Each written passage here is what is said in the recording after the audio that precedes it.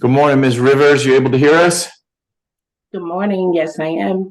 Great. I brought the evidence out. Mr. Rao, is Dr. Henninger here? Yes. Can we bring him in, please? Thanks.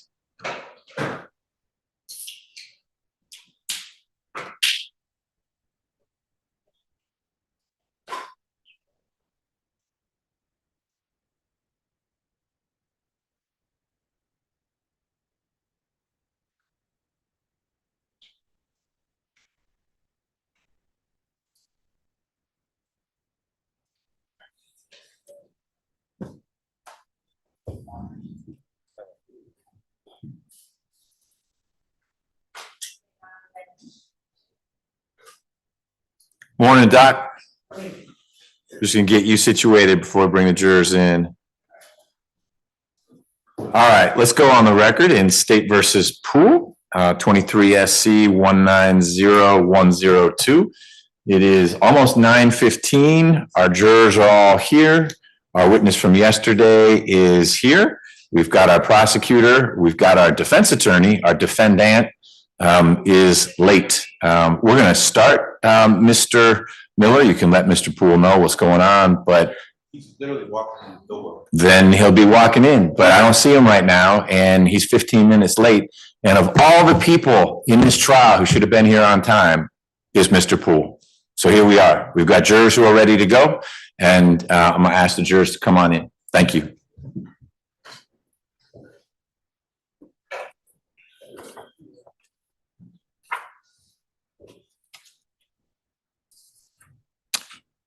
I have a second exhibit list. Is this just you added?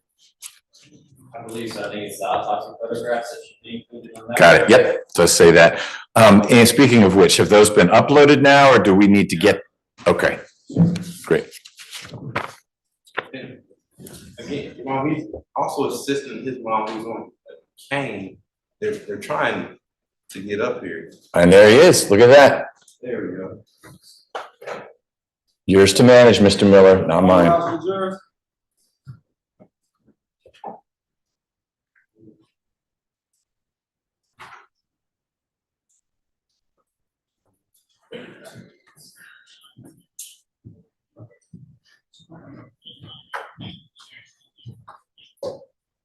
Put these up.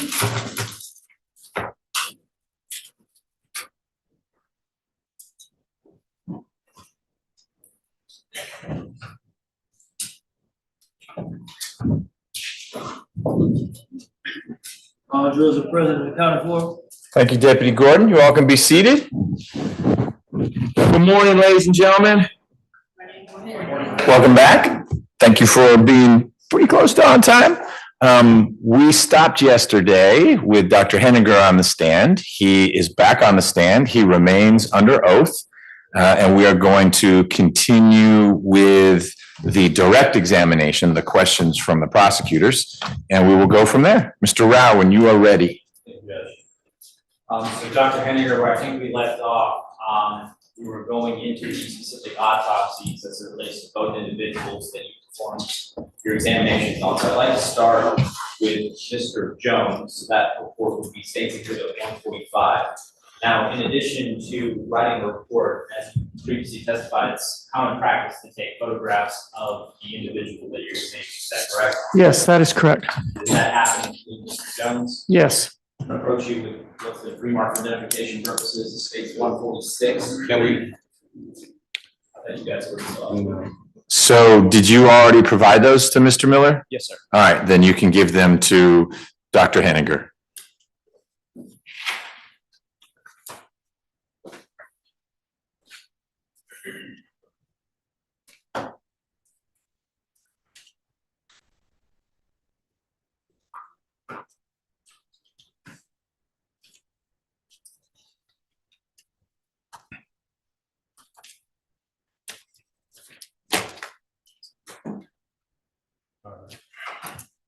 Approach you with what's the pre-mark for identification purposes, states 146 through 156. Dr. You get a chance. You take a look at those photographs and let me know when you're done.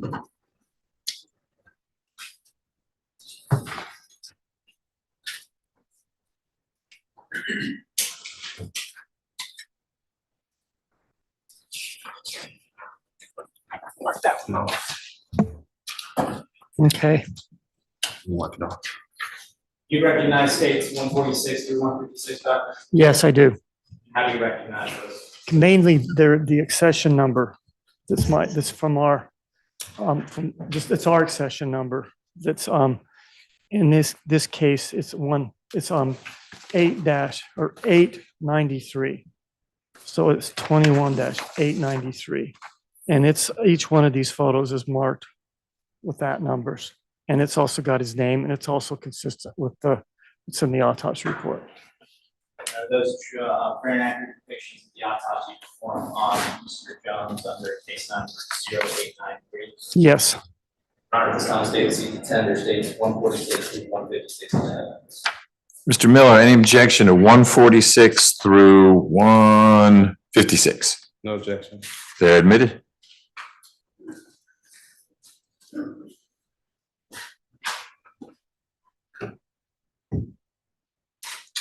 Now, you were previously mentioning a case number. Is that standard operating protocol to assign a case number to each autopsy that you perform? Yes, that's how we keep track of all the cases that we do.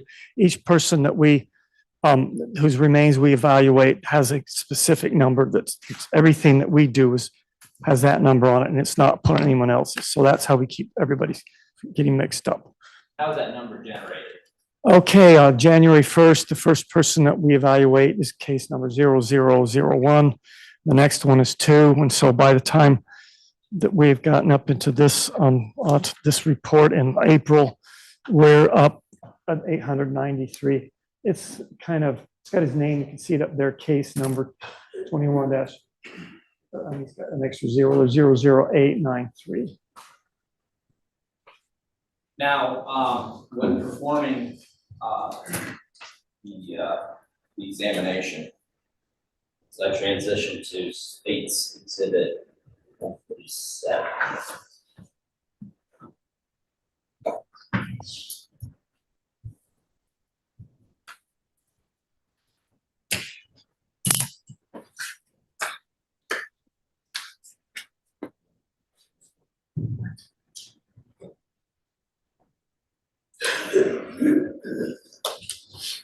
So as I transition to 147, what is the purpose of taking this photograph? Okay, so this is the first photograph we take after unzipping the body bag. So this is how he came to us, and the bodies, they're sealed up, and then we unzip them. I take a picture, so I kind of know where I start from. This is he's fully clothed, and there's really not very much medical intervention on him, and in fact, none. And so this tells me that he didn't go to a hospital. And if you show up at the emergency room seriously injured, they're gonna cut your clothes off in like seconds. So he doesn't have any kind of resuscitative thing. So he was brought in from the scene. For your report, where was this individual? We were told that he was outside of the automobile, kind of behind it. So in performing your external examinations of the individual, what were your findings as it relates solely to the external examinations of the head, torso, and other areas? Okay, so he had multiple injuries on his head and his torso and his extremities. And I have lists of them. There's like, they're kind of arbitrary how I divide them up, but I have 11 on his head and 6 on his torso, and then several on each of his extremities. So as it relates specifically to the injury sustained on the head from an external observation, what were you able to observe? Okay, so he has injuries on his face. There are, I should probably preface this with an explanation of what these words mean. There's the blunt force injuries. There's 3 kinds of injuries that we're going to talk about today. There are abrasions, which are when the skin is scraped. And this is like what happens with, when kids fall off their bicycle, scrape their knees. I think probably everybody's had an abrasion. There are lacerations, which are tears in the skin. And, and those are they're much less common. Sometimes people have that, particularly right here is common for kids to have tear. There are contusions or bruises. And those are where the skin is intact, but the blood vessels underneath the skin are torn. So there's an injury underneath the skin, but you can see them on the surface. So those are the three kinds of blunt force injuries that we can see on the surface of the skin. And then fractures are also a blunt force injury. So, so basically, when I say there are numerous superficial abrasions and contusions on his face, that means there's lots of there's bruises, scrapes on his face. This picture has got a lot of blood on it, and blood looks like abrasion. So that's not really an accurate picture of the injuries on his face. It's a picture of the bleeding, and bleeding hides injuries. It also makes people look like they have injuries that aren't there. Doctor, I didn't mean to interrupt you, but you were indicating a photograph of injuries in his face. I'm going to show you states 148. Is that a better picture for you to describe? That's the front shot. So you see the front surface of the face, and you can see you can see the bruise. The bruises are kind of blue, and they're kind of I don't know if you want me to use this, but your screen should work if you say stay muted. Okay. And then you're a master of operating it. Tap it once, you get the circle in the corner. There you go. And now you're able to draw. Okay, so if you look at his eyelids here, okay, they're swollen and they're bruised. Okay. He's basically got this is a tiny laceration here on his left eyelid. There's another one over here in front of his ear. And let's see, there's ones down here on his face. And they're on both sides of his face. There's a little bruise up here. Okay. Then some of them, there's some other ones that are more visible on the side of the face. Now, as far as an internal examination, we're not going to show the photographs of the internal examination of Jones's autopsy, but with respect to the internal examination of Mr. Jones, what were your findings? Okay, so when you look the scalp in people, there's different shades of coloring of their skin, and so the darker skin's harder to see bruises. But when you take the scalp and look at the other side of it, it's all white, it's normal, and the bruises are red, so they're really easy to see. And so he's got a lot of bruises on his scalp. He did not have fractures on the upper half of his head. If you think of your skull or your head as like two salad bowls on top of each other, the top half, that's called the calvarium. And that there were no fractures of that. The bottom one had fractures, and that's called the base of the skull. And those are because there's a lot of soft tissues around them. That implies that there's a lot of force coming usually from the side. And so he has a fracture. If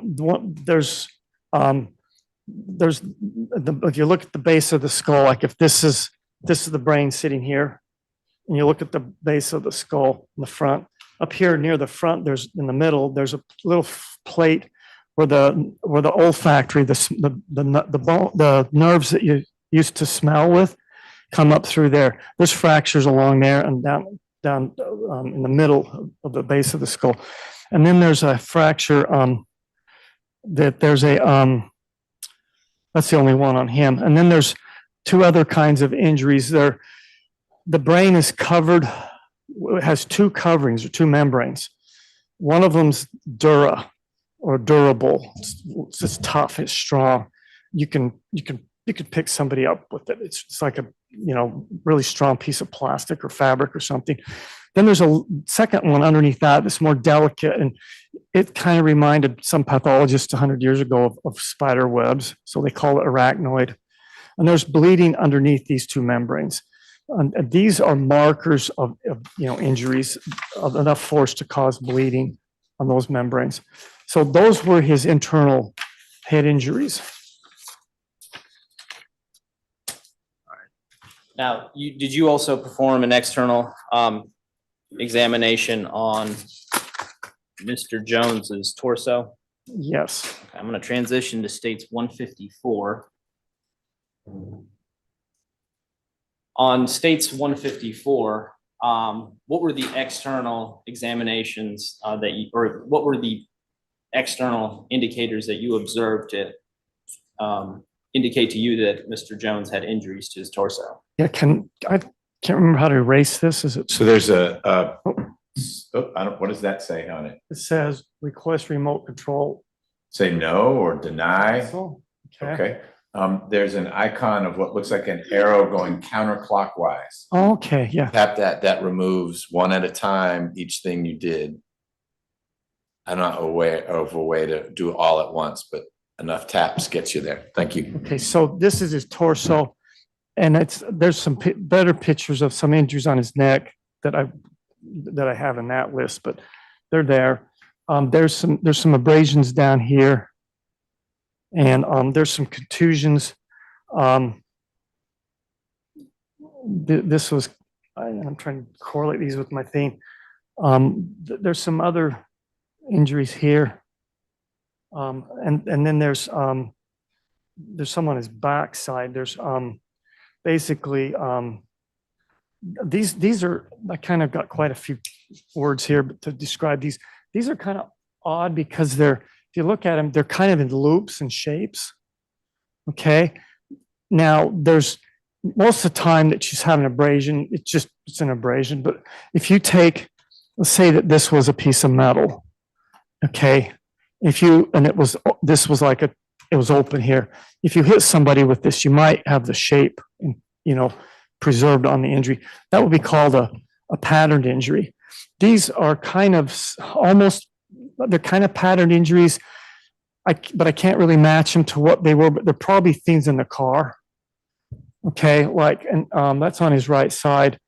I mean, if it could be like, the thing that comes to mind from when I was a kid, they had those door handles, which aren't in cars anymore, but there's objects on that right side of that car that might match those, which would tell you that he made contact with those things, but we didn't really figure out exactly which ones they are. So they're almost patterned injuries, but they're not really good enough to say for sure this and that.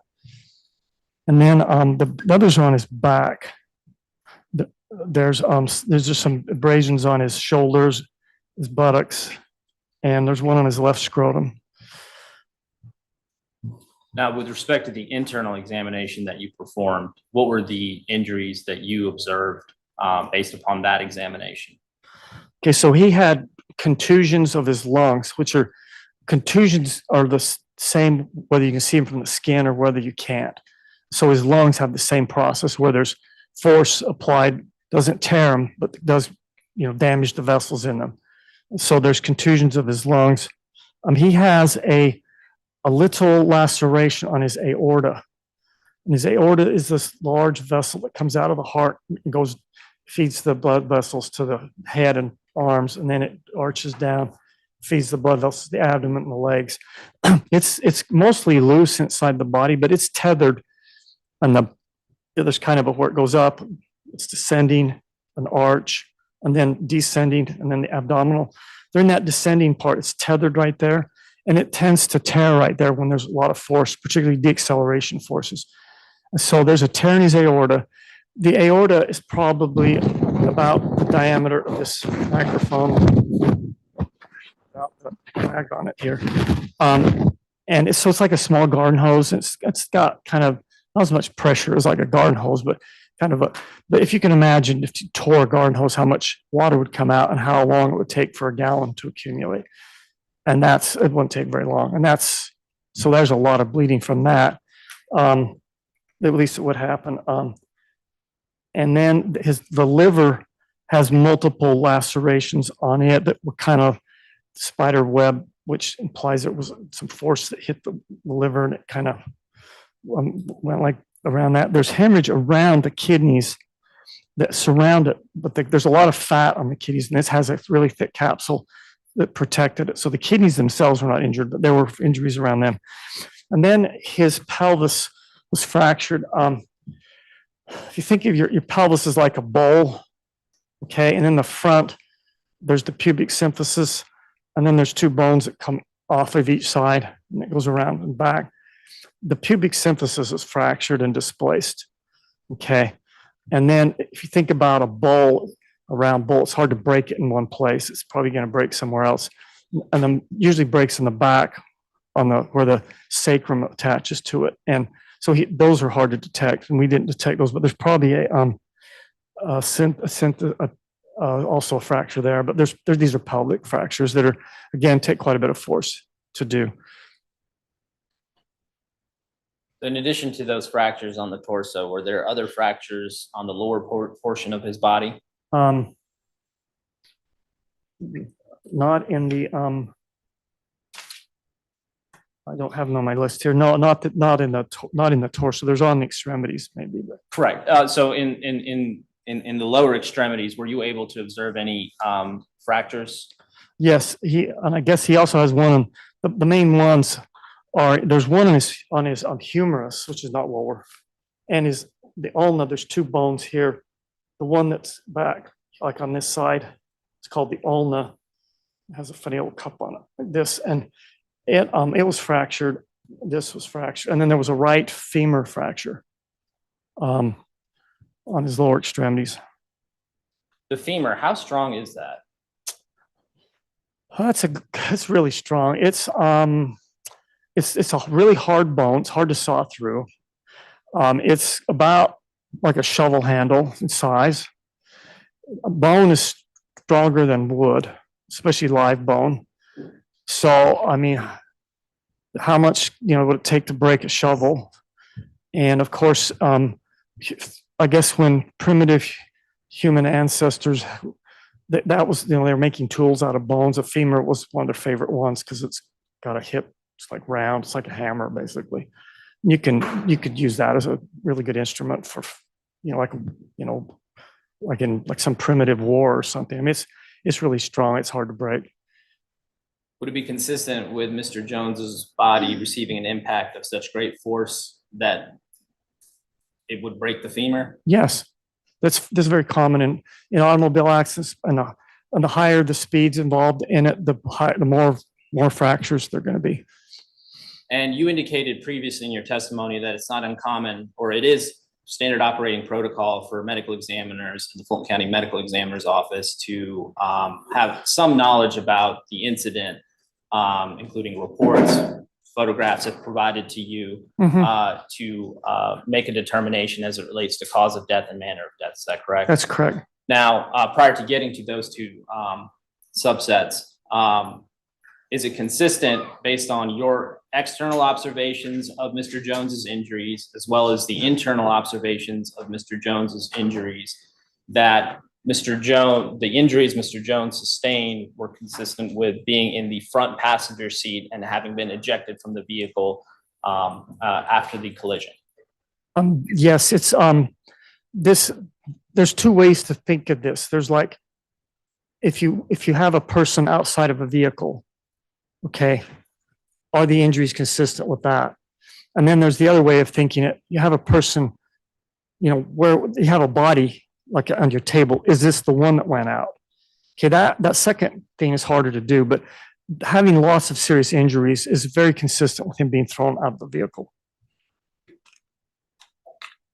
Now, based upon reading the reports, doing your internal examination as well as the external examination, were you able to determine a cause and manner of death? Yes. And what was the manner of death? Okay, so this was an act. Okay, I can't remember if I talked about accident and homicide yesterday.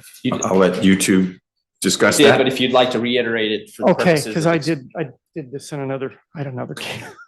Okay, so I can't remember exactly what I told you guys yesterday versus the other time. But anyway, okay, so okay, basically we have these manners of death that I think I explained yesterday about, and the difference between accident and homicide is basically if there's, if a person intentionally tries to kill someone, that it's at the hands of another, they do something to cause their death.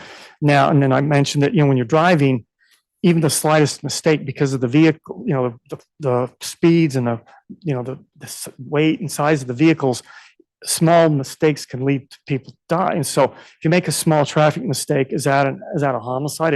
You did something that caused someone's death, or is it just an accident? I mean, and so there's kind of a continuum between small, common, normal, ordinary traffic mistakes all the way up to outrageous things. And we make those all accidents just by convention because we can't sort them out very well.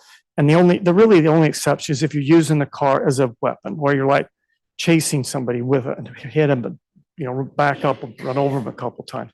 If you do that with the car, we'll make that a homicide. But if it's just any other, just driving on the road too fast, whatever, we make those all accidents to be consistent. So this is called an accident because it was in a car. But it's as far as charges and legal terms, which I'm not really very familiar with. That's up to the people, the attorneys and the judge and the juries, is to figure all of that out. And specifically as it relates to cause of death of Mr. Jones, what were your findings? Okay, so I call this blunt force injuries of the head and torso. That's based upon all the injuries that you observed Mr. Jones's body sustaining prior to his death. Yes. So I'd like to turn your attention now to Mr. Minor, State's Exhibit 157. Is that the autopsy report that you authored with respect to Mr. Minor? The one that I'm sorry? which report? Yes, State's 157. Oh, do I have it? It's in evidence from yesterday, so I don't know if it was returned to you to look at, so you know which one we're talking about. I don't think I've looked. I mean, I've looked at my copy of it, but I just make sure that I just look at this one to be okay. Okay. Yeah, I think I looked at this yesterday. Yes.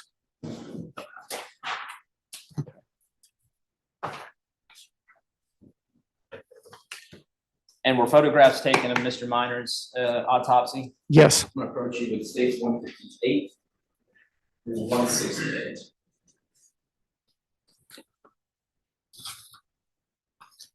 And when you're done looking through those photographs, would you mind letting me know, Dr. Henniger?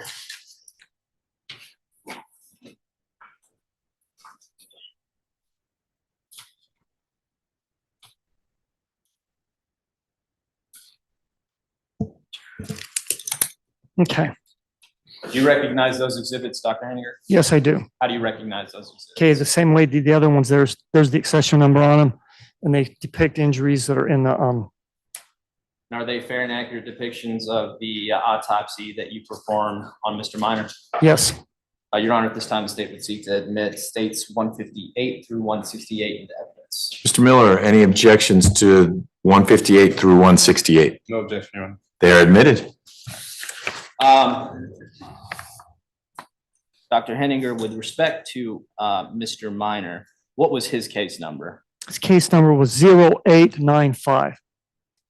Just for the jury's edification, since Mr. Jones's case number was 0893 and Mr. Minor's number was 0895, do you know why they would not be in succession to each other? Okay, one of them came from the hospital, one of them came from the scene, and they wouldn't have gotten to our office at the exact same time. So we had a case in between that came into our office. And when somebody's is at a car wreck and they're taken to a hospital, we don't really know for sure if they're going to die or not. I mean, we might have an idea, but it's not a case until they die. So if he had survived in the hospital, we would never have seen him, so we wouldn't have given the number. So that's just those are kind of practices and customs of how our office numbers things. So previously you indicated one individual was found at the scene, one individual was found in the hospital. Where was Mr. Minor's body recovered prior to being transported to the medical examiner's office? He was recovered at the scene, and we were told by the police that recovered him that he was in the back seat. Now, with respect to medical intervention that was performed, did you notate that in your autopsy? Yes, I did. What was the medical intervention that was performed on Mr. Minor prior to his? Okay. So it was the usual standard things. They had a tube in his throat to breathe, had a stiff collar to protect him if he had a broken neck. They had places to monitor his heart rate with EKG pads. They had places to place to put blood into him or fluids, catheters, IV catheters, and they had punctures in his arms, and then he had 3 tags on him that had his name on them from the hospital. And with respect to states exhibits 159 and 160, would that be the types of medical intervention that would have been performed on Mr. Minor as you described? Yes, there is, you can see the tube. Does this thing work? Let's see. Okay, make this a different color. Okay, so there's a tube right here for him to breathe. There's a mask to put that on there. There's a stiff collar right here on his neck. These are little orange catheters that are put into his chest in case there's sometimes when you get fractures and different problems with your chest, you can get air trapped in the lungs that interfere with breathing. So they put tubes, those little things are to let any air out. And they're going to put him on a ventilator to put positive pressure so he can breathe. There's an EKG pad here. There's several of those. So once you actually perform your autopsy, do you take those devices off? Yes, they're important because some of them look like injuries. Like sometimes they'll put a chest tube in people, and basically they take a scalpel and make an incision about this big and put a tube there. That incision it looks like a stab wound. It essentially is. If the person's already dead, it may look slightly different, but if they still have blood pressure, you can't tell that from a stab wound. So, we like to see the tubes and see if we see an incision there, doesn't fit the story. It's probably a medical intervention. We'll try and verify it. So once the devices are taken off, states exhibit 162, would that be consistent with how the body would be presented to you prior to doing your full Yes. External and internal examination? Yes, this body, we've washed all the blood off of him. So what you see is injuries, and we've taken all the medical devices off of him. So this is kind of an overall picture. We take one of the right side, one on the left, and one on the back. It's kind of, you can see kind of his injuries. So with respect to Mr. Minor's external injuries, what areas of the body did you specifically observe injuries on? Okay, so he had injuries on his head. He had some superficial abrasions and cuts on his right side of his face, kind of below his eye on down here. Some of them were crescent shaped, some of them were vertical, they were about 1 centimeter, some of them were kind of squarish. And with respect to the external observations of Mr. Minor's torso, what did you observe with respect to any injuries that Mr. Minor's body sustained? Okay, he had some red, faint contusions on his chest.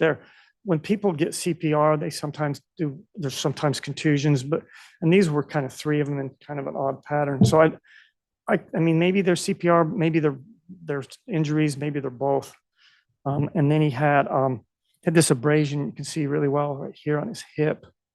And then there's, I didn't see any injuries on his back side. Now, with respect to the internal, did that conclude the external injuries that you notated in your report? There are a small number of injuries on his upper extremities and on his lower extremities. There are like 1 or 2 or 3 in each of those areas. What sort of injuries? These were minor superficial injuries, scrapes, abrasions. There was also a humerus fracture. That wasn't so minor, but and there the others, these are scrapes and abrasions. Now, with respect to the internal examination that you performed on Mr. Minor's head, what were your observations as it relates to the injuries he sustained? Okay, so he has under his scalp, if you back to my salad bowl analogy, there are 3 bones on each side, or 4, okay? And they're named, complicated names are hard to remember, but simple names, front, top, back, and side, okay? And so basically he has a, what I call the parietal occipital area, which is the top and back, and that was on the left, they're on the left and right side. There's contusions on his head, on it, you know, up in this area of his head. Okay, he's got a fracture. There's sutures. These are sutures are places where the bones meet. So the suture between the one on the top and the back, it's in back here. It's called the lambdoidal suture or the posterior suture, and that had a basically had a fracture along that suture and then on the occipital bone.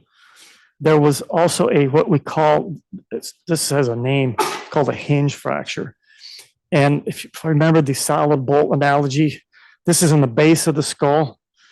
And in the base of the skull, kind of in the middle, there's a place where it's weaker, and it tends to fracture there just about anywhere the force is coming, if it's great enough. So he has bilateral hinge fracture, and what it does is it makes the like it literally can do this to it, and so those require a lot of force, and they're usually, I mean, sometimes they save them, you know. I only see the ones they don't, so I don't know, but they usually, the hinge fractures are a really serious injury, and he's got an open bilateral hinge fracture, and it goes through the center part. There's a place that's somebody thought looks like a saddle, a Turkish saddle of all things. It's called the sella turcica, and the pituitary sits in that. That's fractured too, as part of the hinge fracture. And there's a lot of nerves, and the brain stem is near there, and there's a lot of force in this being applied to, you know, some very important areas of the brain. And then he has on the surface of the inferior surface of the lobes of the brain are named similarly to those bones. And on the inferior surface is on the left side, on the one on the side, the temporal, the frontal, and the inferior, and also up on the front of the frontal are contusions. They're actual bruises of the brain, where it's not just the surface membranes, they're actually hemorrhages in the brain and those wide areas. So those were his internal head injuries. I know you briefly testified to it, but what would be the level of force, based on your medical opinion, that Mr. Minor's body would have had to be impacted by, or anyone's body that, you know, being impacted by this? So that's a very complicated kind of biomedical thing. First problem is that physicians like me tend to think of force and pressure is the same thing. They're not. The force is like, you know, pressure is force over an area. So you have to, you know, think about that. I mean, if you put a small amount of force over a really tiny area, like a knife edge, you can cut people. But so I don't really, it's hard for me to, even from the beginning, I got 2 variables there. But I can kind of go back the other direction, and I can say, well, where do I see these injuries where we know what happened? Okay, I see them in car wrecks.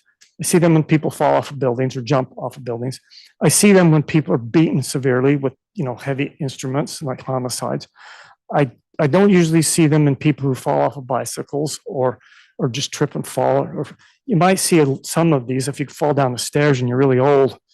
You might get some of this, but not this many of them. So they're kind of, these are really high forces. They're severe. They're usually only in, you know, areas or in times when there's high velocities and high, high amount of forces in surface areas, but I can't put numbers on them. So now transitioning from the internal examination of Mr. Minor's head to his torso, what were your findings as it relates to the injuries Mr. Minor sustained? Okay, so his internal injuries on his torso were he had lung contusions, mostly on the most severe ones were on the right lower part of the lung. He had lacerations on his liver that were most severe on the right side. He had a laceration on his kidney. If you think of his kidney's kind of a bean-shaped organ about the size of this, only crescent shaped. So there's a laceration across the kidney like this. Okay, on the right side. And there is a gallbladder is ruptured, and there are multiple rib fractures on the right side. And there's 4 of them that are fractured. Well, I'm going to mix this up. There's ribs 4 through 9 are fractured on the side, and ribs 5, 6, and 7 in that group actually are displaced. If you have a rib fracture that's just kind of like this, that's one thing, but if it's like this, that's another. And ribs are really sharp. They're dangerous when we're doing autopsies. You cut your fingers on them if you're not careful, and they can cut internal organs too. So those ribs they're protruding into the chest cavity. So Dr. Henninger, when you say displaced, does that mean that they're not in the position that they normally would be in? Yeah, that one of them's moved from the other like this instead of like this.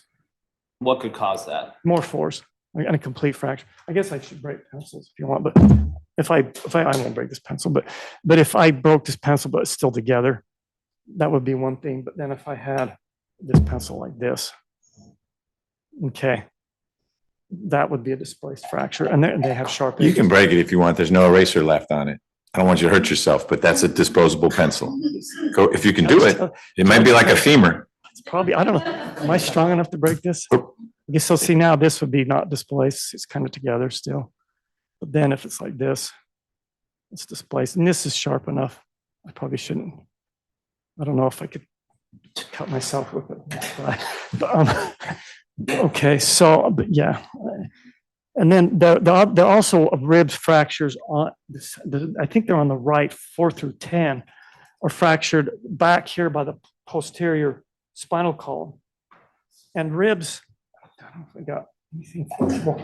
Like ribs, they're kind of where they attach to the spinal column. They're kind of like this, where they're kind of sprung in there, the way the bones fit. So they tend to fracture right here when they're pushed on forces along the posterior. So I see a lot of fractures along posterior ribs in the back there, and they're usually pretty severe. Forces involved in that. And then his pubic symphysis is splayed open the same way the previous cases. But in addition, the pubic symphysis, if you think of it as like, if this is the pubic symphysis on a giant person, there's these bones that go like this. Okay, 4 of them. And they're called ramus bones. Okay, and one of those is fractured. It's this, let's see. I didn't say which one. It's the superior one on one of the sides. Is fractured. So he's got a lot of force on his pelvis too. So there was force on Mr. Minor's head, force on Mr. Minor's torso, and force on Mr. Minor's lower extremities. Is that Yes. correct? Okay. Now, I know you indicated previously that, again, it's part of your standard operating protocol to get information about the particular incident prior to making your findings as it relates to cause and manner of death. Do you need the photo up anymore? No, I don't. So in this particular case, without having, why is this not up?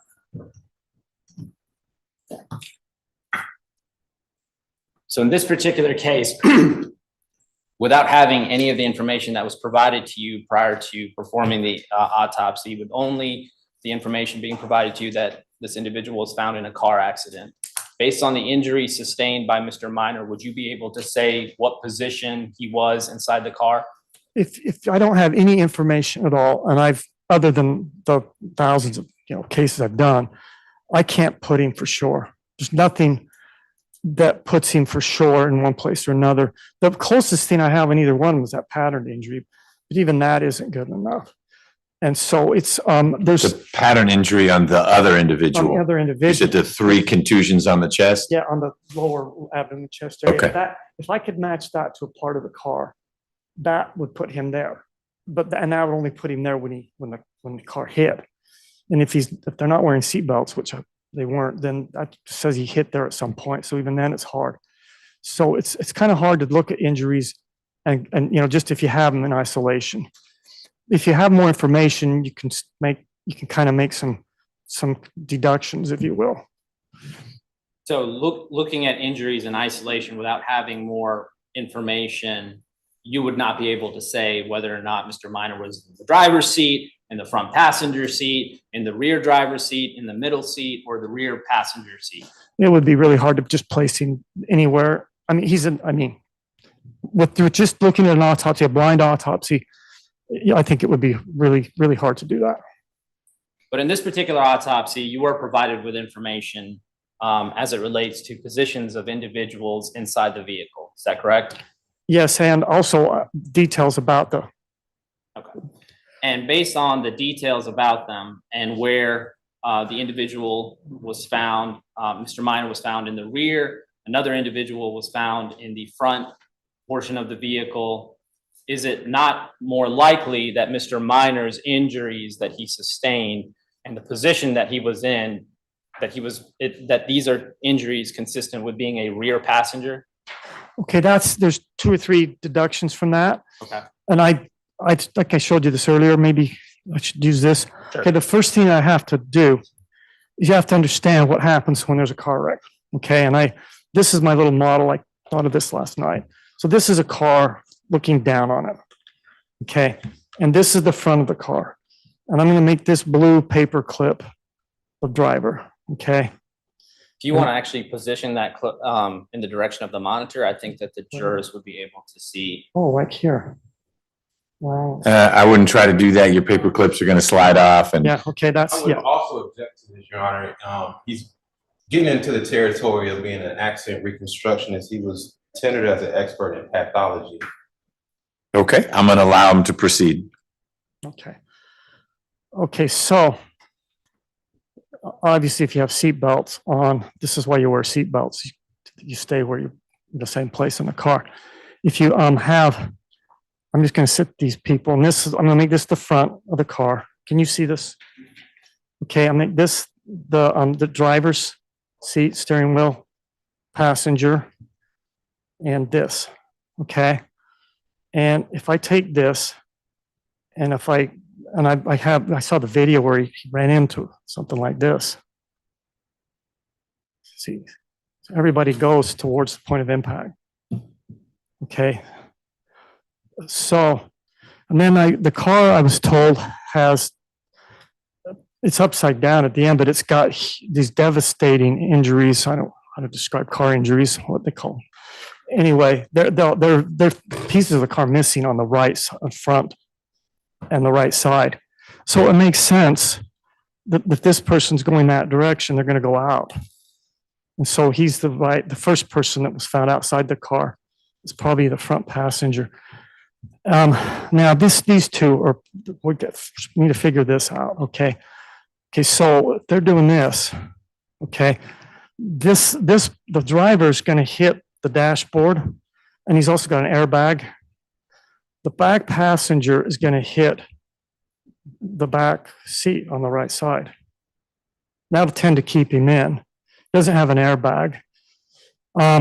He maybe can squeeze between the seats somehow and up in the front, but I can't get the driver in the back seat with this. And I mean, and obviously this is only useful for one factor of where you go. It's not a biomedical or biomechanical model by any means about weights, and velocities, and friction, and all those sorts of things.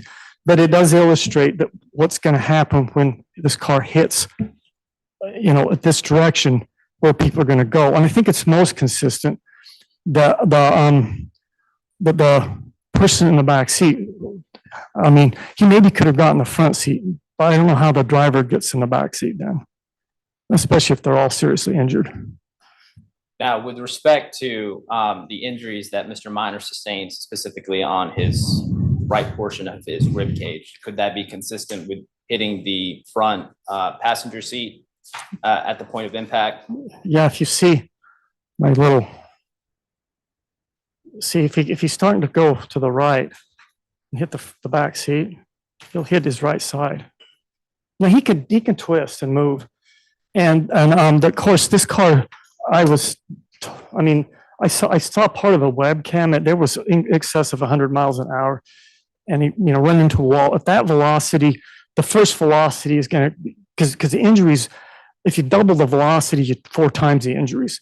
So at a high velocity, most of the serious injuries probably happen right at the impact, and then the car flips and turns upside down, and people can move around at that point and get more injuries. And if they're thrown out, they're going to get more injuries. But I don't know, even if the car's turning and flipping around, it's still moving in this direction. So I don't know how, he's going to get thrown back there. And I don't know why he would go back there, especially since then it catches fire. So and this is just logic and what makes sense.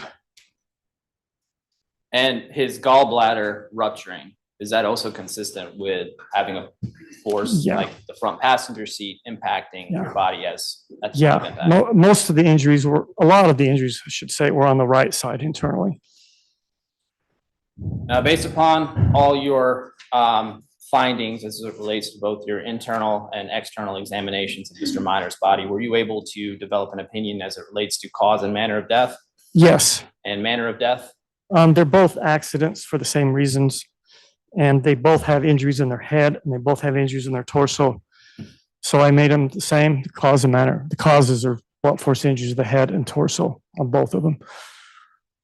Thank you, Dr. Henninger. I have no further questions. Mr. Miller, your witness.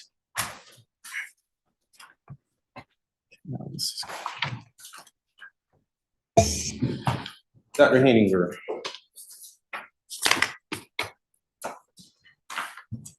The information that you were provided, stated that blindly looking at a body, you're unable to show, with regard to deteriorating mind, just blindly looking at that body, you're unable to show where in the car that body was, correct? That's correct. However, if you are providing information, then that could help provide or show you or give a theory of where that body possibly could have been. Yes. Mm-hmm. Now, the information that you were provided was a police report, correct? Yes. It was a video. I saw a video. I don't know how much of it I saw. I didn't look at it recently, but I just, this is how many years, 2 years, whatever memory. But they were coming down a road. I was from the police thing with a siren, and they were going really fast, and they went up. I was told it was Lennox, and they went up this off ramp, and then they turned, and then there's an explosion, and then so there was that, and then there was a video of the car upside down. So like the right side was screwed up, but the car's upside down. And so it looked like the right side of the car was actually the left. Wait, am I getting this mixed up? Anyway, yeah, I can't remember exactly which side, but I saw somebody, and the person was screaming, and it was in a lot of pain, and the police were pulling him out. That's what I have. All right, so that video was seen, you said you saw how many videos? I think it was just one. All right, who showed you that video? I think the prosecution. Prosecution showed you that video? I think so. And they only showed you just that one video? Well, yeah, I mean, I'm hard to get, after I retired, I'm hard to get to. I don't, they're just like we see each other, stuff like that. Understandable. Yeah. And so the police report, that video, and what else were you providing? I can't think of anything else. I mean, Was it did you see the any EMS report? I don't remember, and I don't have access to that anymore. So I'm gonna show you what's already been marked.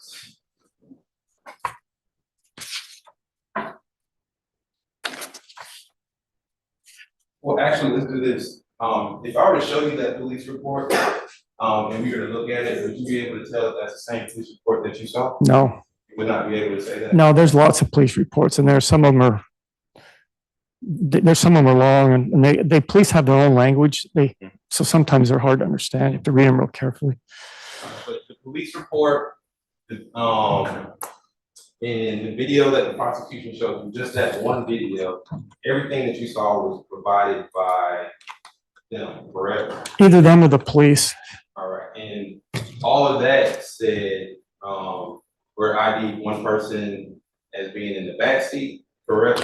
Yeah, I was read or told that the police pulled a person out of the backseat. For me, I found that really unusual. Maybe not because I'm not a police officer, but the car was on fire, and the policeman got the person out of the backseat. I mean, I was thinking like I wouldn't do that. I mean, I thought that was kind of unusual, so that's why I kind of remember it. And But just so, for on your reason for examination at the top part of yeah, both of those reports, yeah. that information is all information that's given by the police, correct?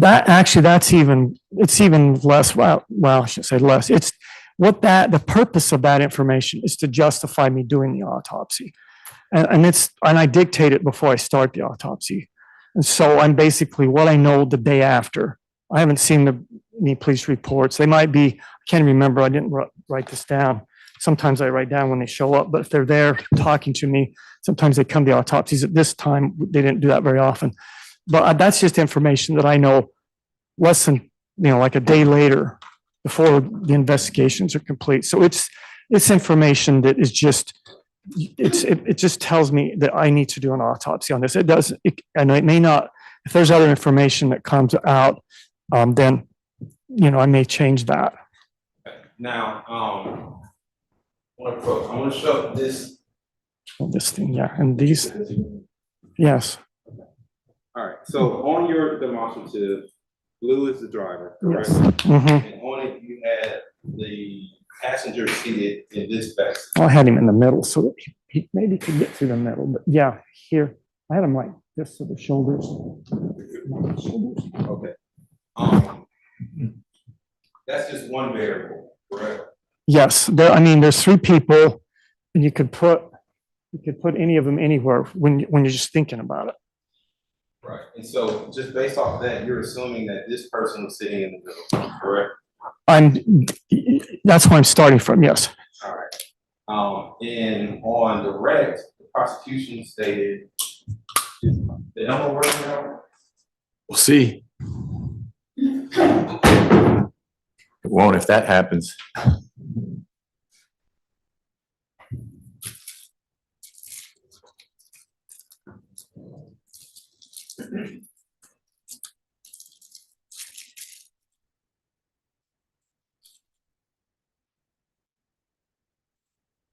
All right, give me a second. I'm catching up to you. This is going to be fun.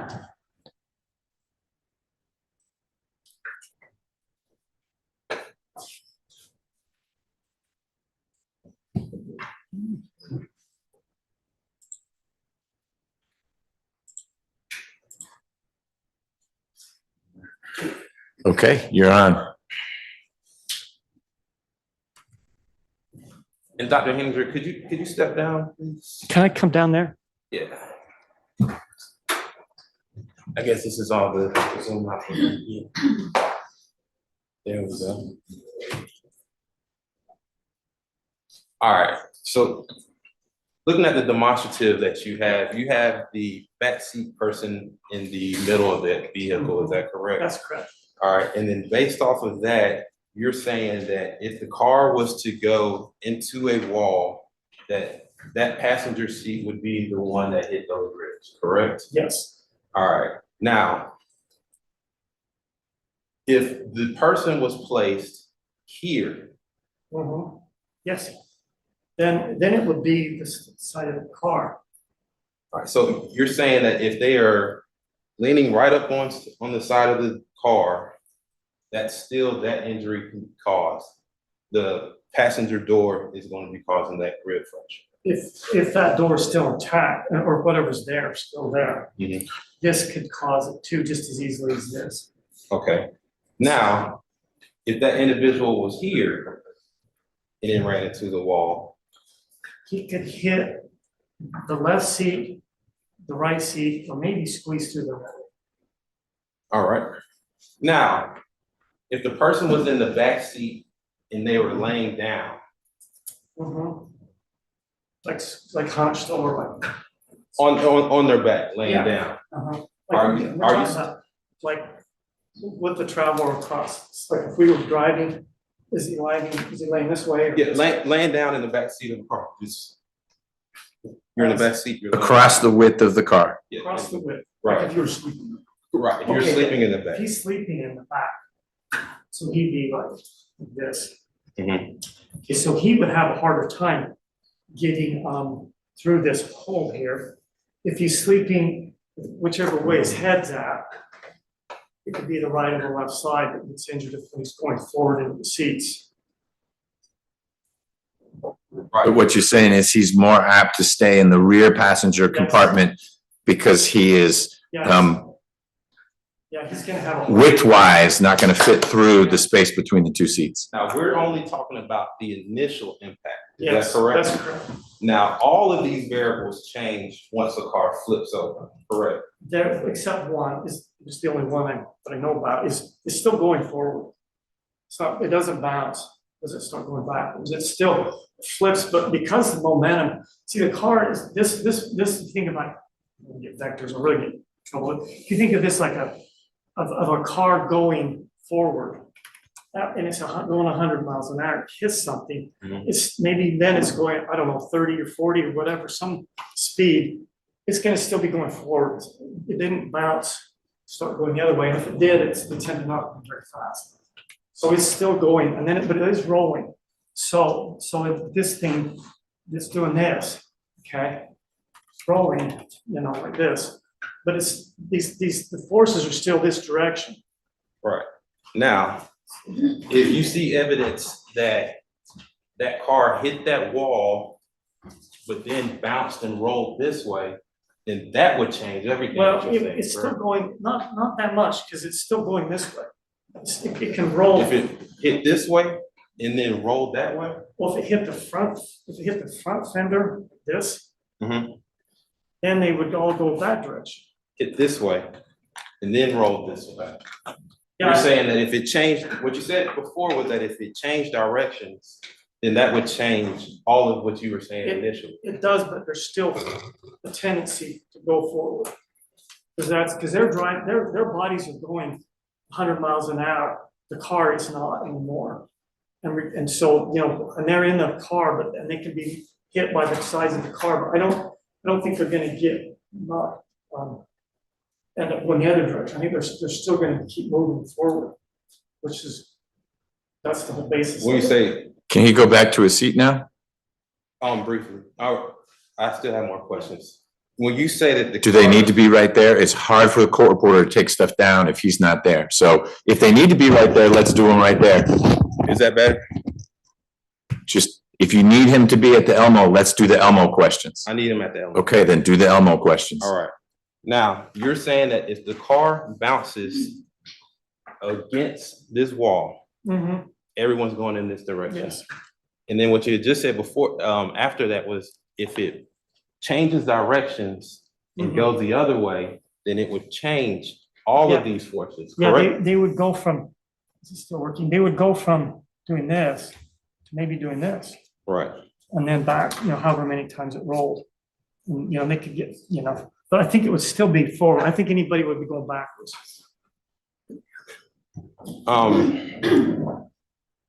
You can have a seat. Okay, yeah, okay. Does this stay here? Or? No, you can take it with you. Now, that initial force In your opinion, that initial force was strong enough that the front seat passenger would have went through that window, correct? I think the whole side of the car was torn up pretty bad. There's a big, like, it's, so it's, I think that's, I mean, he's out. So the biggest hole in the car is right there by him. So it seems to make sense that that's where he went out. At initial impact. Yeah, and it fits with the, it's just right where you would expect him to go out. All right.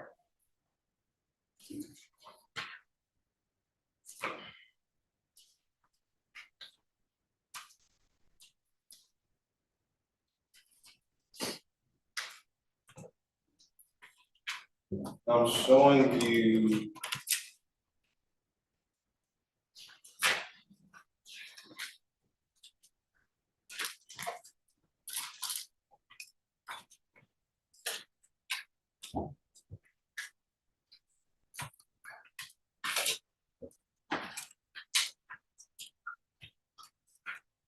I'm showing you State's Exhibit 1.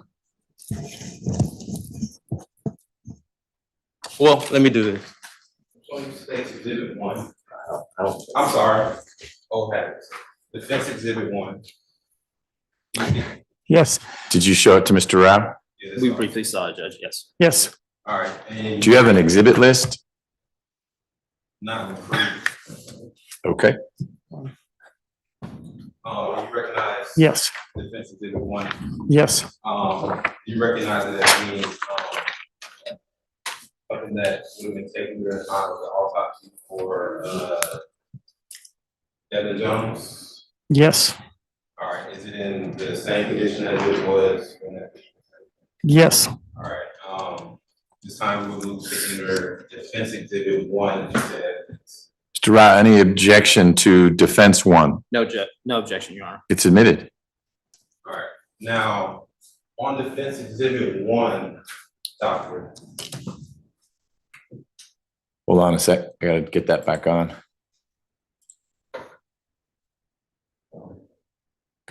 all right, what are we looking at here? okay, so this is a arm, and it's this blue thing up here is on my glove or the photographer, whoever's helping me.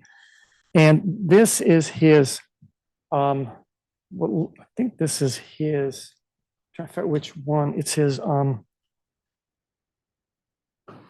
think that's his right arm. I'm not sure about that, but it does show on the base. This is there's his arm's obviously displaced. Okay, and he has a right fractures of the forearm. Okay, and then he has these abrasions, and there's 3 of them, and they're all slightly different. Let me get this dot thing working again.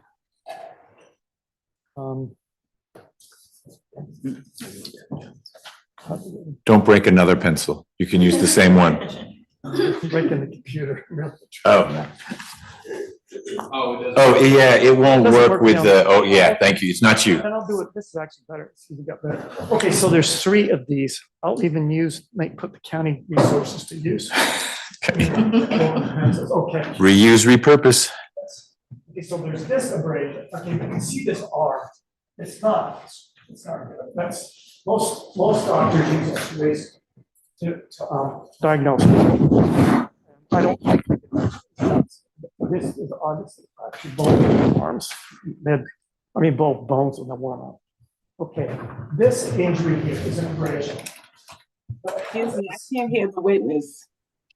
Okay, sorry, this is why we use the screen in front of you. She can't hear you when you're turned towards that screen. So Okay. you'll have to just, with words, orient the jurors. And I'll get with the pencil. Okay, so the injury up here. Okay, that one is kind of on the edge, and it's got a little skin tag.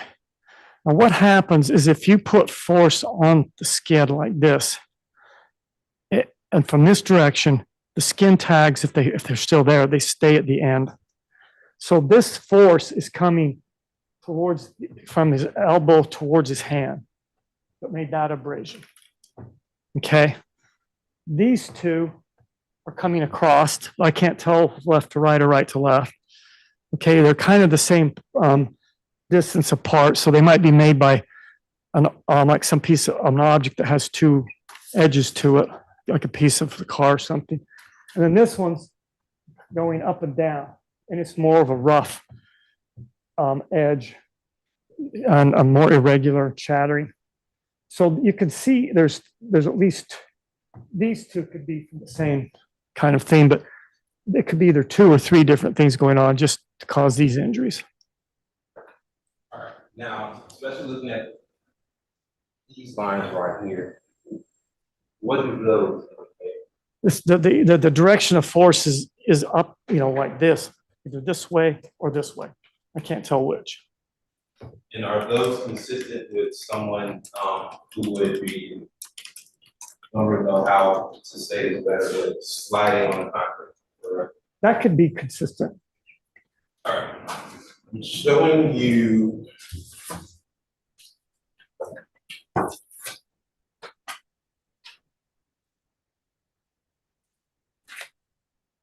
Defense Exhibit 2. You see Defense Exhibit 2. Okay. Okay, so this is, This, yes, do you recognize it? yes, I do. Is it in the same condition as it was when that video was taken? Yes, Has it been changed, altered in any way? no, All right, this time, the defense would move to enter Defense Exhibit 2 in the evidence. No objection, Your Honor. Admitted? All right, I'm putting on the element so that the jury. Permission to publish? Yes, sir. If it's admitted, you can publish it.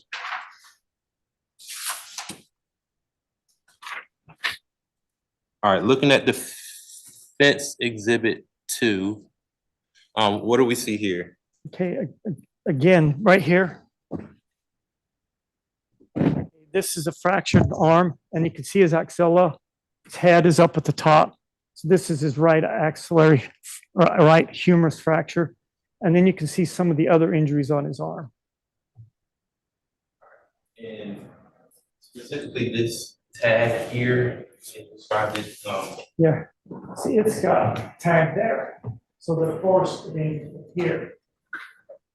This has got a square on it with another square. That's like almost a pattern injury, but it's kind of hard to think of how that would get to the inside of his arm. So that also be consistent with someone sliding against the concrete. it could, the square one would have to be something square on the concrete that he's sliding on, maybe a car part, but the others are typical. 893, is that Mr. Jones or Mr. Minor? It's Eight- Mr. Jones. Oh, I'm sorry. 893 is Jones. Thank you.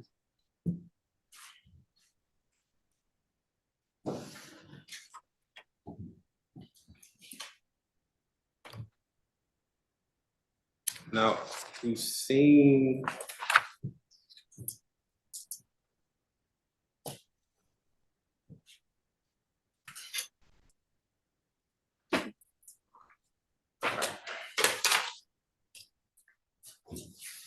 Now showing you Defense 3 and 4.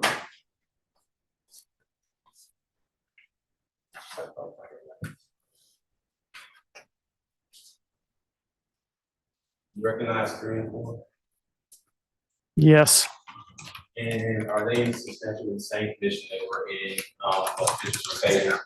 yes, Any changes, alterations? no, Defense will move to enter Defense Exhibit 3 and 4 as evidence. Mr. Rao, are they already in or? Yes, State's Exhibit 4 is in, 3 is not. 167, I believe, is 4. Okay, they can come in again, but, so they're in twice, but I know you didn't share every photo that you admitted with the jury. Any objection to Defense 3 and 4? No objection, Your Honor. Okay, they're admitted. All right. okay, so. Okay, Sorry. this, oh, I better wait for the questions. And this is still autopsy 893? I can't read the sticker.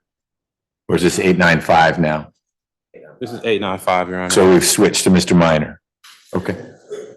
All right, with regard to Defense Exhibit 3, in your report, you noted that there were abrasions on the chest of Mr. Minor.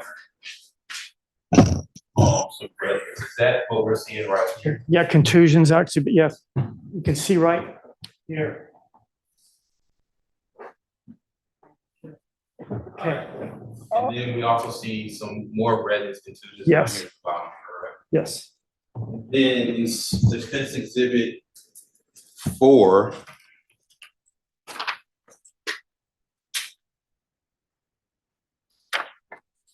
you note that there is contusions on the abdomen of Mr. Minor.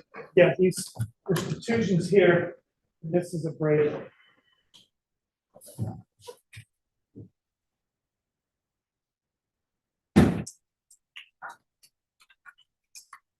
Now, with regard to the internal injuries for Mr. Minor,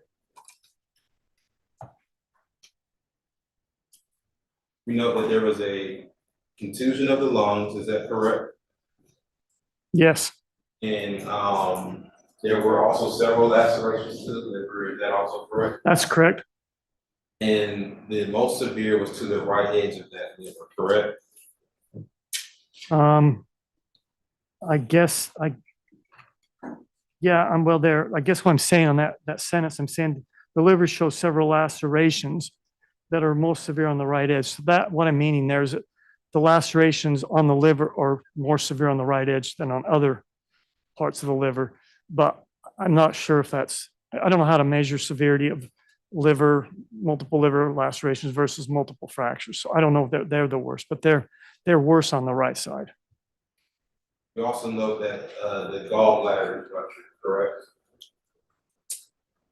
Yes, And a ruptured gallbladder, it could be caused by severe inflammation, is that correct?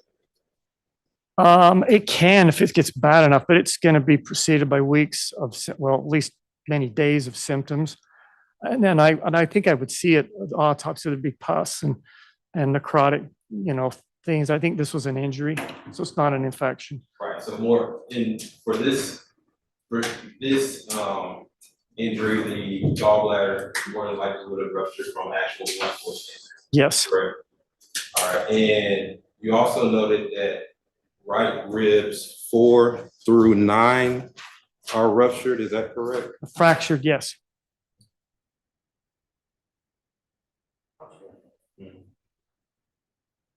All right. For demonstrative purposes, Just show you this No, don't show it to them yet. It's not demonstrative for them. It's all right. It's not particularly provocative. Does it have a number? that would be defense Is there a number in the blue sticker? 5. 5. Okay. All right, and do you recognize that? yes, I do. All right. What do you know that to be? This is basically a drawing, a very good drawing of the ribs and the collarbone and the arm, a little bit of the humerus on here, and the spinal column. And it's just bones, and everything's all. It's kind of, I'm not very like detailed like photos of it. It's kind of more of like a simple drawing. Your Honor, can I share my screen? Are you done with overhead projector? Yeah, right. Yes.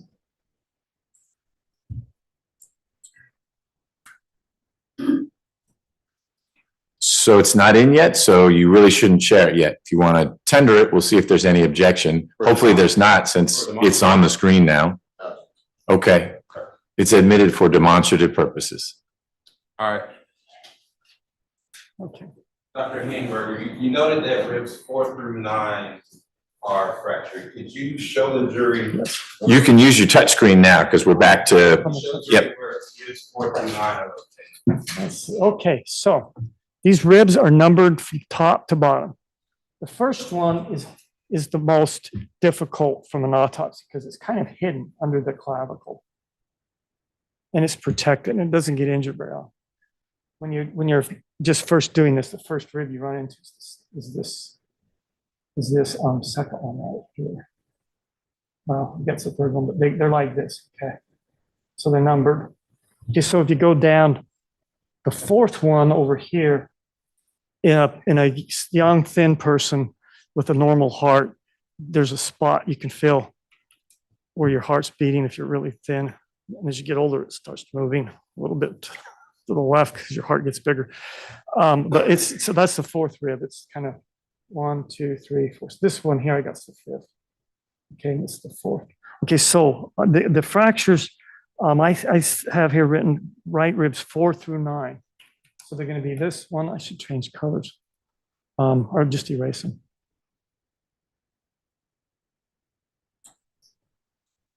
I'll change colors.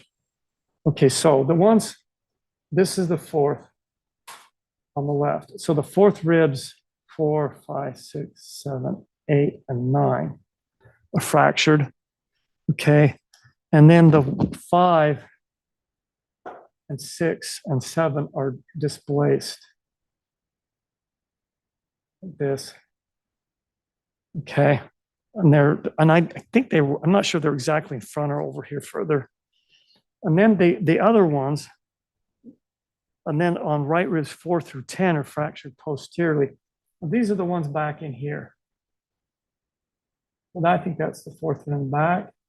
Can't see the fifth, the sixth there, 7, 8, 9, 10th one is down in there. So they're fractured along the back. If this was like some of those 3D things that you can rotate around, you could roll this around, and it would be those ribs there. Okay, so what's happening here? And there's also hemorrhage in the muscles between these other ribs, but they're not broken on the other side. But what's happening here? There's enough ribs that are fractured here in 2 places that this chest cavity is too unstable to function properly. And one of the interesting things about the chest cavity is that the way you breathe is not through positive pressure. You don't like actively, you literally, you expand the volume of your chest and cause negative pressure for the air to flow in. And that works great because we're doing it all the time. But if you puncture that chest cavity, then it doesn't work. And then when you puncture it this much with these many fractures, it can't move as like it should. So this, he can't breathe with that long from this. So they call that a flail chest. And it's all, I guess for our purposes, it's all on the right side here. Now, could you show on that diagram where the gallbladder is located in the chest? Okay, so the liver sits kind of like, let me get another car. Oh, wow. Well, all right, let's just do it like this. Okay, the liver sits here, kind of goes, sneaks over on the left side a little bit, and then it comes down. It's kind of shaped like this. Okay, and so that is the liver. The gallbladder is kind of on the back side of it, but sometimes it kind of peeks out. So it's just like this.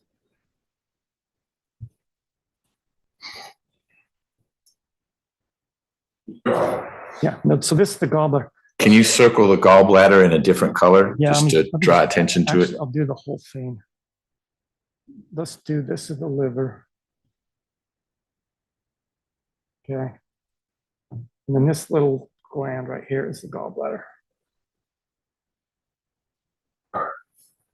Now, Dr. Henninger, given those injuries, if you were originally told that that individual that suffered from those injuries was the driver of a vehicle, would those injuries be consistent with impacts to a steering wheel?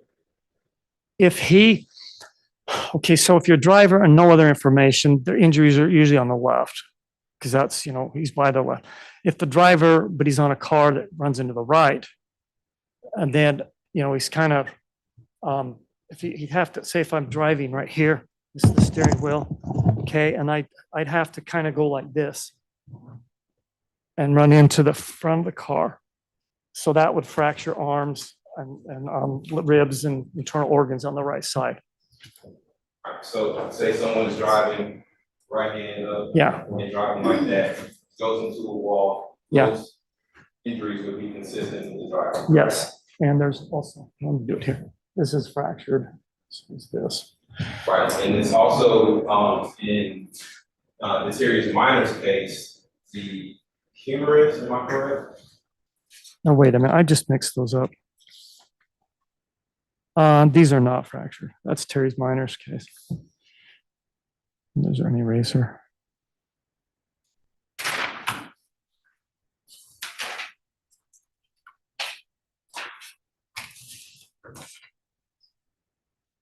That's the right humerus, correct? Yeah, this one's fractured. I was mixing up the other fractures with the previous case. Right. The other guy has fractures down here, but I took them off. Gotcha.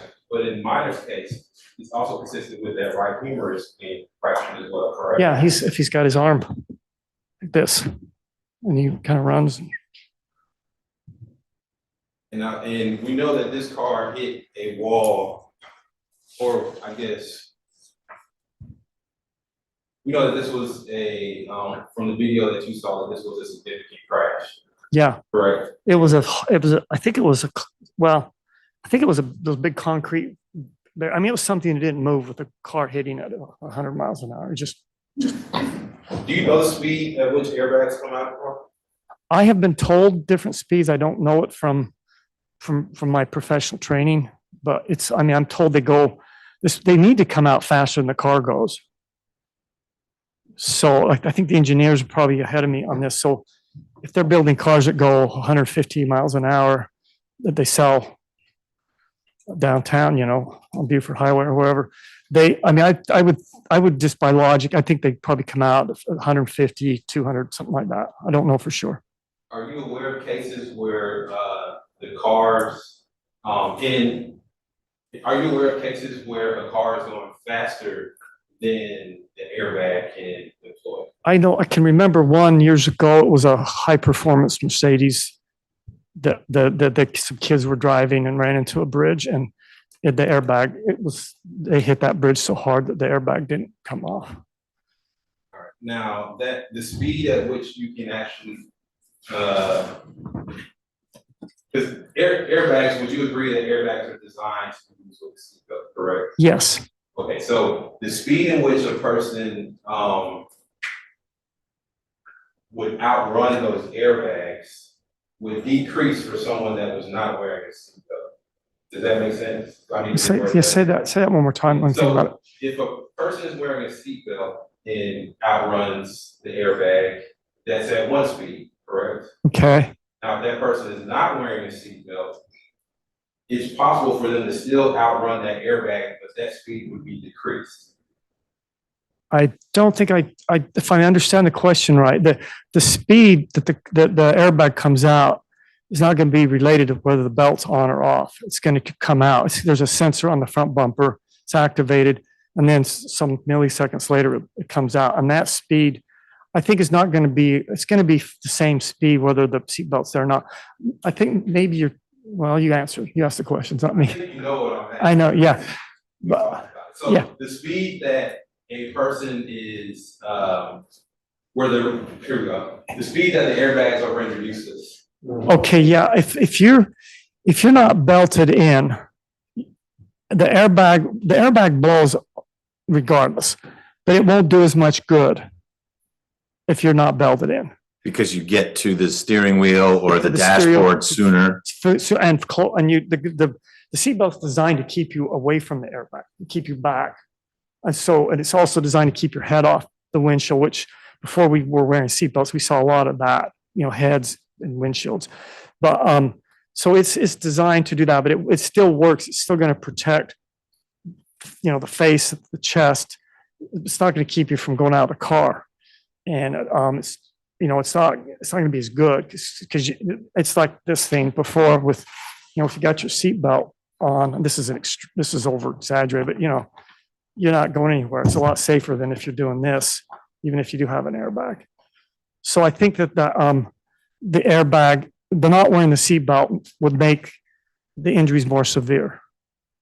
Going back to the pins and the envelope example that we had, in that example, with the people that are all inside of that car, you're assuming that all of those cars, the seats are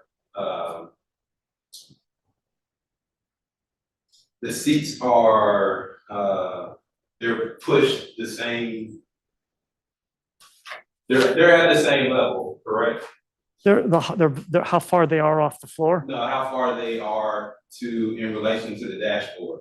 Oh, okay, the two front seats, they can be similar. You can adjust them a little bit. Right, so if Yeah. that driver's seat is staggered, Mhm. and it's back further, that driver's seat's also reclined back, then that would change that variable that you were stating before, correct? With the ones where he's moving, Right, he's still gonna move that direction. He right. might be in a different position, but he still moved that direction. Must still do that position, but if that passenger seat is moved up, that driver's seat is moved back, he's gonna move in that position, but he's gonna have the obstruction of that passenger seat, correct? To a degree, he won't get out the left, or excuse me, he won't get out the right side of the car. He's not gonna I'm put, saying that, You interrupted him. I'm sorry, No, no, he interrupted you. You should finish your answer. I'm sorry. Okay, I can't remember. I was Don't interrupt him. start over. It's just, yeah, just ask the question. Me, I'm sorry, now I'm telling you. fine, I'll ask him. Okay, let's, If one seat is up further Yes. than the other one, right, they're staggered. The back seat is leaning back, the driver's seat is back, mhm. it's reclined. That would change the way that person would, the driver would go, correct? It would change what he would hit. Right. Because I think he would go the same direction, but he might hit the right seat instead of the dashboard if he's back, if there's a big enough thing, if he's way back here, this one's way up here, maybe he could hit the seat instead of, it'd have to be, it'd have to, Now, the driver sitting in that seat,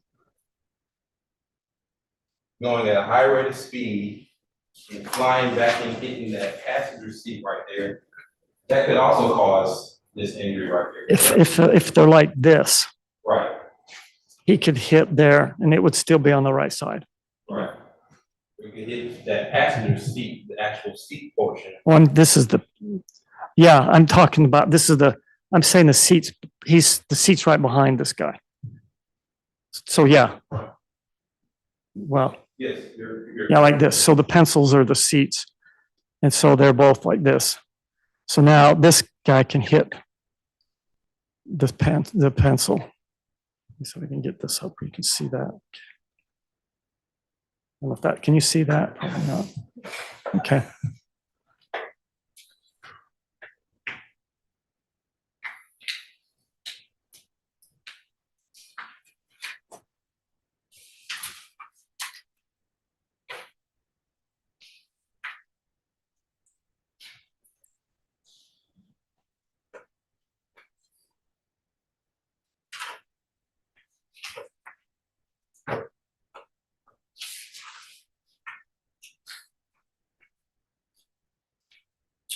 Thank you.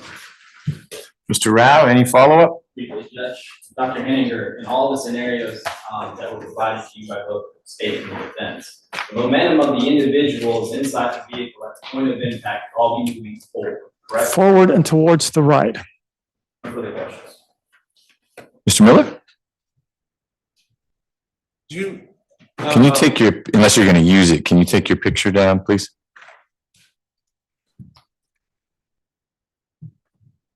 Thank you. How many classes of physics did you have? Let's see. I had a year of physics and I got, well, I don't know if this is relevant. Physics was a good area for me when I took the MCAT. And I'm not pretending to be a physicist here, and this isn't even physics. I have a son who's got a PhD in physics, and he and I'm not even, I don't know physics. It's different, totally different field. And this is really not so much physics. This is like high school physics, really, but this is biomechanical engineering is what it is. And this isn't, the automobile makers, they have people that do this full time and they crash cars and they do calculations. This is a large, complex field that I have this much information about, just one basic, simple principle. Would you agree that the best person to show the movement of the bodies given different variables would be somebody that it would be an accident reconstructionist and not just. I would definitely agree with that. Thank you. Are there questions from the jurors for Dr. Henninger? We see a couple. And please don't fold up your card, just have your card flat. Thank you.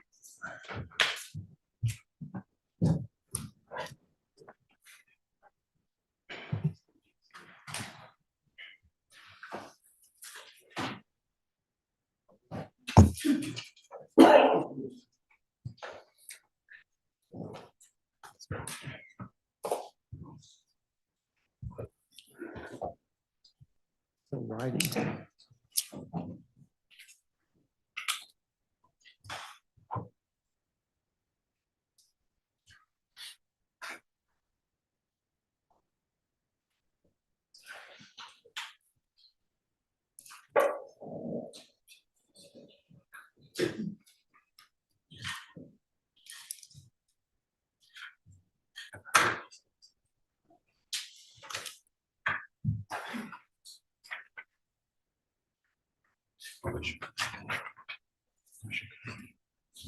Thank you. Ladies and gentlemen, we're going to do double duty here. I'm going to give you your morning break while I meet with the lawyers to talk about these. So it'll be about 10 minutes. If you need more time, you just tell Deputy Gordon, we're not done. And then we can't start because you refuse to come back here. But I'm going to go through these questions with the lawyers, give them a moment to refresh, and then we'll see if you're ready to come back. And then we'll work through the questions you had for Dr. Henninger. Please don't talk about the case, no outside research. We'll see you in a little bit. All right, sir.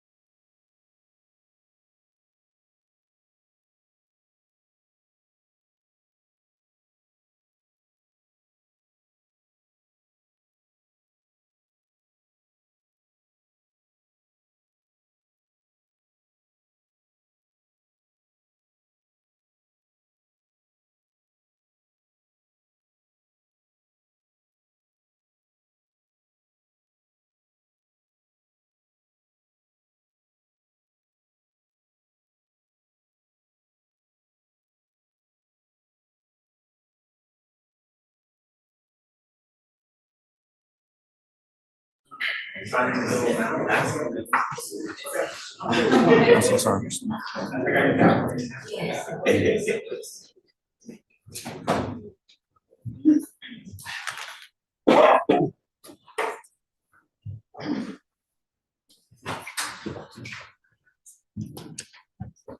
the president accounted for.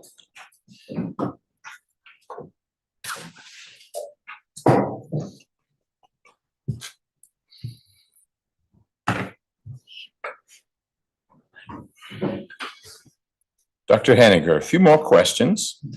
Are you able to tell, based on the injuries that you were able to document from your examination of Mr. Minor and Mr. Jones, where each person was sitting in that car?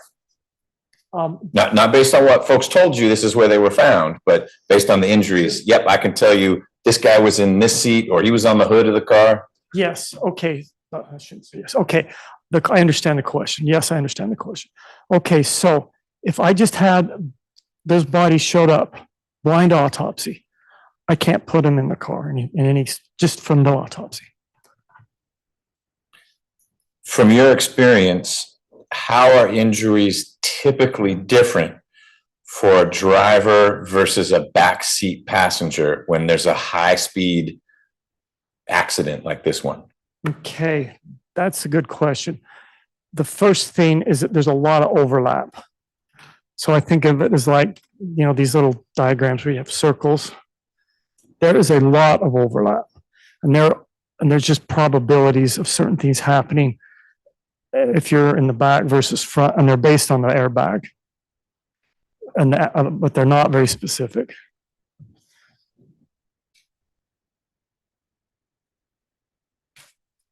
Were there any injuries to Mr. Minor's, and that is your autopsy 895? Were there any injuries to Mr. Minor's lower extremity, so below the pelvis?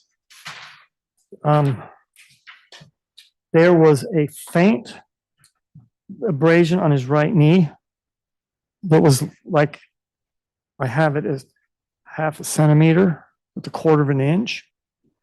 And then on his left side, there were a pair of linear horizontal abrasions on the anterior thigh, and that area of abrasion on the left lateral posterior thigh, and a little superficial abrasion on the right calf. No broken bones, fractures? No broken bones on the right. Below the pelvis? Below the pelvis. Make sure yes, that's true. No broken bones below the pelvis. Okay. For Mr. Minor, so we're sticking with Mr. Minor, are the contusions or red marks on the torso consistent with someone who hit a steering wheel? They could be. They could be if he hit the steering wheel. It could be from hitting the dashboard. It could be anywhere. And one of them, well, maybe more, but one of them, even resuscitation, they could do those if they're trying to resuscitate him. So they could be from lots of different things. Any pressure, any force that's coming on his chest. I'm not sure how you'll quantify this, but the question is, how much blunt force does it take to fracture your rib? Probably, well, that's really complicated. Every rib's different. So, Well, let's focus on we heard about certain ribs were fractured, those that were fractured. Okay, so even those are different. Everyone's different shape and size. So if you did the test in like a lab, they're going to be different numbers. The ribs, I think of bones as like stronger than wood. Okay, they have more collagen, which it's a molecule that's pound for pound as strong as steel, but it's in little thin fibers. And they are also elastic. So they're a lot harder to fracture than wood. But the ribs are about maybe 1 inch wide and maybe 1/4 inch thick. And so they would be harder than that to break, somewhat harder. And they're also kind of curved too, which helps them for their strength. So it takes a lot of force. I think when I'm trying to decide, this is a really quick and dirty test. If somebody has osteoporosis, I can break their ribs with my hands. I cannot break ribs with my hands during an autopsy on a healthy person. Just kind of, I mean, if I got one of my really strong techs, maybe, but I can't just, break them. They're hard to break. Did you receive any information before you performed your autopsies about whether the airbags in the car deployed? I don't know if they deployed or not. From your experience working on deceased individuals who were in automobile accidents where airbags deployed, do the airbags tend to keep the person in one place, or is it more preventing blunt force trauma against whatever the airbag is between the passenger? That's probably an airbag expert question. I think the airbags just I don't want you to speculate then. Okay, If that's yeah, not I your don't- space, say that's not my space. say yes. Probably, I don't really know for sure. Okay. Were there any burns that you noticed on either of the individuals you examined that would be consistent with the airbag burns we hear about people getting because of the hot gas that comes out? Okay, so airbag injuries, there's two things that kind of are mixed together. There's the force of the bag, and it can cause abrasions. And then there's kind of chemical abrasion, whatever the gases are that kind of look similar. So I didn't see anything that looks like that. They tend to be, because airbag's got a broad surface and it's very flimsy, they tend to be broad, or if they trap jewelry, they'll imprint the jewelry like if you have a necklace. But I didn't see any injuries that were consistent with airbags. Were you able to ascertain what caused the lung lacerations that you described? Okay, there can either just be straight up blunt force injuries to the lungs, the force being transmitted through the body, chest cavity into the lungs to tear them, or if the ribs are broken and they're displaced, they can fracture lungs in that area. Do you know if any biometric engineers or accident reconstruction experts were involved in this case? I think they are. I'm not. I mean, I didn't meet with them. I mean, I think they probably are. When you say you think they are, know they were, or you suspect they were? I suspect there are Okay. traffic engineer people in this. Mr. Rao, do you have any follow-up for Dr. Henninger based on what he and I just discussed? I don't know. Mr. Miller? Oh, Your Honor. Okay. Dr. Henninger, thank you for your time. You should leave, I think, you definitely leave the pencil you broke. I don't know if the autopsies that were admitted are still up there. Don't take those with you. Just take your copies and your model vehicle. Thank you. Thank you.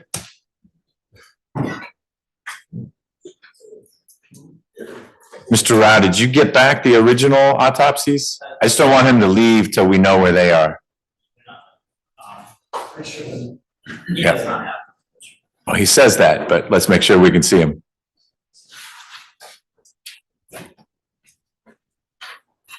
Here they are. We got it under here. All right, thank you, doctor.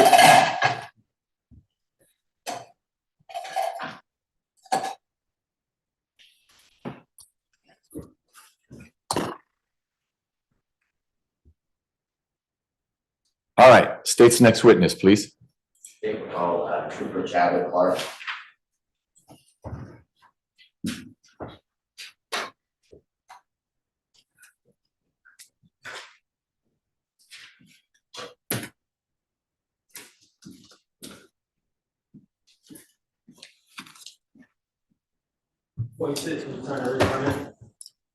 You swear affirm that the testimony you will give is true, so true, nothing but truth, so help you God. I do. Good, I see. And you state your name for the record. Trooper Clark, TROOPERCLARK. Good morning, Clark. Will you tell the jurors how you are currently employed there? I'm a state trooper with the Georgia State Patrol, And how long have you been a trooper with the Georgia State Patrol? approximately 6 years. Okay. And prior to working as a trooper with the Georgia State Patrol, can you tell the jurors who you working in the field of law enforcement prior to that? I was a dispatcher for the State Patrol, Okay. So in total, how many years have you been employed by, the Georgia State Patrol, whether the dispatcher or a trooper? Almost 11 years. Excuse me, Mr. Body, can you go near a microphone, please? Yeah. Sorry, Mr. Rivers. Now, you said you have been a trooper patrolling the area for the last 6 years? Correct. And can you tell the jurors a little bit about, I guess, what your daily job responsibilities and duties are as a trooper when on duty? So I'm on the Nighthawks DUI task force in the Atlanta area. I cover Fulton, Clayton, Cobb, DeKalb, and Gwinnett counties. And we've heard a little bit about the Nighthawk unit, but can you kind of explain to the jurors what is the Nighthawk unit and what's the purpose of it? Our sole purpose is to locate and apprehend impaired drivers. Now, have you received, I guess, not only training to be a trooper, but specialized or specific training as it relates to impaired driving, drug recognition, things of that nature? Yes, I have. Okay, and is that training that you do or have to, I guess, refresh on yearly to remain a trooper? Yes. Okay. Now, can you tell the jurors what is, I guess, a typical shift, the hours for you? 8 p.m. to 6 a.m. We work 10-hour shifts, so 4 nights a week. Okay. And can you tell the jurors, were you employed as a trooper specifically in the Nighthawk Task Force unit back on April 9th of 2021? Yes, I was. And can you explain to the jurors where, I guess, you were in the area or where you were patrolling that night? I was patrolling on the connector northbound in Atlanta. Okay. And do you remember, I guess, specifically within or on the northbound connector? Are we talking 75, 85? So 75 and 85, just right there where 75 splits off. Okay. And just to kind of help people with, I guess, kind of pinpointing the location you were generally at, are you in Midtown? Are you in downtown? Right where northbound on the connector where 75 splits off, I had stayed on 85. Okay. Is that pretty close to the, I guess, 17th Street exit where you would go to like Atlantic Station and places like that? Yes, sir. Okay. Now, can you tell the jurors, when you say you were patrolling, I know there's a spot where you can either go left to stay on 85 or to get on, I guess, to merge to 85 North, or you can go right and stay on 75 North. And there's like a little, I guess, a triangle area with grass in between the two highways. Were you stationary or parked there patrolling, or were you actually moving down the connector of 75 North? I was driving. Okay.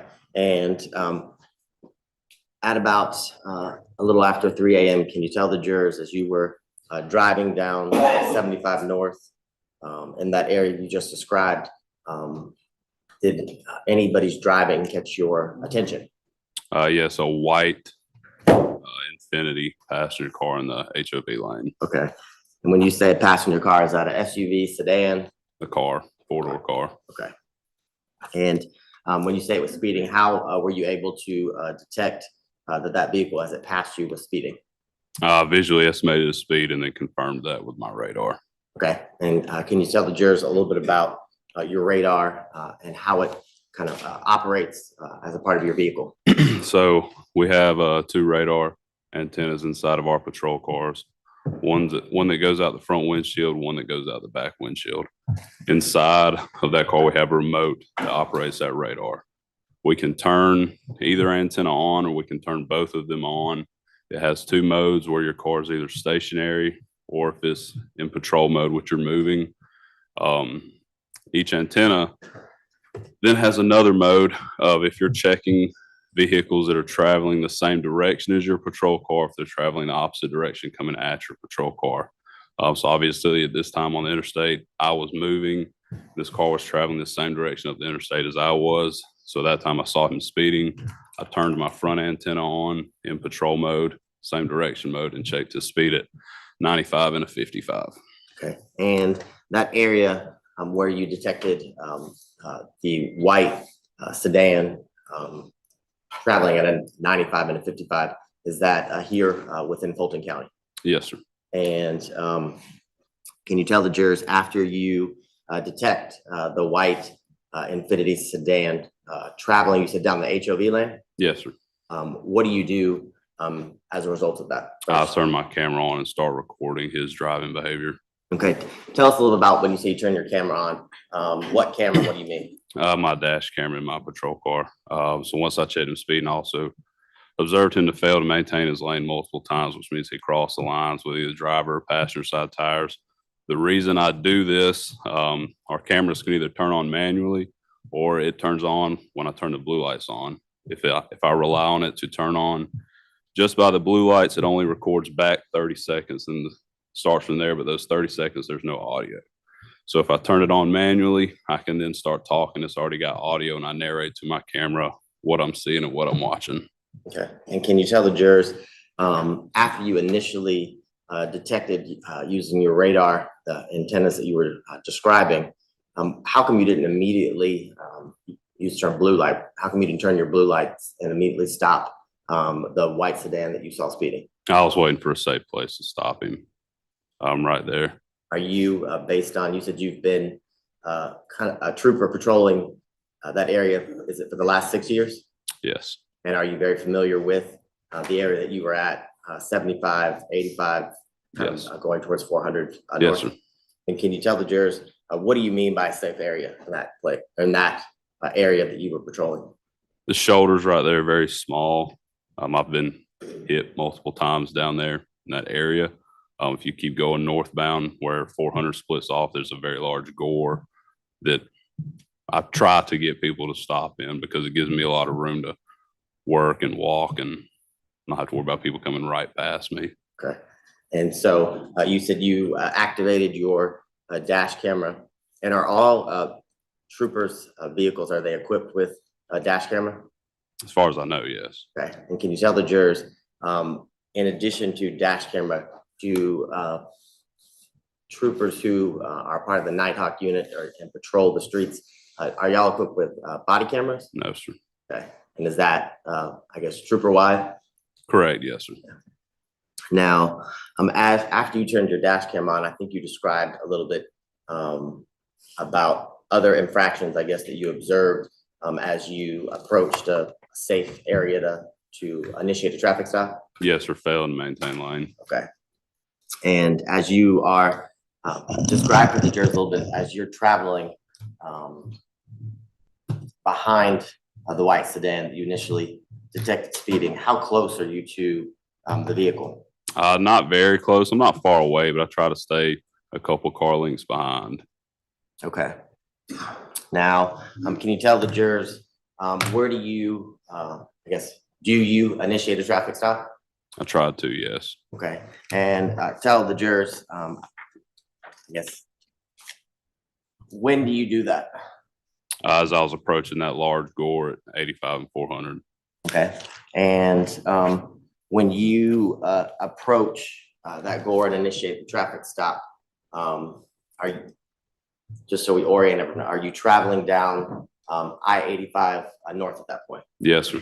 Okay. And how far, I guess, from the exit where you can either stay left and continue to travel on I-85 north or go slight rightly up to the Georgia 400, I guess, entrance to being traveling. How far do you think you were from that area when you initiated your blue lights? I couldn't put a number on it, but it was to the point where it wouldn't be where as soon as the lights go on, he immediately had to turn into the gore. It was where he could essentially see what I was hoping he would see as a safe place to stop. And after you initiated your blue lights, you said that the vehicle did not stop? No, sir. And can you tell the jurors what happened as you continued to, I guess, initiate the traffic stop with your blue lights? Did you turn your sirens on? Yes, eventually. Yes, I did. Okay. And then can you describe for the jurors, kind of what are your next steps? So I turned my blue lights on, hoping he would stop in the gore area. He did not. He merged onto 400 north and accelerated a high rate of speed, to which time he initiated a pursuit. And that was when I turned my siren on. And can you tell the jurors as this is occurring, and are you in communication with using your radio with either dispatch or other members of the Nighthawks unit? Yes, I'm talking to dispatch, and we're all on the same radio channel, so they can hear what I'm telling to our radio room. And can you tell the jurors, what are you telling over the radio to dispatch and other members of the Nighthawks? So as soon as I key up, I tell them I'm trying to initiate a traffic stop on, this make and model car. Here's the tags, what state it's out of. And then as soon as he does not stop, I just key back up, be advised he is not stopping, he's accelerating, I'm now in pursuit. Okay, so you were able to call in the tag and the state in which the tag, I guess, was registered in? Yes. You recall, I'm not gonna ask you to remember off the top of your head, the tag. Do you remember what state? Tennessee. Now, can you describe for the jurors as, I guess you guys enter, I guess, Georgia 400, or do you keep going on I-85 North? 400 North. And you said that the white vehicle increased its speed. Can you kind of explain to the jurors or describe for the jurors how fast you had to go in order to maintain a safe distance from that vehicle? We were in excess of 100 miles an hour. Now, can you describe for the jurors as you are following the white sedan up, I guess, the entrance ramp for Georgia 400 North, and then you begin to travel in the lanes? What is the car, the white sedan, doing in front of you? He's steadily increasing speed. He's making erratic lane changes between cars, and then eventually turns all the lights off on the car. And after he turns the lights off on the car, are these things that you're continuing to radio in to dispatch and to other members of the Nighthawk team? Yes, sir. Can you tell the jurors how many members, I guess, on a shift, your unit are working at the same time? There's anywhere from 4 or 5 of us to maybe 9 or 10 of us. Depends on the night. Okay. And I guess you guys all work the same hours, 8 to 6 a.m., just sometimes on different days? Well, sometimes people take off, get sick, things like that. Okay. Have family emergencies and we still make you come. Okay. Training, Now, as you continue to follow the vehicle after he turns his lights off, can you tell the jurors what direction are you traveling and kind of what happens next? So we're still on 400 North. We start approaching the Lennox Road exit. It was at this time he tried to exit Lennox Road, traveling in approximately 130 miles an hour. To see as I guess as you're exiting off of the Lennox Road exit, is that the first one off of Georgia 400? Yes. And are you familiar not only with that area but that exit? Yes, sir, I am. And can you tell the jurors, based on your familiarity with the Lennox Road exit, what do you do as a result of that? I immediately slowed down. The top of that ramp, there's multiple red lights at the top of that ramp, and it's borderline a T intersection. The on-ramp's kind of offset from where if you're exiting off from 400 North, the on-ramp to get back on is kind of offset, so it's not like a direct off and on. Knowing he was getting off at that speed and traffic coming out, slowed way down, and he did not. And in your slowing down and traveling behind that vehicle, you said you could see, it's kind of like a T type of exit. Could you see any cars coming north or south as you approached, or as he approached the light? I saw a white box truck that was traveling east that he almost collided with. And were you able to make any observations as you got off the exit and were still behind the white vehicle as it relates to, I guess, the traffic light? Was it red? Was it green? Do you recall? I don't remember right offhand. What happens next? So as he, like I said, that exit ramp's kind of on a hill crest. When he goes in front of the box truck and then just disappears behind the box truck for just a second. And as the box truck continues traveling, I crest the hill. I observe the vehicle to be overturned and on fire. Okay, and when you say he, I guess, approached the box truck as he, I guess, entered through the intersection, can you tell the jurors, I know, can you go left and right? Did he go, which way did he go? He went left. Okay. And if you go left, and if you were to not crash, would that take you towards Piedmont Road? Yes. Okay. And then right, would that take you towards Phipps Yes. and Lenox Mall? And you said, well, if you had to describe it to the jurors, after the, you said the car takes the left and you see the box truck also coming towards or in the direction that the car is turning, how quickly do you approach the intersection from when that white sedan makes that left turn and you arrive with the car you said overturned and on fire? Yeah, I mean, maybe a second. It was pretty quick. Okay, so you, within, I guess would be your testimony, within seconds of the turn being made, you approached the intersection. Yes, sir. And as you approached the intersection, you saw the vehicle on fire. I guess what are your first steps? What do you do? As soon as I see it, I jump out of my patrol car and approach the vehicle. And that was when I saw the one suspect in the back and the one up front. Okay. And at this point, after you've jumped out of your car, have you, before doing that, had you called radio? Had you asked for backup? Yes. Things of that nature? Yes. And I guess what's this, I guess the signal or that you would call over the radio to get backup? To be honest, at that point, with what had happened, it was more or less plain talk. Okay. I said I need fire, EMS, and everybody else to get here as soon as quick. Okay. And do fire, EMS, and as well as other troopers on the Nighthawk team arrive pretty quickly after you get out of your car and I guess put the fire out? Yes, sir. And you said you walked up and you saw a person in the front and the back. Yes, sir. Now I want to start with the area of the front compartment of the vehicle. Can you describe for the jurors how or the position the person that you saw in the front seat? He was essentially trapped with his feet in the driver compartment and on his back with his head coming out of the driver or the passenger window. Okay. And was the damage, I guess, can you describe for the jurors the damage to the vehicle? Where was, I guess, the majority or I guess the point of impact based on not only what you saw, but what you observed as it relates to the damage to the exit or the area? Front passenger side and area. And you said there was a person in the back.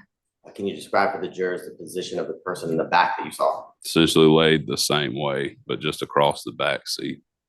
Okay, so if I understand you correctly, when you say essentially the same way, that person was in the back seat, you said, but was also on their back? I can't remember if they're on their back or their stomach, but their feet were, from the driver's side and they were facing towards the passenger window in the back.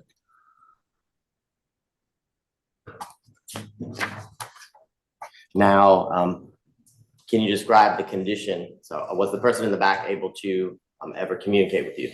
No. Could you tell if the person in the back was breathing? I could not. Okay. And at the time that you are kind of assessing the vehicle and the surrounding area and scene, at that point, are there several other troopers who had quickly arrived to kind of assist with everything? Yes. Okay. And was one of those troopers Trooper Buffington? Yes. As well as Lieutenant Gass? Yes. Okay. And can you tell the jurors the person in the front compartment of the vehicle that you described with the feet in the driver's compartment and then the head towards the passenger side of the vehicle in the front, were they able to communicate? Yes. Okay, and can you tell the jurors what were you doing as it related to, I guess, the care and keeping calm the front passenger or the front person? So I had sprayed the engine compartment and inside that front area of the car with a fire extinguisher due to it being on fire. And I was just trying to talk to him and just keep him talking, so I didn't completely know what state he was in until EMTs could get there. And would you, was he pinned inside the vehicle? Yes. Okay. And once, I guess, as you were on scene doing what you were doing with the person in the front area of the vehicle, can you tell the jurors, did you become aware of any other injured parties other than the two that you've described inside of, that you saw inside the vehicle? Yes, at that time, Trooper Buffington advised he had found another suspect on the sidewalk near where the vehicle impacted the wall.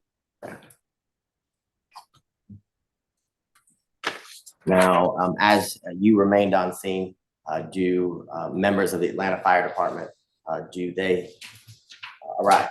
Yes. And can you tell the jurors when they arrived, kind of the first steps or what they did? More or less, I step out of the way and they just to start assessing the scene and assessing the subjects and what they need to do to treat them and get them out of the car. Were the people inside of the vehicle, did they have to be extracted from the car? Yes. And can you describe to the jurors what is extraction, or what is an extraction of people from the vehicle? We're not trained in extraction, but my basic knowledge is the jaws of life, cutting open parts of the car so that they can gain access to the person inside. And while on the scene and to gain access, did you observe the fire department actually remove the driver's side front door? Yes. And while on scene, not only Atlanta Fire Department, but did EMS, Grady EMS, EMTs, and paramedics also arrive? Yes, sir. And is it common for you to interact or communicate with everybody on scene as the initial person who not only saw the wreck, but initially observed both of the occupants inside the vehicle? Yes, sir. Okay. And are you on scene during, or do you remain on scene during the extraction, during the initial medical care given to everybody on scene? Yes, sir.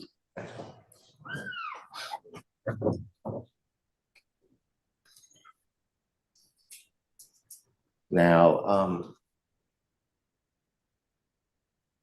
while on scene and through your investigation, were you able to identify the person who was in the front part compartment of the vehicle with his feet at the driver steering wheel area and his head kind of out the passenger front compartment? Yes. Who was that? Mr. Kenneth Poole. Okay. And do you see the person that you saw in the front passenger compartment area of the vehicle here in the courtroom today? Yes. And if you would describe where he is in the courtroom and identify him by an article of clothing. He's sitting to the right with a sling on his arm. Okay. Is he in the middle? Is it the left to the right? He's in the middle. Okay. And through your investigation, you said you called in the tag earlier during to dispatch during the pursuit. Do you remember saying that? Correct. And were you able to, through your investigation, determine who owned the white Q50 Infiniti? Yes. And who was that? Mr. Kenneth Poole.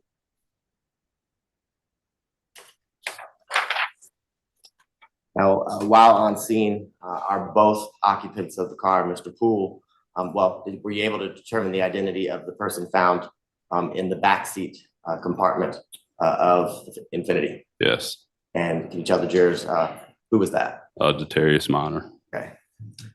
And then were you also able to, through the assistance of your fellow troopers, also identify the individual who was ejected from the car. Yes. And what was his name? Devin Jones. Okay. Now, are Mr. Poole, the defendant, and then Mr. Minor, are they successfully extracted from that vehicle after some time by the Atlanta Fire Department? Yes, they are. And at the point of their extraction, what happens? So I mean, they're extracted. They're loaded into the ambulance. Before they left, I spoke with an EMT who told me that. Objection, Your Honor, hearsay. So, Your Honor, at this point, this is proper impeachment of the EMT Joe Connors. I can ask some foundational questions as it relates to the identity of the person.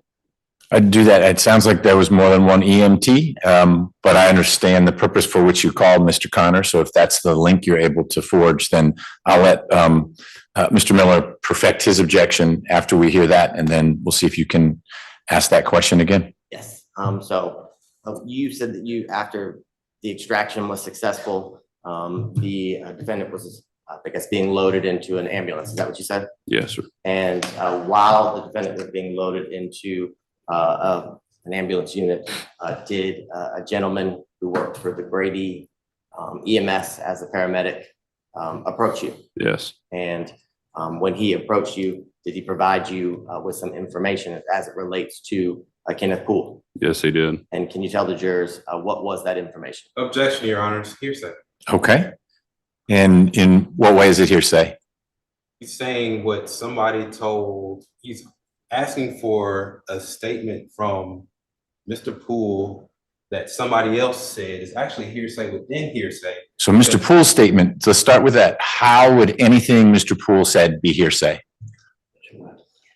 Well, there's two hearsays, Your Honor. Okay. There's two. One question at a time. How would anything Mr. Poole said be hearsay in this case? Out-of-court statement offered for the truth of the matter. It's Just walk me through it. How does a criminal defendant's out-of-court statement qualify as hearsay? Is an out-of-court statement is hearsay.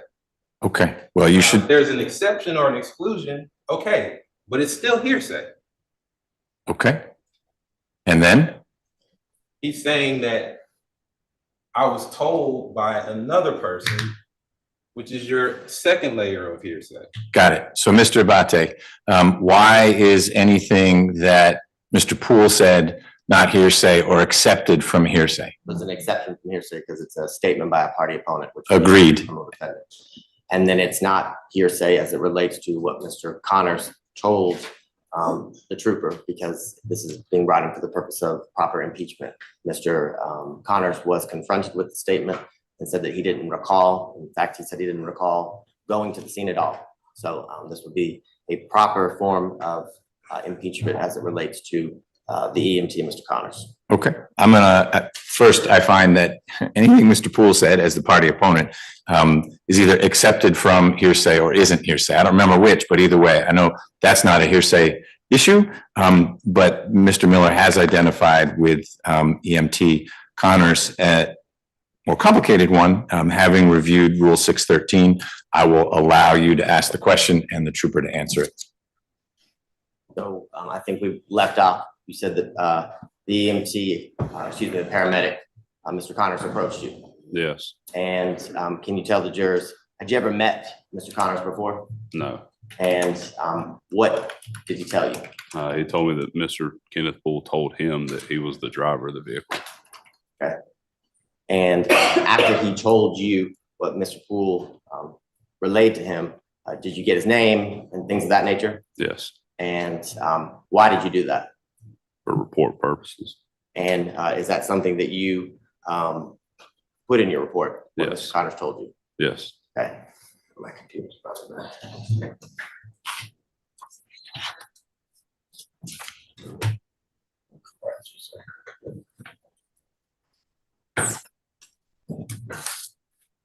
We're really good at technology. Now, after Mr. Connors told you that, and you and Mr. Poole and Mr. Minor, did he also get taken away in an ambulance? Yes, he did. Okay. And what you just described is all of that, was all of the pursuit, the things you described, captured on your dash camera. Yes. Okay, and I want to show you what's marked as States Exhibit 142. Yeah. Have you had an opportunity to review State 142 when we did it? Yes. And can you tell the jurors, do you recognize States Exhibit 142? Yes, it's a copy of my dash camera. Okay, and after you reviewed it, it appeared to be a fair and accurate copy of the dash cam of the night of April 9th of 2021 that you just described. Yes. This time around, the state pretender was marked as States Exhibit 142 in evidence. No objection. It's admitted. And all the, I guess, areas that you've described that you started, I-75 and the 85, I guess, intersection, and then moving down I-85, Georgia 400 north to the Lenox Road exit. Is all of that within Fulton County? Yes, sir.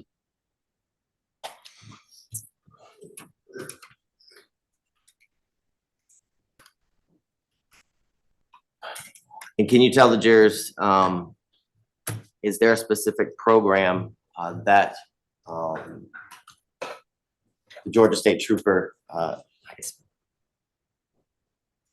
uses in order to, I guess, you record and then distribute your dash cam? Yeah, we use a program called Watch Guard. Okay. It's called what? Watch Guard. Can you tell the jurors a little bit about what I guess Watch Guard is and kind of the things that you are able to see as it relates to anytime the dash cam is activated? So with our cameras, Watch Guard is a company that makes our cameras and then has the, I guess, the storage, if you will, that we use to save our videos. Inside of our cars, we have 3 different camera angles. There's just the regular view out of the front windshield, and there's a panoramic view, which is kind of a shorter window, but it's wider to help see more in front of the car. And then we have a camera in the back seat of the vehicle. Once you save a video, you title the video as far as what kind of incident it is. Is it a traffic warning? Is it a traffic ticket? Are you working a crash? Is it a DUI investigation, a drug seizure, a pursuit, things of that nature? And then once they don't get saved necessarily in our cars, I don't know how the cloud works, but they go to the cloud and then get saved with Watch Guard.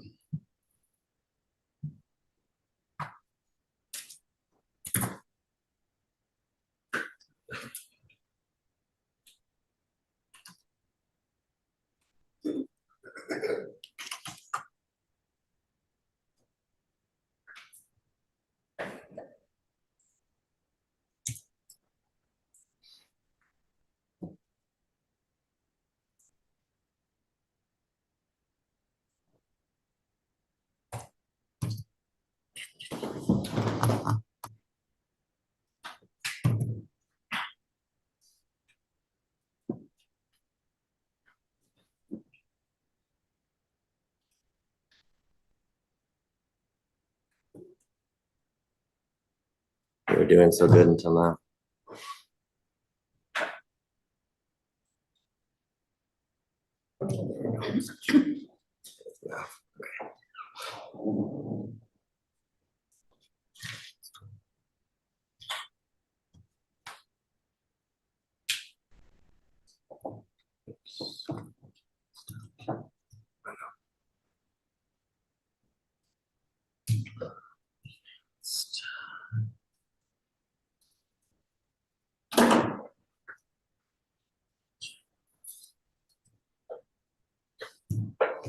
Second round to the 523, 400 north right off the lane, 400 north right off the lane.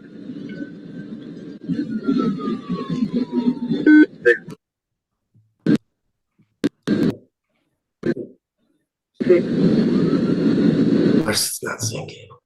Let's see.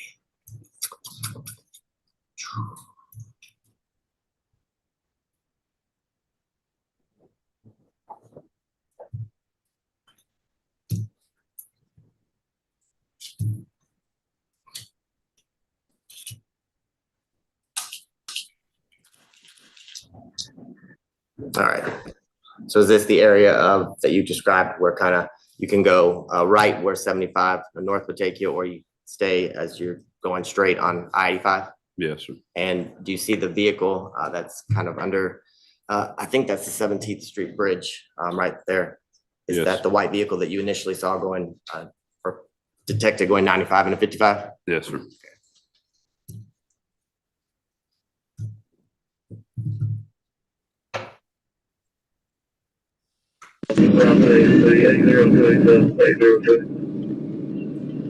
So white car across Donald on passenger side tires. Have the blinker on.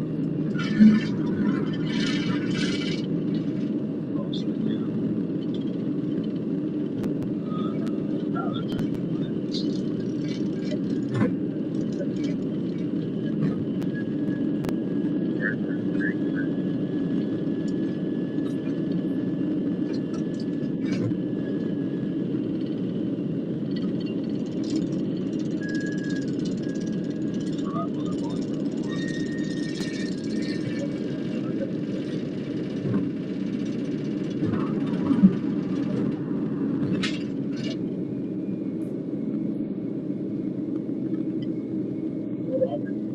Is that a colleague you just passed? Okay.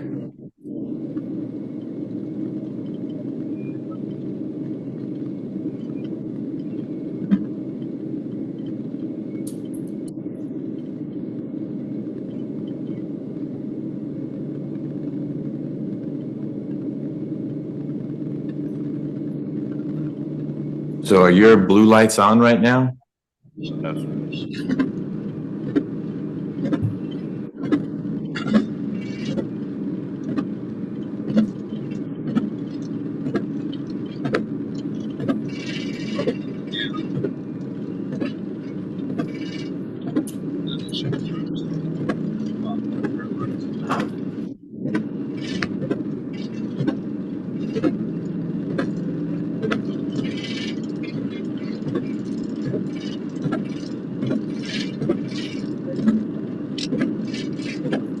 Point that your blue lights, you initiate the traffic stop occurs. Yes, sir. We just passed that big four right there. it's out of Tennessee. 2 Williams 7 Victor 4.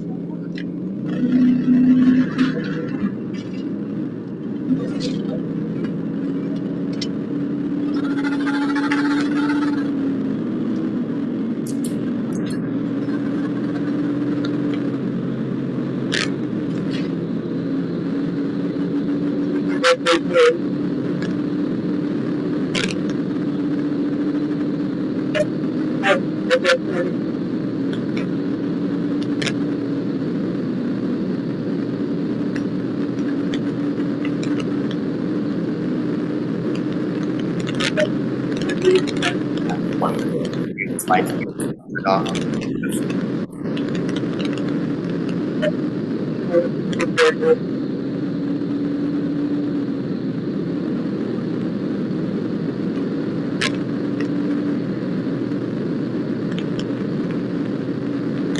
At this point, are you approaching Lenox Road exit off Georgia 401? Yes, sir.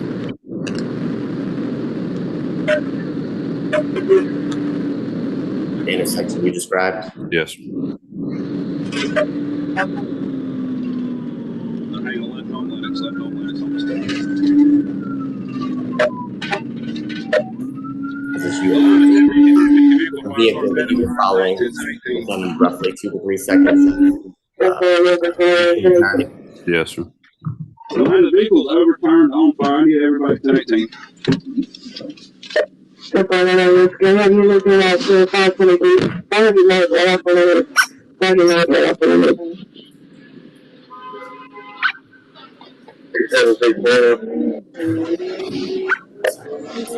276.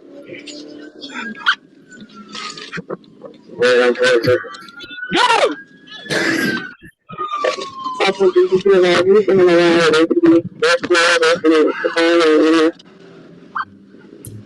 Now, as you run up, Trooper Clark, can you use the screen in front of you, will you circle where you first saw the person who was in the front compartment of the vehicle that you described on his back with his head kind of towards the passenger door, but his feet towards the steering wheel. Can you circle that on your monitor in front of you? Can I do what now? Circle it. You can make a circle around. Oh, it's kind of got a shade over it. So if you hit stay muted, and then tap the screen again, in the lower left-hand corner, there will be a circle with a pencil in it. Tap the screen. See that circle with a pencil? Tap that. And now with your finger, you can circle whatever it is you're directed towards if you see it. Can you rewind it just a hair? Sure.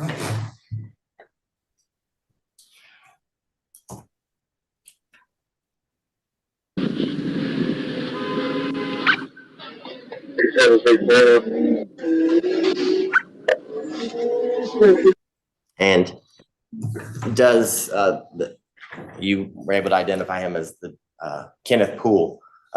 Does Kenneth Poole ever move from that location until he is extracted by Atlanta Fire Department? No, sir.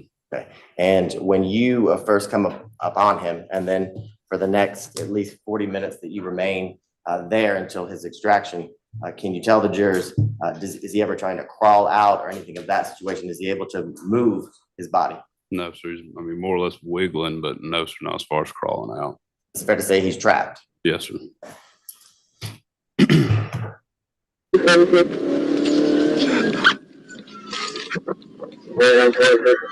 Go!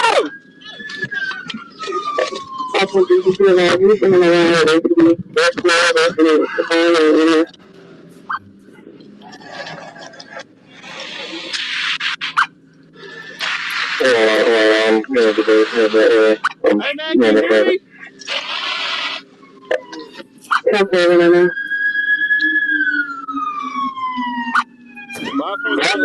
I got one guy still breathing. I got 45 extinguisher.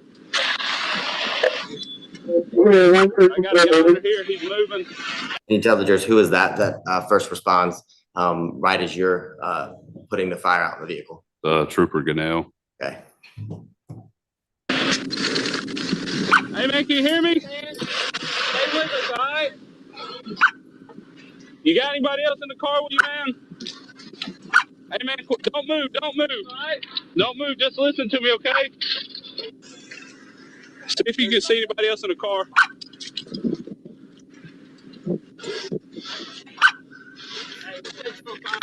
Where at? That's it. And at this point, Trooper Clark, is your main concern as it relates to what you come up on as the vehicle's overturned and on fire, the safety of the first person you see, Kenneth Poole, and then other occupants in the vehicle as you locate them? Yes, sir.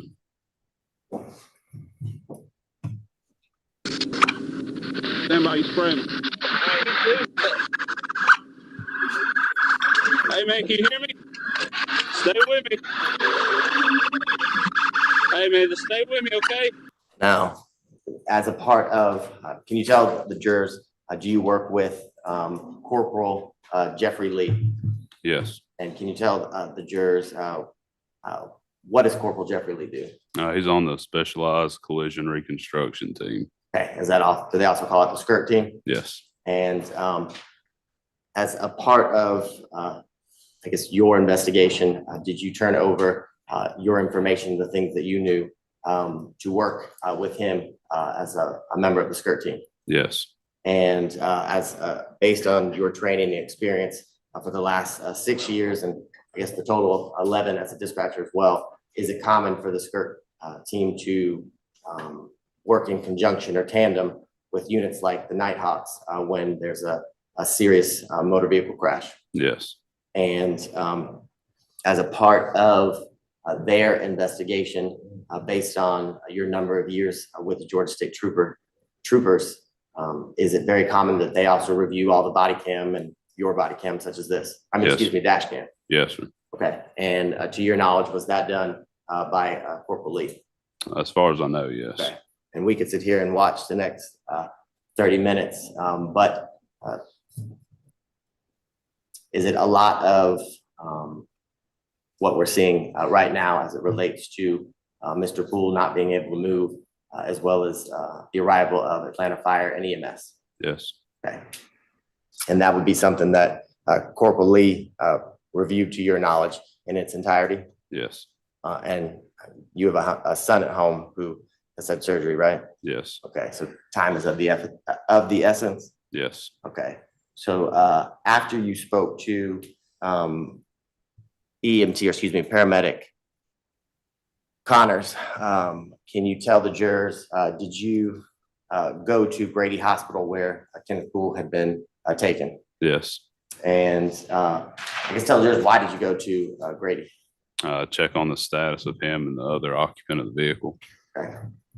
And can you tell the jurors when you did that, were you able to actually come in contact and speak with Kenneth Poole? Yes, I was. And can you describe to the jurors, I guess, where in the hospital you were when you first made contact and were able to speak with him? In a hospital room. And when you spoke with him in the hospital room, to your recollection, I know it's been some time, were there other people in the room, doctors, nurses, things of that nature? I'll be honest, I can't recall. Okay. Do you recall, I guess, telling doctors and nurses like that they weren't allowed to come in, that they couldn't treat Mr. Poole, anything like that? No. Okay. And can you tell the jurors when you made contact with him, was he alert? Was he conscious? Yes. Okay. And was he able to speak clearly to you as you introduced yourself and spoke to him? Yes. And was your interaction with Mr. Poole a lengthy one? No, sir. Okay. And can you tell the jurors when you encountered the defendant in the hospital, did you ask him a series of questions? Yes. And can you tell the jurors what was the first thing that you asked Mr. Poole in speaking with him? I introduced myself and I asked him, Mr. Poole, why he ran from me. He said he didn't know. Okay. And did you ask him who the car belonged to, who owned the vehicle? Yes, I asked Mr. Poole if that was his car and he said yes. And did you ask or confirm by asking Mr. Poole if he was the driver of the white Q50 that he owned when he ran, or when the car ran from you? Yes. Yes, I asked Mr. Poole if he was. Hold on, before you answer. What was the next question that you asked Mr. Poole after he confirmed he owned the car? I asked Mr. Poole if he was driving his car when he ran from me, and he said yes. And after he answered that question, can you tell the jurors, did you leave or did you continue to question Mr. Poole? That was it. That was all the questions. Okay. Why? Why didn't you have any additional questions for him? I didn't need to know anything else right there at the time, and he needed treatment. So. And at that point, did you leave Grady? Yes. Okay. And after you leave Grady, is that when, I guess that day and the coming days, are you in contact with Corporal Lee from the skirt team, providing the information that you had gathered as it relates to the motor vehicle collision that you observed, witnessed, and saw? Yes. And can you tell the jurors after Corporal Lee did his part of the investigation as it relates to collision reconstruction and things of that nature, did he inform you of his findings? As far as speed, things of that nature? Very vaguely, because he does a lot with that. I guess a better question is, did y'all talk? Yes. Okay. And after he completed his portion of the investigation as it relates to the crash that we just saw, did you on April 17th, 2021 around 12:28 a.m. take warrants for Mr. Poole? Yes, I did. And can you tell the jurors which warrants did you swear out in front of a judge? Can't remember right offhand, but I do remember felony murder warrants, vehicular homicide, fleeing and eluding, speeding, failure to maintain lane.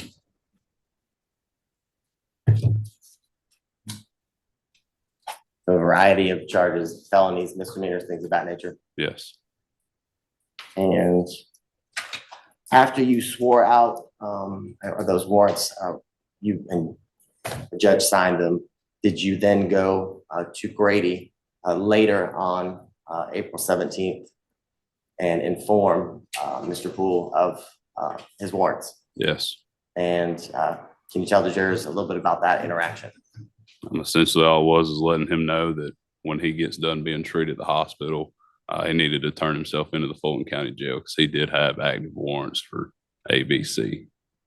And did that happen? No. Can you tell the jurors when and where was Mr. Poole arrested? Memphis, Tennessee. Okay. And do you remember the date?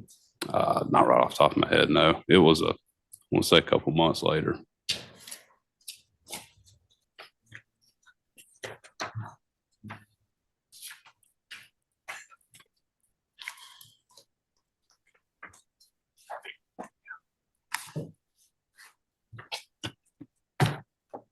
I just have one other question. Prior to April 9th, when you were on scene, had you ever met Joe Connors before?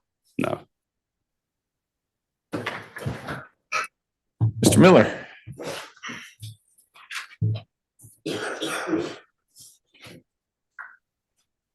Can you take the video down, please? Keep.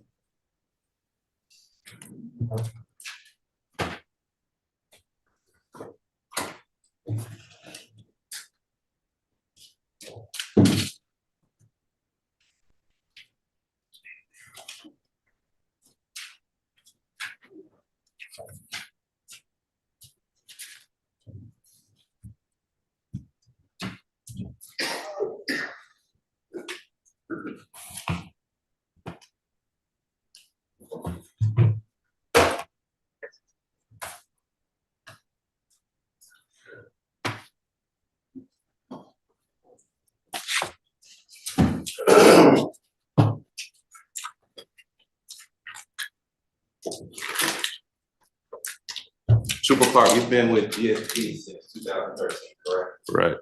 At the time of the incident, you were 3 years in as a Georgia State Patrol trooper, correct?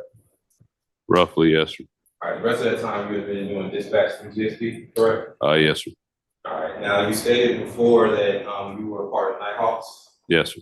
Primary focus of Nighthawks is to look out for DUI, correct? Correct. All right, and you first noticed this white Infiniti on 85 North Jester. Is that also correct? Correct. All right. Now, the time that you noticed this white Infiniti, you did not know who the owner of that vehicle was, did you? No. You also were not aware of how many occupants were in the car, were you? No. As far as you knew, there was only one person driving 95 and a 55 on 85. Is that correct? I didn't know how many occupants there were. I didn't know how many occupants there were. Right. All you knew that there was one person driving in a car, correct? Correct. All right. Now it's 3 a.m. Yes. Definitely dangerous for someone to be driving that fast at that time of the day or morning, correct? At any time, yes, sir. All right. And you saw the vehicle switching lanes several times, correct? As far as like when you initially saw the vehicle. Before I turned the blue lights on? Yeah. Yes. All right. You saw it not maintain its lane. Correct. Did you suspect DUI? I don't know. It's possible. So you did suspect DUI? I don't know. I hadn't talked to the guy yet. All right. Did you, but you did not attempt to stop on 85 North, correct? I did attempt to stop on 85 North. All right. When it right before 400, that's Correct. correct? All right, so the vehicle had went about 3 miles before you attempted that stop, correct? I don't know. When you radioed that tag in, you did not get any information back saying that that vehicle was stolen, correct? Correct. You did not receive any information that said that the insurance was not valid on that car, did you? Talking about right then? Correct. No. You also did not receive any information saying that the owner of that vehicle had any warrants in the car, correct? Correct. I didn't receive anything off the tag.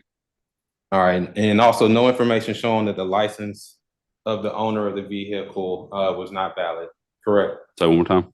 No information showing that the license of the owner of that vehicle was not valid, correct? Right. All right, now in your report, you told us about what you observed early that morning, correct? Yes. And that includes the approximate time that you observed that vehicle, also correct? Yes. That was at 3:03 a.m., correct? Yes. And you stated that you observed that vehicle just north of 75 on I-85 northbound, correct? Yes. And you also put in your report that the vehicle was going 95 and 55. Is that also correct? Yes. And you wrote the color of that vehicle in your report as well.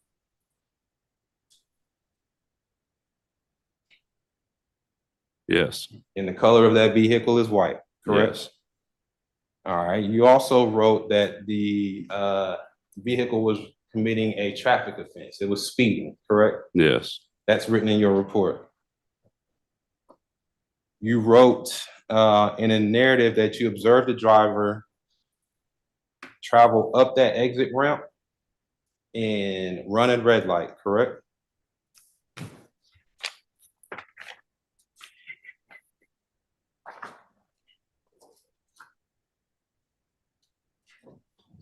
Yes. All right, as you testify here today, you said you don't know if that light was red or not, but in your report, you said that it was actually red, correct? Yes. All right. And then you said that you saw the vehicle move by swerve past another vehicle, correct? Went in front of one. Yes. All right, it went in front of that vehicle, correct? Yes.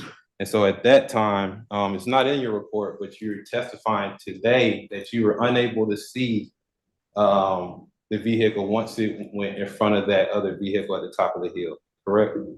Say again. All right, so you didn't write this in your report, but you just testified that once that car swerved in front of that truck, that you were unable to see it at that time, correct? Correct. You did not write in your report where any of the occupants were located inside the vehicle, did you? No. You did not say in your report that anyone was found in the front seat of the vehicle, did you? No. You did not in your report say that anyone was found in the back seat of the vehicle, did you? No. In fact, the first time we're hearing those positions from you is here today, correct? Yes. There's also no body cam footage to corroborate their positions in that car, is there? Yeah. We just watched the dash camera. There's no body cam footage, correct? I don't have a body camera. Now, at the hospital, you went to the hospital did you go to the hospital following the ambulance, or did you let the ambulance go a little bit? I can't remember. All right. Do you know how long the ambulance had been at the hospital before you got there? I don't. Do you know do you know if Mr. Poole had been in surgery before you got there? I don't know. Do you know how many hours had passed since the crash to the time that you went to the hospital? I don't recall. No. Do you know the hour that you went to the hospital? I don't know. Do you know any minutes that you went to the hospital? Like down to the minute? Down to the minute? No. Do you know? No.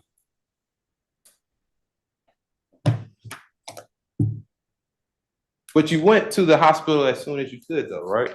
Yes. And when you went to the hospital, you did not speak to anyone at the hospital that you remember, correct? Say again. You didn't speak to anyone at the hospital that you remember, correct? And I spoke to Mr. Poole. All you remember is talking to Mr. Poole, Yes. who was in the hospital in a room, correct? Yes. Do you know if that room was an ICU room? I don't recall. Do you know if he was in a room with some other people? I don't recall. You just know that he was in the room when you went to the hospital And talked to him. Yes. and that you talked to him. Yes. Did you ask any doctors or nurses if you could go into his room? I don't remember. All right. Did you ask any doctors or nurses what type of medicine or anesthesia he had been under? I don't remember. Did you ask anybody if he had taken any type of drugs to No. make him coherent or not? I don't remember.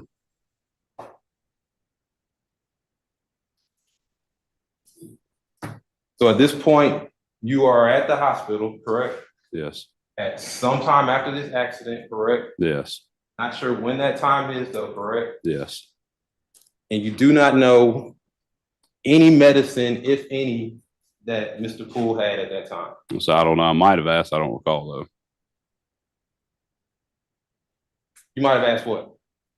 Well, like what you said, I might have asked if he was on medication, but I don't recall if I did or not. Well, if you asked, it would have been in the report, right? Maybe. What do you mean by maybe? We don't just log a call or make a report for driving to the hospital. So I'm not going to have a whole report just for driving to the hospital to talk to him, is what I'm saying. When you initially saw that car driving down 85, what was the first thing that you did? Turn my camera on. Turned your camera on. And the purpose of you turning your camera on is because you wanted to narrate what was going on when you were driving down 85. Is that correct? For a traffic stop, yes. Because it was important for the narration and everything that you said to be on that camera. Is that correct? Yes. That's the reason why instead of turning the camera on automatically, let me redirect. That's the reason why you didn't wait for the blue lights to come on, because then it would be 30 seconds before and it would not get your talk, right? Right. It would not pick up anything that was said those 30 seconds before you turn the camera on. Right. Right? Right. But when you went to the hospital, there are things that you may have said to a doctor that you do not have in that report, correct? Correct. When you went to the hospital, there are only a few questions that you asked that are in that report, correct? Right. Yet there is nothing here to show that you made those statements, is there? What?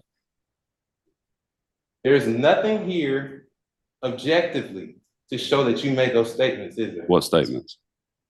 The questions that you asked Mr. Poole. Correct. Our body cameras are, our body worn microphones won't pick up in a hospital that far.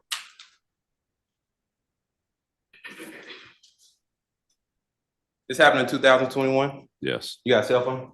I do. Got what kind of phone do you have? I'm not recording business on my personal phone. What kind of phone do you have? I have an iPhone. You have an iPhone. It has a way to record on it, doesn't it? It does. All right. You didn't choose that route, did you? Not on my personal phone, no. All right.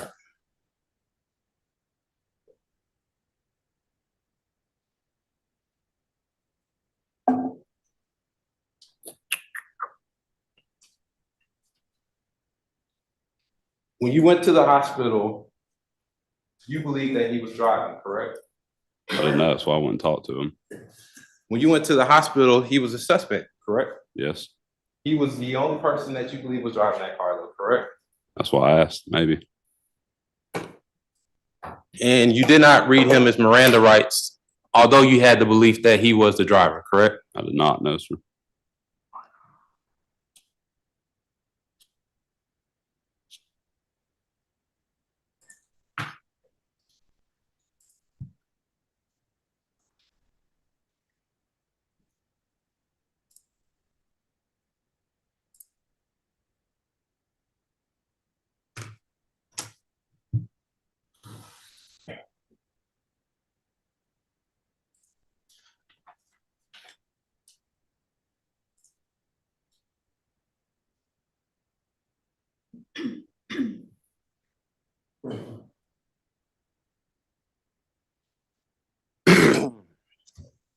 We'll get to that. When you went to the hospital, you said that he was alert at that time? Yes, he was speaking to me. All right. You said speaking to you. Was he able to have a conversation with you during that time period? Yes. All right. He was conscious, Talking to me, yes. talking clearly. As far as I recall, yes. You could clearly understand every word that came out of his mouth, correct? Yes. But you do not remember if there was anybody else in that room with you? So we've covered that. You've asked several times now, so please don't repeat.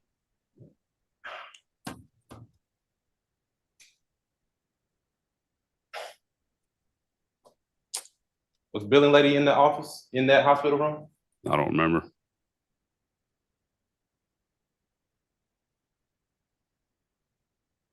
And you didn't ask any other questions to assess his capability to understand you, did you? Not to my knowledge, no. Only just to identify yourself? Yes.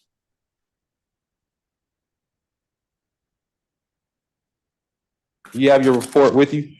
Yes.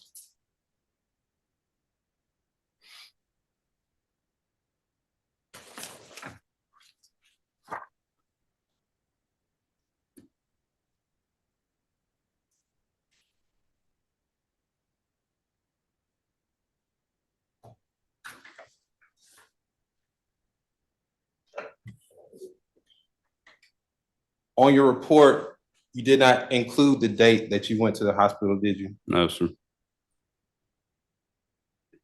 You also did not include the time that this conversation took place, did you? No, sir.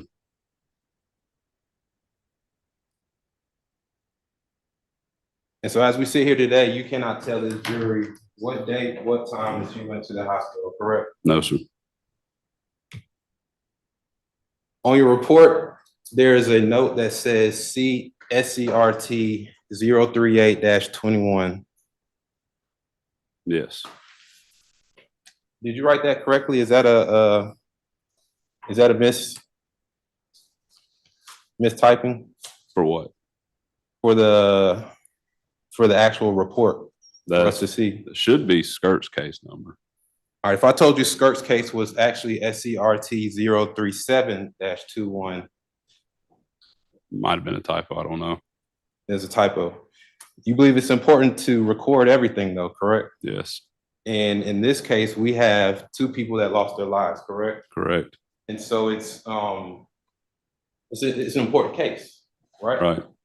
And we should probably document everything, correct? Yeah. Now,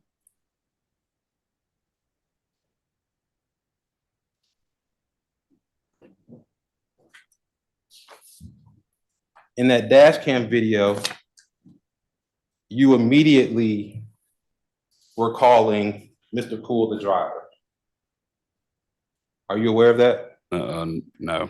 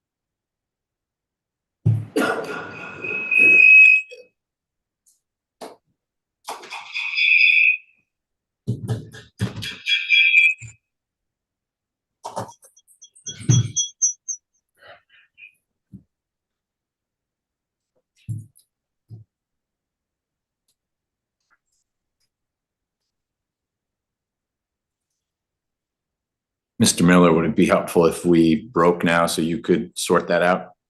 Sure, Your Honor. Okay, ladies and gentlemen, we have to break now for lunch. Trooper Clark, I know that's not convenient for you. I'm going to talk to you a second about that. If you all could please be. Do you have it working? Yeah, we're good now, Your Honor. Hold on.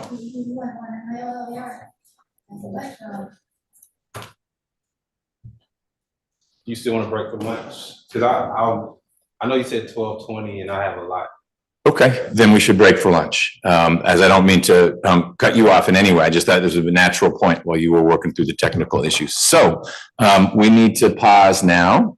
If you all could please be back at 1:30, we will pick up with Trooper Clark's testimony.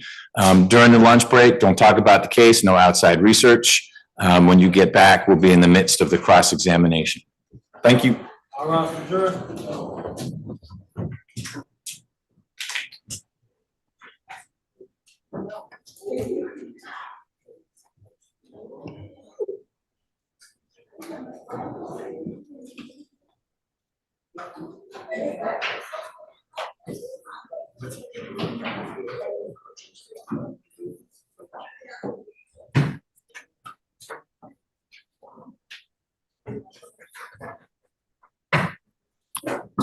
Hey, yeah, a couple quick things on the record.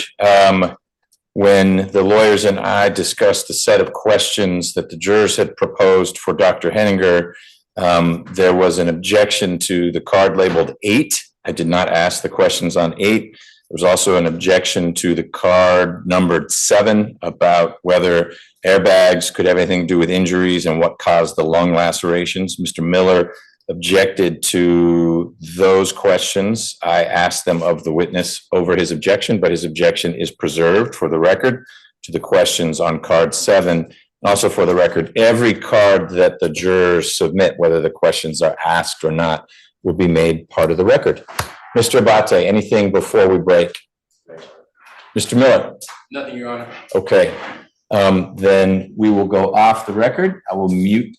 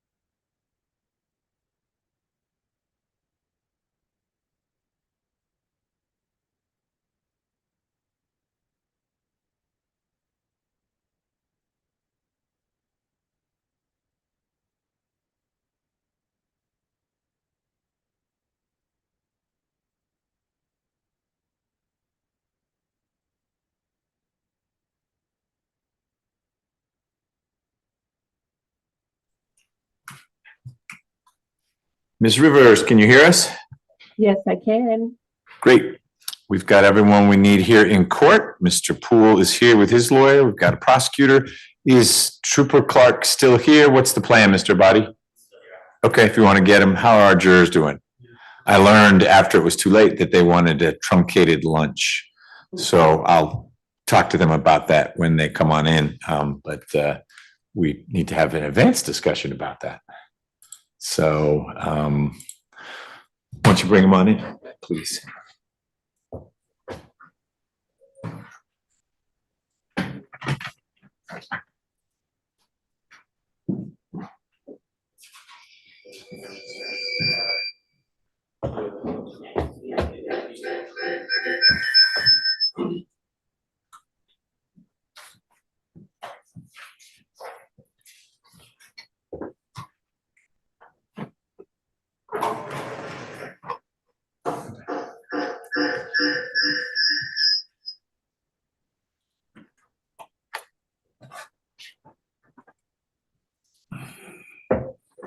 All right, jurors.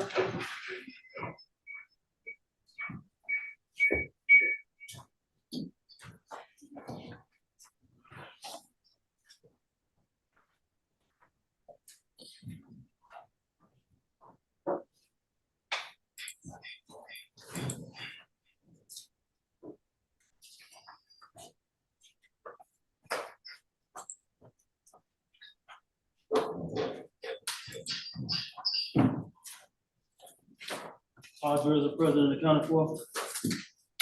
Thank you, Deputy Gordon. You all can be seated. So I learned too late that you all wanted to have a shortened lunch so we could get more done. I applaud that and encourage that in the future. We just need to talk further in advance. It may be that you want to start earlier one day or go later a day. You need to let me know and we can accommodate that. So tomorrow's lunch definitely can be a half hour if that's a unanimous vote. Can't just be too strong arming others into doing it. But those kinds of things we can always shorten. My default is to give you at least an hour because you've been focusing on something and there were some tough pictures in the morning and maybe you need that space. But if you want less time, just let us know before I've let everyone go and you're back there. Learning experience for everyone. When we paused for lunch, we were in the midst of the cross-examination. So Mr. Miller asking questions of Trooper Clark, and we're going to pick up there. Mr. Miller. Yes, Your Honor, it worked without you being here. I believe the feedback is coming from your microphone. It's very important that the jury hears the audio of what's going on during this video. So I would ask if Your Honor could turn your mic down or off, that way that they can hear that. Okay, my mic is now off. I'm not going to take it personally as you say it worked when I wasn't here. So, all right. It ain't my microphone because it's out there. Maybe it's just my mere presence.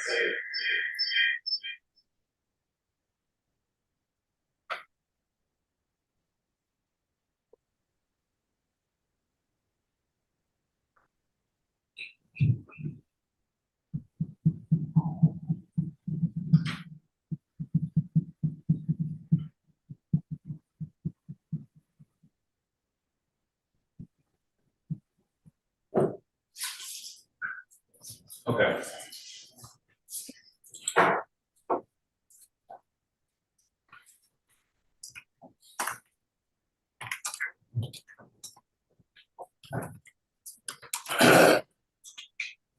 Trooper Clark, on direct, you stated that as soon as you got to the car, you saw that there was one person in the front and one person in the back, correct? Yes. You remember saying that on direct? Yes. Video, however, that's not what you said. You remember, have you seen that? No, not the audio.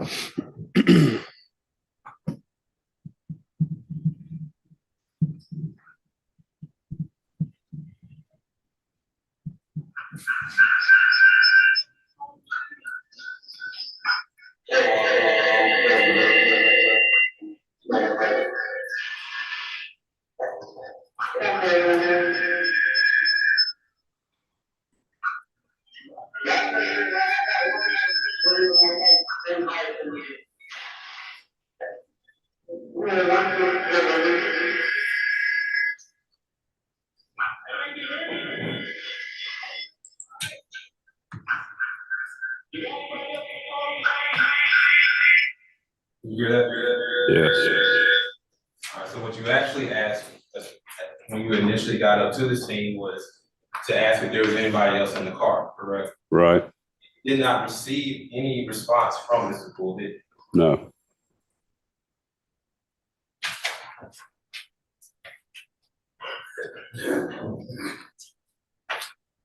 You also stated that your first thought was that he was the driver as soon as you got there, correct? Say again? You believe that he was the driver as soon as you ran to the car. I don't know. I mean, he was in the front. All right. And you kept telling everybody that was at that scene that he was a driver also, didn't you? I don't know.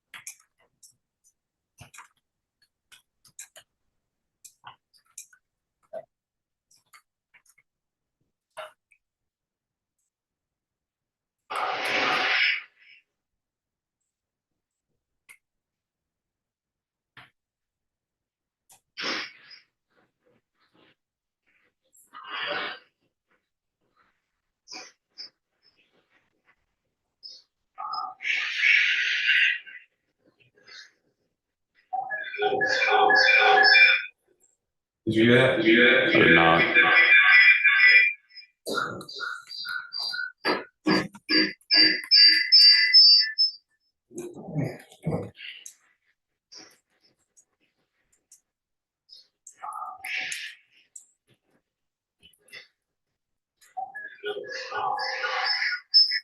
All he had to do was stop. I didn't hear that, counsel. Can you repeat what you said? All he had to do was stop. Those were your words at that time, wasn't it? Yes. All right, but that wasn't the only time that you said that, was it? I don't know.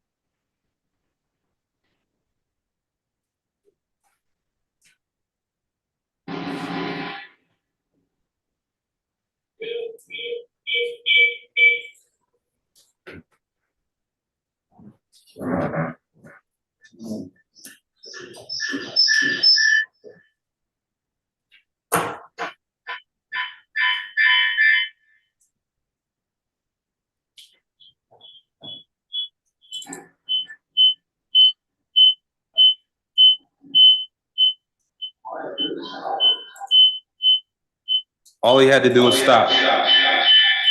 Did you hear it again? I did. And so that's at least 2 times that were picked up on the mic where you were going around telling everybody at the scene that he was the driver, correct? I said all he had to do was stop. I didn't say he was a driver, but I said all he had to do was stop. All he had to do was stop. Now, we know that there's one person that's deceased, correct? Correct. And he was deceased on the scene, correct? You talking about the one that got ejected? That's correct. Yes.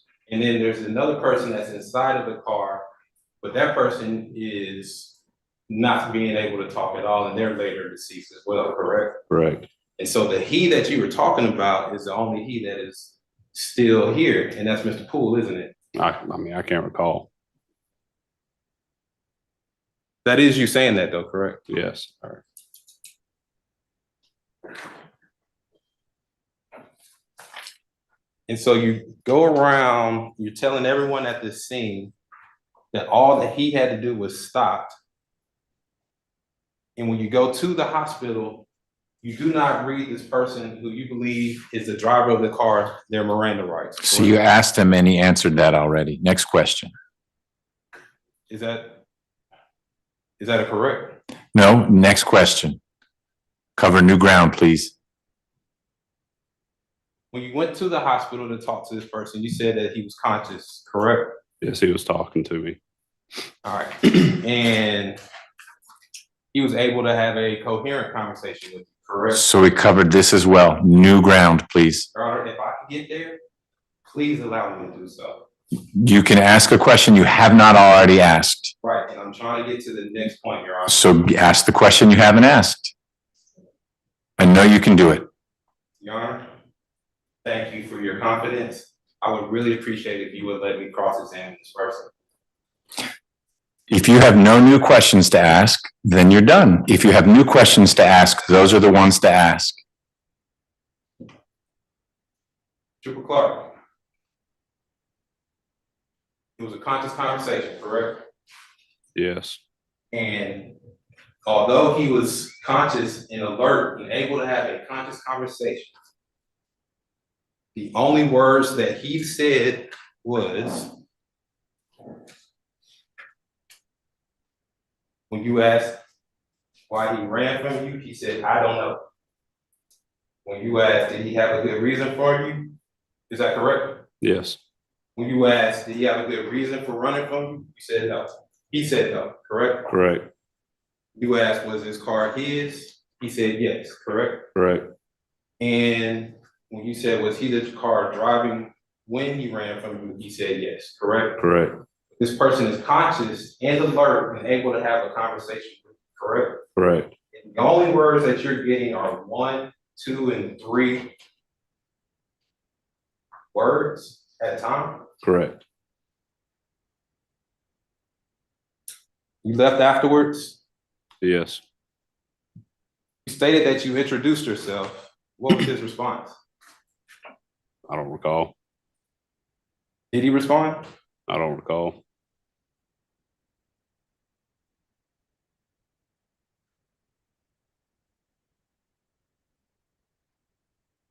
You were the investigating trooper. You were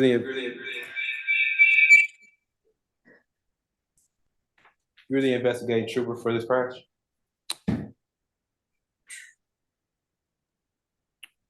Yes. You told us before about your training at the Georgia State Patrol. How many years of training does it take to become a Georgia State Patrol? 8 months. 8 months. During that 8-month period, there is a course that you have to take on policies and procedures. Is that correct? Yes. Part of that course and part of the stuff that you, or part of the material that you learn is the proper way to conduct an interview. Is that also correct? Yes. You also learn a proper way in which you are to conduct an interrogation. Is that correct? Yes. Now for interrogation, because there are differences, in an interrogation, a suspect is in custody, is that correct? Yes. And in custody, they're questioning in words or actions of that member. You should know that when you're interrogating someone, the words or actions on the part of that member that the member should know are reasonably likely to elicit an incriminating response from a suspect, correct? Correct. With regards to an interview, when a law enforcement officer is questioning a person and the interviewee is free to leave, interviews are generally associated with non-custodial questions, correct? Correct. Now, in the interview, you would call the discussion that you had at the hospital an interview, correct? Correct. Despite you believing that he was the driver, correct? Correct. You would also call it an interview despite you going to get warrants for him, correct? I hadn't had warrants at that time, so yes. Now, as part of the procedures under the Georgia Department of Public Safety, it says that all interviews and interrogations should be conducted in a manner that avoids obtaining a coerced or involuntary confession or admission. Is that correct? Correct.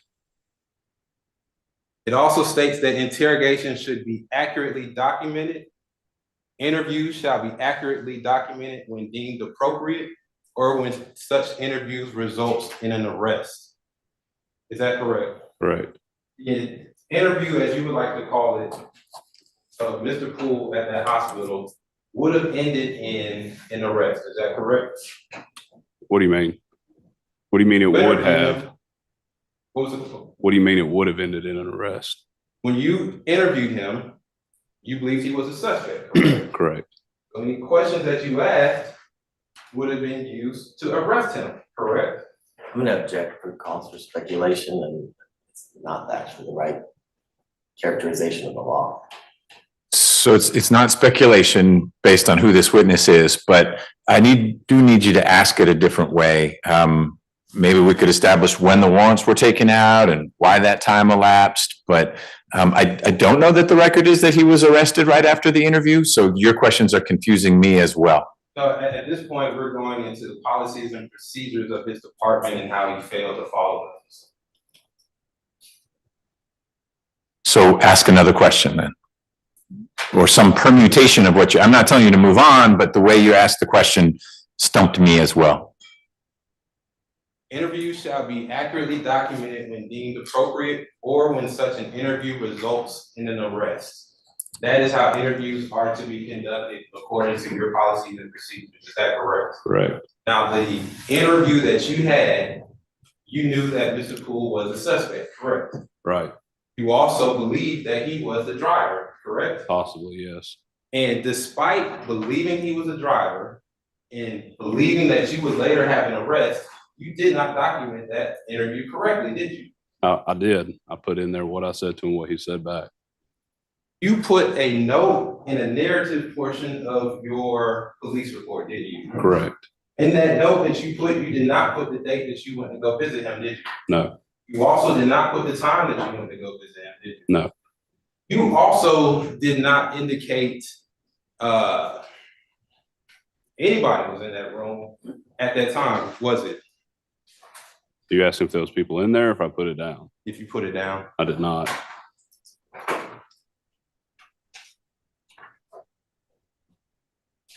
Now, when it talks about documentation in the policy and procedure class that you had, it says that all interviews and interrogations shall be documented by an investigative summary incident report, which may be supported by one or more of the following methods. Correct? Correct. Now, you said that you put it in your report, correct? Correct. But you don't have anything supporting that, correct? What do you mean? Well, it gives examples of ways that you can support that report. It says that there's a signed statement provided by a person being questioned and prepared by the member. You don't have that signed statement, do you? I do not. Another way is a signed statement prepared by the person being questioned. You don't have that signed statement either, do you? I do not. Another way in the documentation for your policy and procedures of accurately documenting this is for audio and video recordings of interviews and or formal statements. You don't have any of that, do you? No, sir. Like I said, my body mic wouldn't pick it up. You probably would. My body mic wouldn't pick it up from inside the hospital. When it says when you are to audio or visually record a statement or an interview, it says things you consider are the circumstances of the investigation. Is that correct? Correct. And that you should also consider the environment of the interview. Is that correct? Correct. Another thing that you should consider is the impact on the recording on the interviewee's cooperation. Is that correct? Say again? The impact of recording on the interviewee's cooperation. Is that correct? Yes. Also states that you should be the availability or adequate audio or video equipment. Is that correct? Yes. And then the potential for an interviewee to recant their statement. Is that correct? Yes. Now, if a person is in the hospital, they've just been in an accident which has been characterized by EMS as a super significant, they didn't say super, but they said a very significant accident, then it would be important for that to be recorded, would it not? As far as what? The statement. I don't know. EMT didn't tell me that. You were at the scene, correct? Correct. Have you seen an incident like this before? Yes. How many? I don't know. I've seen It's been that many? More crashes than I would like to see.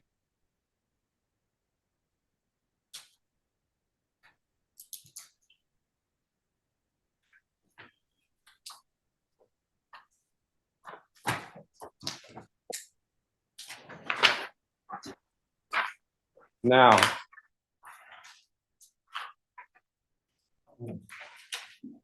as the investigating officer,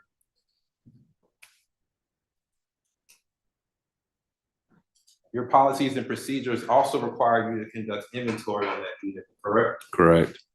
And that includes all vehicles involved in a felony prosecutable case, and they shall be impounded in a secure lot as designated in the records qualification rotation list. Is that correct? Yes. Also, these vehicles should be stored at the direction of the investigating trooper in compliance with the evidence and property policy. Is that correct? Yes. That wasn't done in this case, was it? I can't remember who did the tow sheet on the vehicle. There is no tow sheet on this vehicle, is there? I don't recall. I don't know. Have you seen the tow sheet on this vehicle? I have not.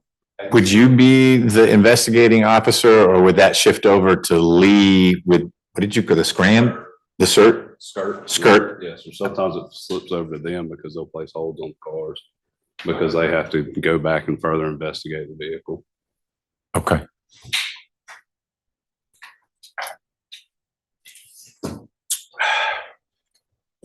You've not seen an inventory sheet, have you?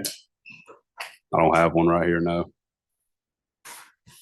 And to your knowledge, there was not a DPS 811 vehicle inventory form done either, was it? I don't recall.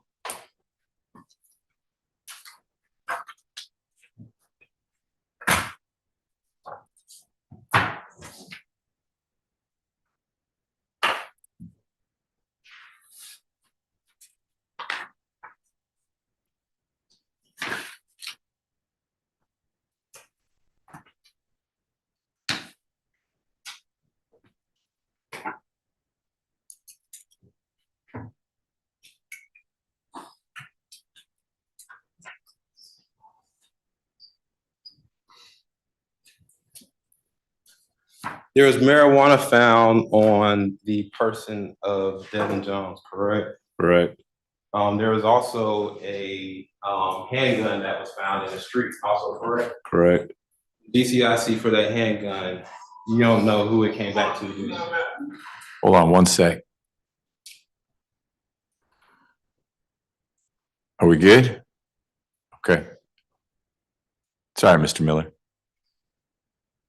The GCIC for that handgun, you don't know who it came back to? It doesn't tell us the name.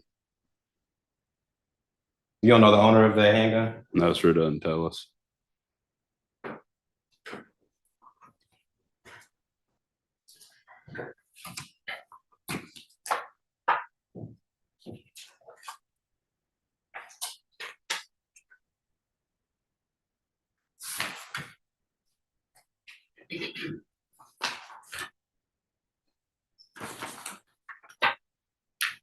As part of your policy and procedures, it states that when there are weapons found, any weapons located shall be checked through GCIC and CIC to determine if they were reported stolen or lost.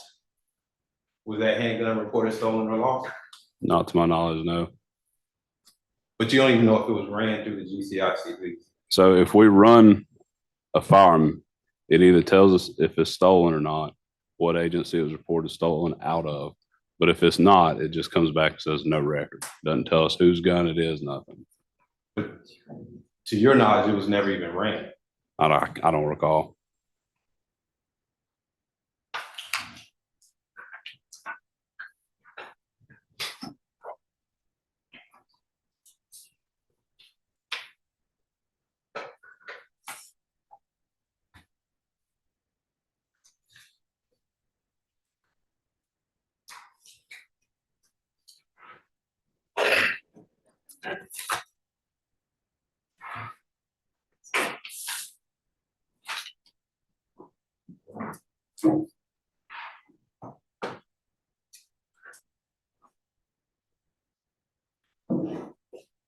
You stated on direct that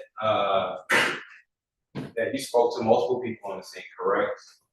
At the scene? Yes. Yes. One of the individuals that, you spoke to was an EMT, correct? Correct. That EMT person was Joe Connor, correct? Correct. Now, when you spoke to Joe Connor, your testimony today is that he told you that Mr. Poole told you that he was the driver, correct? And Mr. Poole told him he was a driver. Mr. And then he Poole- told me. And then he told you. So Mr. Poole told Joe Connors that he was a driver. Correct. And that's what you're telling us today, correct? Correct. Now, the dash cam video that you have in mic on you that translates, or is not translate, but it picks up everything that you're saying while at the scene, correct? Should, yes. And in most cases, you can also get some background or hear what other people are saying while they're at the scene as well, correct? Sometimes. And you've seen this video, correct? Yes. And nowhere in this video do you see Joe Connors walk up to you, do you? Well, at that point, he would have to walk directly in front of my car So the answer is no. to be on the camera, correct? And at no time in this video do you hear any audio from Joe Connors saying, he told me that he was a driver, do you?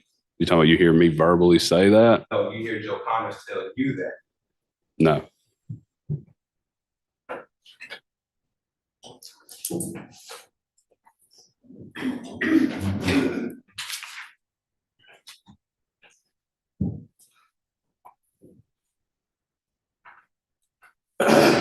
You stated that Joe Connors told you this, correct? Correct. And so you put it in the report. Correct. That's correct.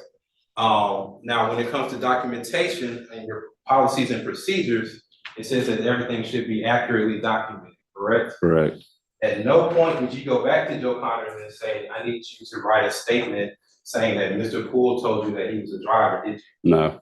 At no point did you follow up with Joe Connors and say, let me get you on the mic so it's accurately documents that you told me that he was a driver, did you? No. The only thing is a note at the very bottom of your narrative that says Joe Connor told me that he was a driver, correct? Correct. That note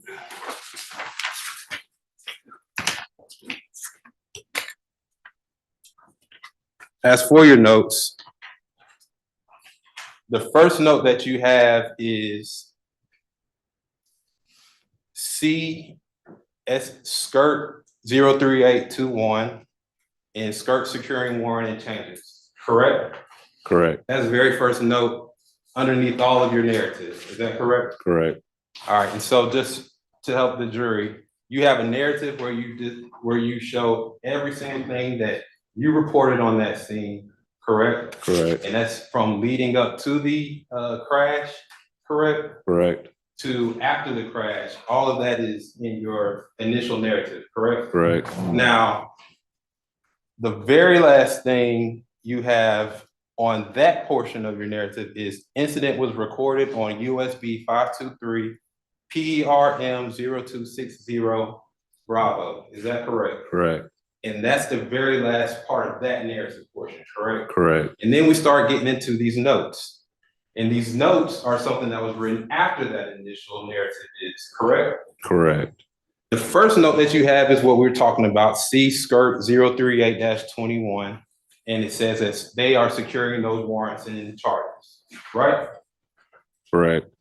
After that is another note, and it says that's when you had the conversation with Mr. Poole, correct? Correct. At the hospital, right? Correct. And then the third note, and this note is not in your original body of your narrative, right? It's a third note that is after the C skirt team. It is after I went to the hospital. It is then another note that says, Joe Connor told me this information, correct? Correct. And you don't have the time that he told you this information, do you? I do not. And then the very last note that you have is warrants were secured on April 16th, 2021. Correct. That's the date correct? Correct. That's the actual date that those warrants were secured, right? Correct. And we can actually corroborate that because we see the warrants and we see the date and the time that they were actually sworn out, can't we? Correct. But there is no other corroboration for anything else that's in those notes, is there? Correct.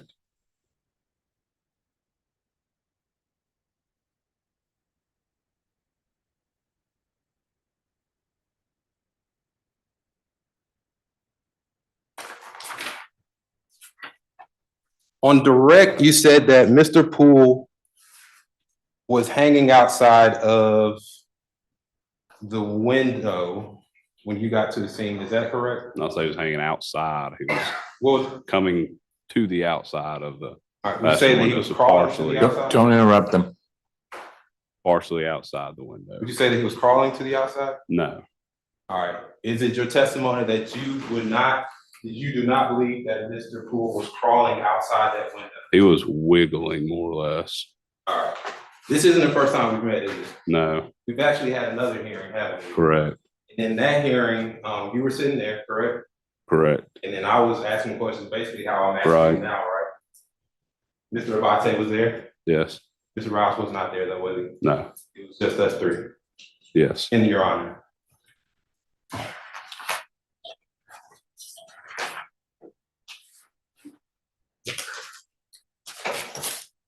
At that hearing, do you remember what your testimony was as to how Mr. Poole was coming out of the car? Would it help if I refreshed your memory? Yes.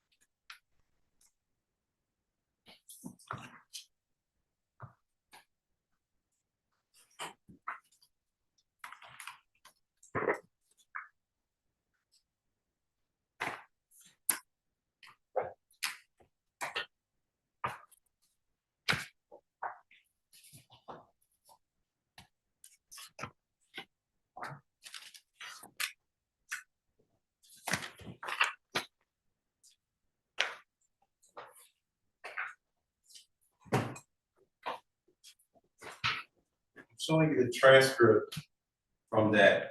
Could you read to yourself on page 10, lines 7 and 8? And these were the questions that were asked by Mr. Abate. Just read to yourself what they said.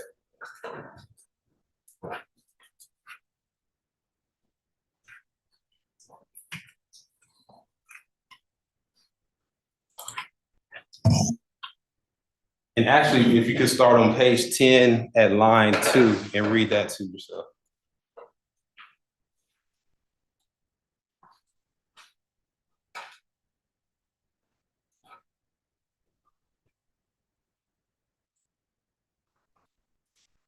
Have you had a chance to read it? Yes. All right. Now that you had a chance to refresh your recollection, you stated that Mr. Abate asked, now when you Don't read from the transcript. You can ask him whatever question you want, but don't read from the transcript. all right. Mr. Abate asked you a question, correct? Yes. And then what was your response to that? Let's see. Asked me where he was seated, as far as front seat goes. And I said, yes. As he asked front driver's seat, front passenger seat. I said, yes, crawling through the passenger window. All right, you said that he was crawling through the passenger window at that time. Yes. And this was when you initially came to the scene, correct? That is correct, yes.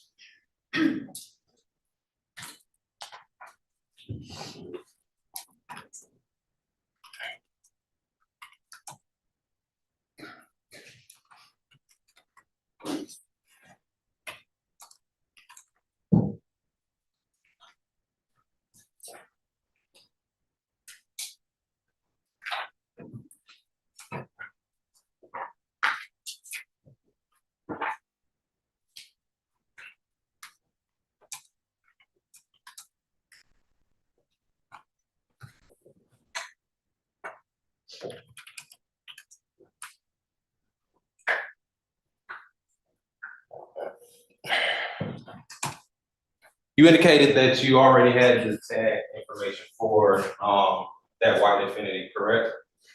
When I called it out over the radio, yes. Yes. Let me switch where we are. All right, so now we're going back to where you initially saw Mr. Poole on 85 going north. Correct. You stated that you had seen the tag and called that information in already, correct? No, I didn't call it out till I turned the blue lights on. Okay, when you turn the blue lights on, that's when that's when you called the tag in, correct? Correct. And during that time period, you said the car reached up to speeds of 130 miles per hour, correct? No, When was that? when he fled from me. When he fled from you. All right. And he fled from you after you turned the blue lights on, correct? Correct. All right. So he got up to speeds of 130 miles per hour, correct? Correct. All right. Now you're on, it's 3 a.m. in the morning. You've already said that these were dangerous conditions. You do have the ability to call the supervisor to have this chase called off, don't you? No. Not. Who has that ability? Each trooper is allowed to make that call. Each individual trooper or supervisor does not approve our pursuits. Okay, so you have the ability to call that off. Correct. Right. And then rather than calling that off, when you see him going in excess of 100 miles per hour, you continue your pursuit, correct? That's correct. Now, you stated that you saw him going over 100 miles per hour up the exit ramp for Lenox Road, correct? Correct.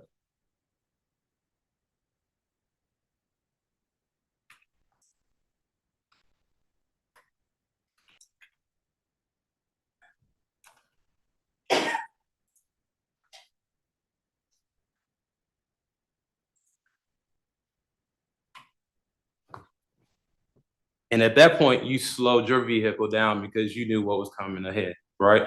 Yes, I knew the intersection. Right.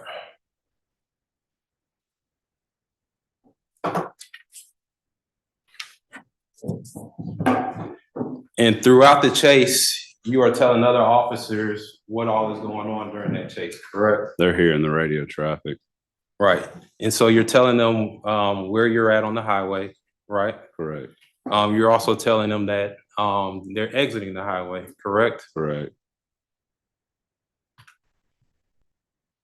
On direct, you stated that you saw the accident once he got on the other side of that box truck? Correct. Once he crosses, then I come up and see the car turning on fire. All right. That was once you got to the top of the exit though, correct? Correct.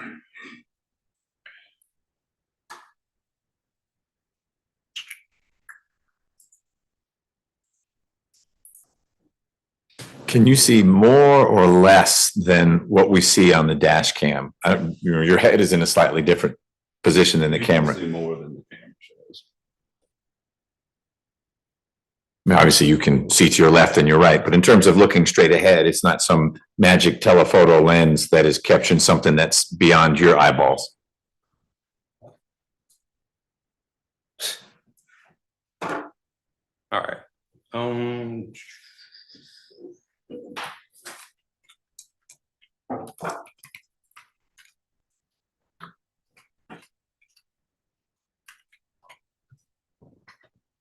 All right.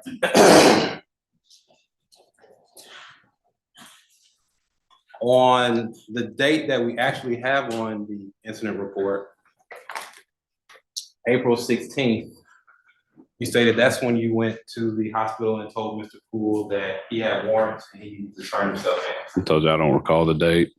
It's on your report. I would imagine that, yes. The date, so what did they say they were? Don't interrupt them.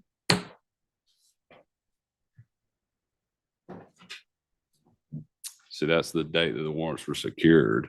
All right. And then you went to the hospital shortly after that, correct? After they were secured, yes. All right. And there is a portion of the hospital where people that are in custody go to at Grady, correct? There is, yes. All right. And that part of the hospital, I'm thinking it's like the very bottom basement area. Somewhere around there, yes, sir. And if somebody is in custody, then they're in that place, and that way they can't go anywhere, can they? No, they don't always go there. There wasn't any officer that remained outside that door while he was there, correct?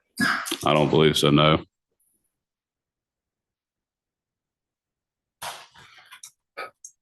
That area of the hospital, it is cut off from the general public also, correct? About the detention area, Right. I mean, they've got key cards that go in and out, just like the rest of half the doors in the hospital. But it would restrict the movement of patients. Yes.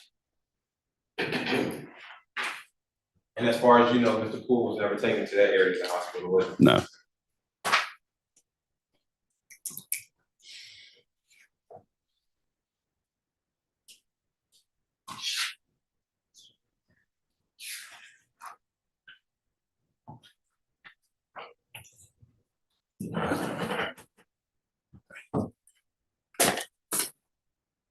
I have no further questions. Mr. Abate, any redirect? Very briefly. Trooper Clark, despite whether Mr. Poole was wherever he was taken for the hospital, where he has warrants on. Let me ask you this question. I'm sorry, I can't hear over Mr. Watson. All right. The So, memo.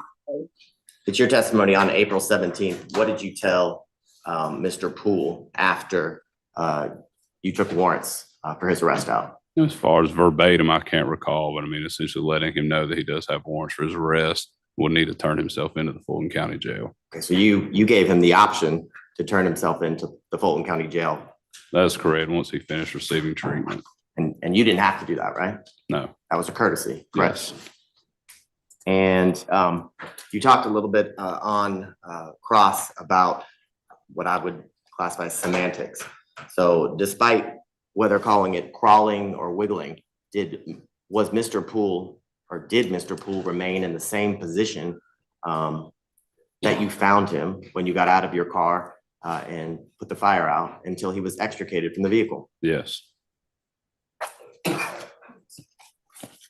And in talking on direct a little bit about, or excuse me, on cross about your interaction with Mr. Poole at the hospital that on April 9th, later in the morning. Do you remember talking about that? Yes.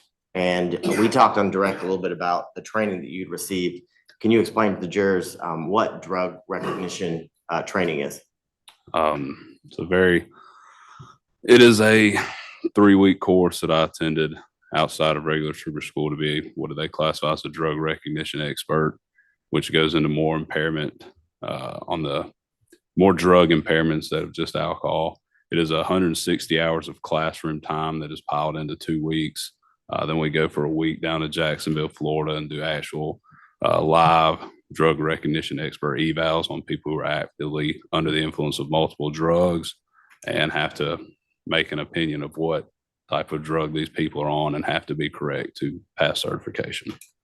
And is a part of that training and certification, or is a point of that training or certification, is it for you to determine, I guess, when not to ask questions if you believe somebody's too impaired? Yeah, I mean, usually at that point, they're to the point where they can't talk anyways. Those people voluntarily came in to the evals, voluntarily talked to us and everything.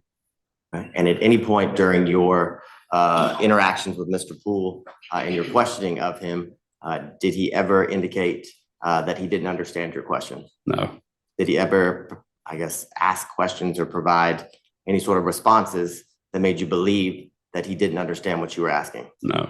Were his answers logical, and did they make sense as it related to the questions that you asked? Yes.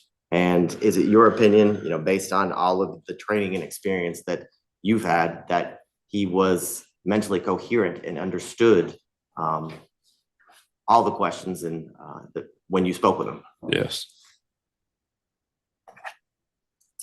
And on April 9th of 2021, when you spoke to him, was Mr. Poole under arrest? No. And can you tell the jurors, when are you required to read Miranda warnings to anyone before speaking with them? No, once they're under arrest or in custody and not free to leave. And on April 9th of 2021, was Mr. Poole, were any warrants taken out for his arrest? On that night? Yes. No, sir. And can you tell the jurors at which point, based on your training and experience, would Mr. Poole be considered under arrest? Once those warrants were secured. So April 17th of 2021? Yes, sir. And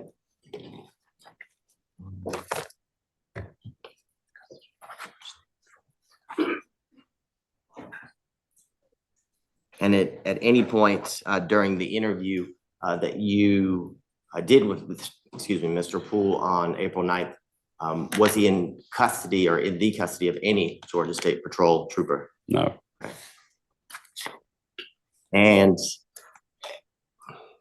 he asked, Mr. Miller asked you a couple questions about the doctors and the nurses and treatment. Do you remember that? Yes.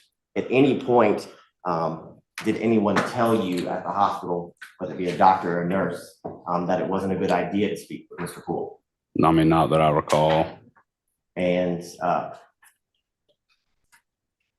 If they would, if they would have asked me to leave, yes, I would have. my next question. And you, when you spoke with him during that interaction, did you have your gun out? No. Did you threaten him in any way? No. Did you coerce him in any way to make a statement? No. If he would have told you, I'm not answering your questions, can you tell the jury what you would have done? I would have said, okay.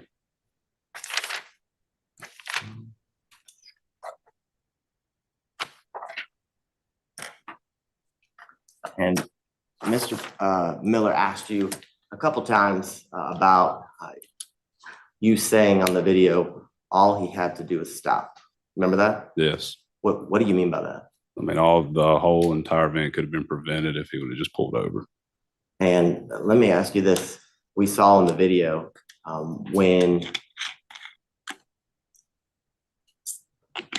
you arrive or when you pull up to the intersection, you remember seeing that Mr. Poole's vehicle was on fire. Remember that? Yes. Can you tell the jurors what would have happened if you didn't put the fire out? Objection relevant? I'll ask a better question. In your experience as a trooper and your common sense, if you let a fire burn, what's the result? Objection relevance. What's the relevance? Why did you do that? I'll ask a more relevant question. Okay. Why did you put the fire out? To keep the car from exploding and to save both occupants in an attempt to save the occupants. In an attempt to save Mr. Poole's life. Yes. Nothing further. Mr. Miller.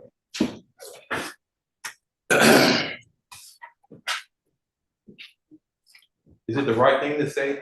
Right thing to do is to save his life, isn't it? To try, yes. All right.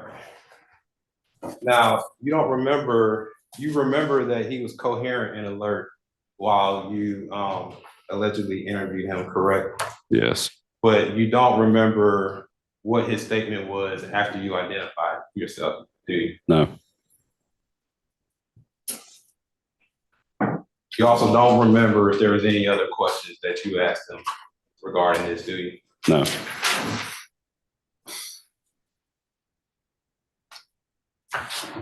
And it's not.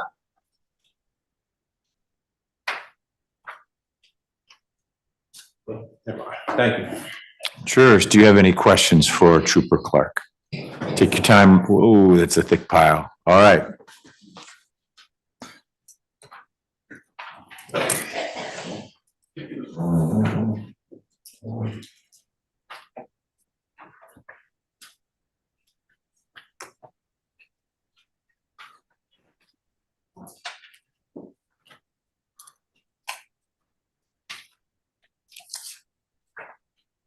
Can you bring me the first batch? They can take their time, but I can start numbering.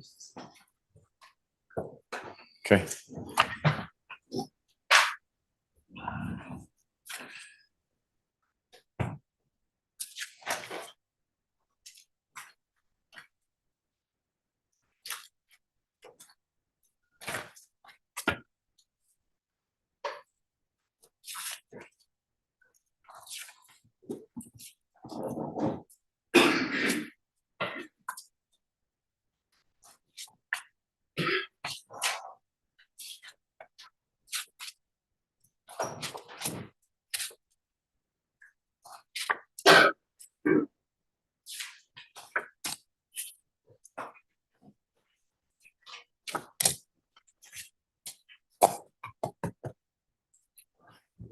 Thank you. All right, ladies and gentlemen, please be at ease here in the courtroom while I meet with the lawyers outside. Be back shortly.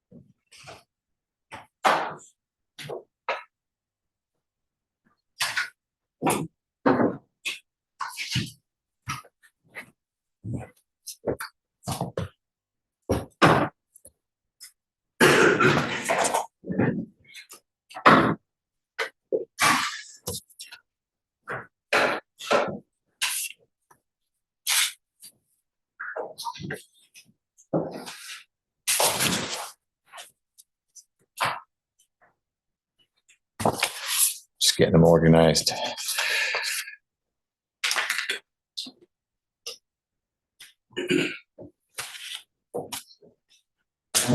Okay.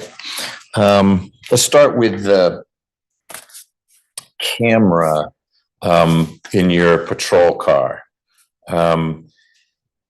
Is the footage that's generated reviewed by anyone on a regular basis, or is it only when there's an actual incident, like you pull someone over? Yes, it goes, our NCOs pull random videos every week. Tell the jury what an NCO is. NCOs are my supervisors, my corporals, buck sergeants, post commanders. And they will randomly review video and make sure you're not asleep or at a Correct. Krispy Kreme or something instead of out on the road. Yes, and they pull videos that are labeled as different types to check that. So they'll pull videos that you've labeled as a traffic stop. They'll pull one that you label as a test recording, which a lot of times we save, you know, if you're driving, you accidentally bump the blue lights and it turns your camera on, you turn off test recording because it saves, I don't know how you call it, but I guess more important calls in a higher definition of the video. So like that test recording is kind of the low end of the deal, but they'll check a lot of those just to make sure. Is the recording generated during a shift of yours or any other troopers automatically pushed to the cloud, or do you hand over a thumb drive from your car? How does it get secured? So my car itself has its own Wi-Fi that is hooked up to the camera. As soon as the recording is stopped, it immediately gets uploaded to the cloud. And are you able to get in there and like, hey, I got to delete that little part where I wasn't where I was supposed to be? I cannot. And the only camera equipment associated with you and your car when you're on patrol is the dash cam. Yes, and it's kind of stuck to the top of the windshield.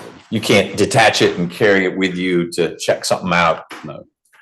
You talked about having a microphone, in particular when you were at the hospital and your mic wouldn't pick it up. Tell the jurors what the mic is and what it has to do with being near the car. So the microphone is just, I mean, it's just a little box that we can put on our shoulder, our belt, but it has to sync to the camera to pick anything up. And once you get so far away, it's, I guess, sort of like a Bluetooth connection type thing. Once you get too far away, they'll disconnect and it won't pick anything up. Do you have any sense of what that range is?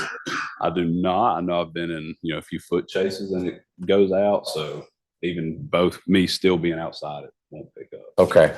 But if you're standing right next to your car and you're talking, that mic will push the audio of your interaction to the recording that's being made with the dash cam. Correct. Yes.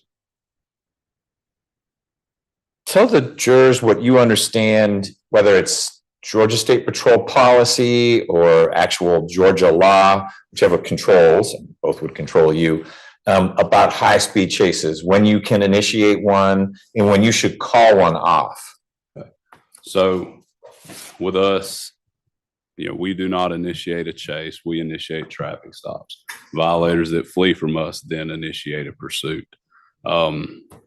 We call off chases when it becomes, and when it endangers the public. Like if, for example, if you're on an extremely busy roadway, or if they start blowing red lights, because we use what's called due regard.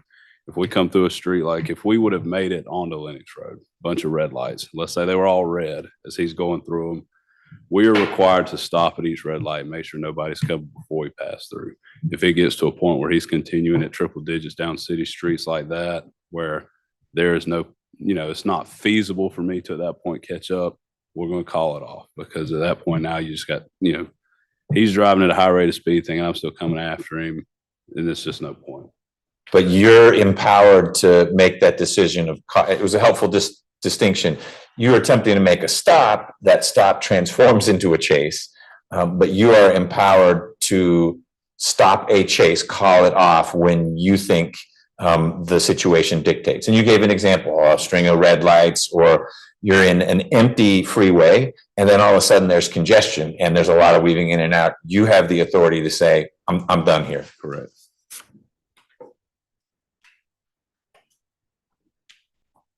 Was it your assessment, if you were able to make one, when you were interacting with Mr. Poole there at the scene of the accident, that he was under the influence of anything? That was unable to be determined due to when you're looking, doing a DUI investigation, a lot of things come into play. You're looking for speech patterns, eye conditions, odors, movement, how they walk. Obviously I was unable to see anything about how he could walk. Couldn't smell anything due to the fire, the fire extinguisher, and his eyes were closed at the time of the stop. So there was no way for me to do a correct evaluation of whether or not he was impaired. One of the deceased is Mr. Minor. Do you recall where he was located, either in the vehicle or if he was the gentleman that Buffington found away from the car? Mr. Minor was in the car. Okay. Tell the jurors where in the car he was. He was in the back seat, completely in the back seat of the car. At one point during your testimony, you may have used the term driver's compartment as you were describing where someone was. First, tell the jurors what you mean by driver's compartment. Essentially just the driver area of the car. I'm sorry. Just that, I guess, a little, the cockpit area. That's the driver's compartment. Okay. Did you find any evidence that indicated to you that at some point Mr. Poole had been in the back seat of the car? No.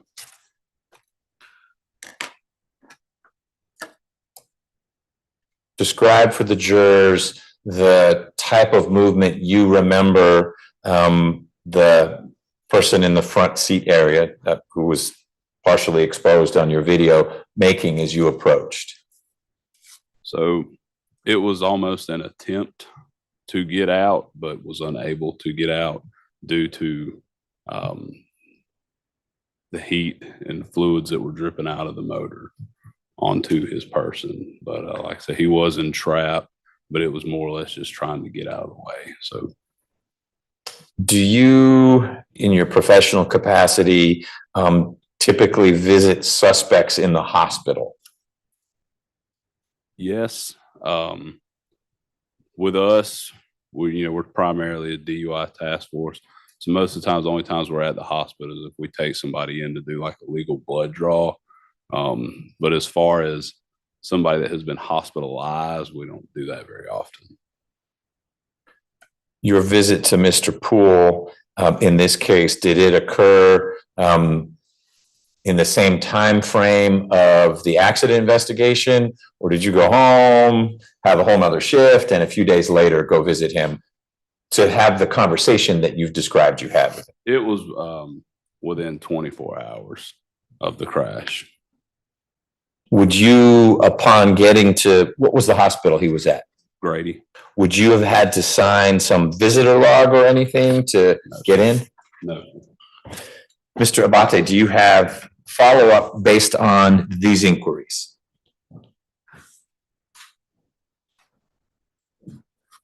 What was the reason that you were stopping? What you learned in your investigation of the Mr. Poole's flight Infinity? Objection to that. That's not in regards to any of those questions. Overruled. What was the reason for the traffic stop? Correct. Speeding, running 95 miles an hour and a posted 55 and fell in the maintained lane. Thank you. Mr. Miller.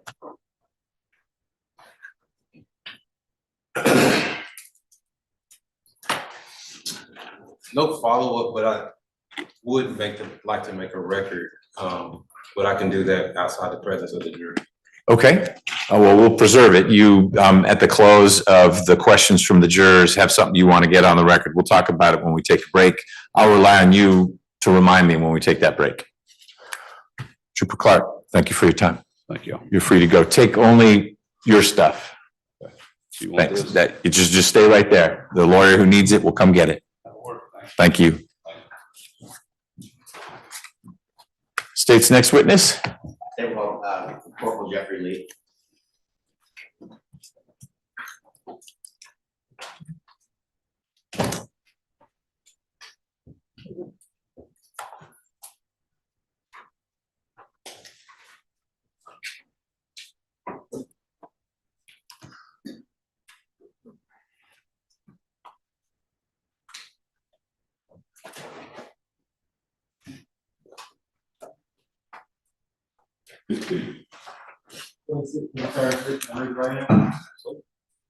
Swear affirm that testimony you will give will be true, the whole truth, and nothing but the truth, so help you God. I do. Glory now. Then state and spell your name for the record. Judge. Yes, my name is Corporal Jeffrey Lee, Jeffrey Lee. Good afternoon, Corporal Lee. Good afternoon. Can you please tell the jurors how you are currently employed, sir? So I am currently employed by the Georgia State Patrol, and I am the team leader of the Specialized Collision Reconstruction Team, SCIRT for short. Okay. And can you tell me how long have you been a member of the Georgia State Patrol? I've been with the State Patrol for 12 years. Okay. And while being employed by the Georgia State Patrol, you said the last 12 years, have you always been a member of the SCIRT team, or have you worked in other areas of the departments? I've worked in other areas. I've been with the team for the past 6 years, and I've been the team lead for the past 3. And can you tell me a little bit about, I guess, what, again, SCIRT stands for, and what do you do as a member of the SCIRT team? So again, it's the Specialized Collision Reconstruction Team. And what we do is we do a variety of tasks, but number one, first and foremost, we're accident reconstructionists. That's what we do. We assist troopers with the initial crashes. So we're called in to assist with anything that's prosecutable or serious in nature. And that can be from a fatality or a serious injury crash, pursuits, on down the line. That's what we're called to do. And again, we have other technical skills that your standard trooper that would come to your accident scene may not have. And can you tell the jurors a little bit about the education and the training that you endure in order to be a member of the Specialized Collision Team? Yes. So I'm a state certified reconstructionist through the state of Georgia. But you also go through levels 1 through 5 of accident reconstruction. Okay. So that's anything from critical speed, spin analysis, all the way up to crush, energy, momentum. And then we get a range of other training as well, human factors and things of that nature. And as I guess you remain a member of that team and work in that unit, can you tell the jurors, do you continue to get training or education as it relates to the area of accident reconstruction? Absolutely.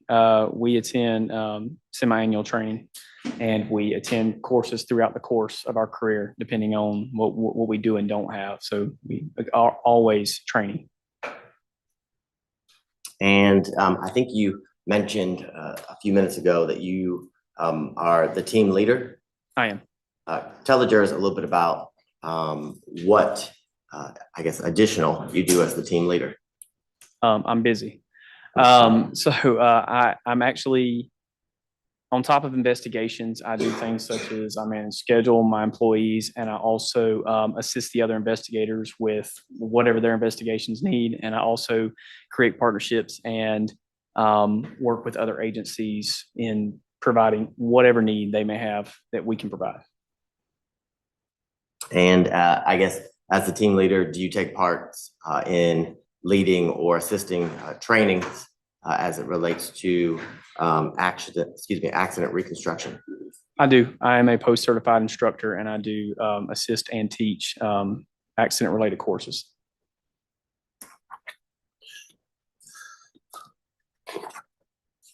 This time, Your Honor, the state would tender Corporal Lee as an expert in the area of accident reconstruction.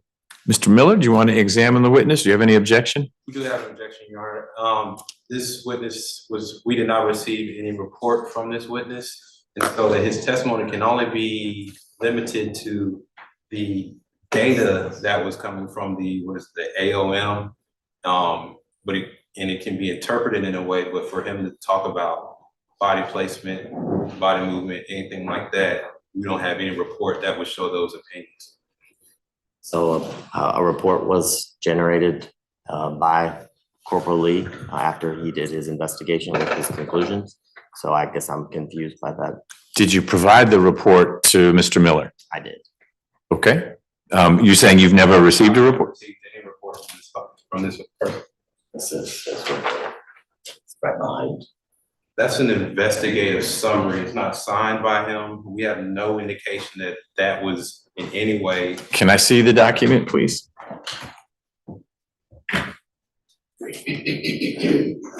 Thank you.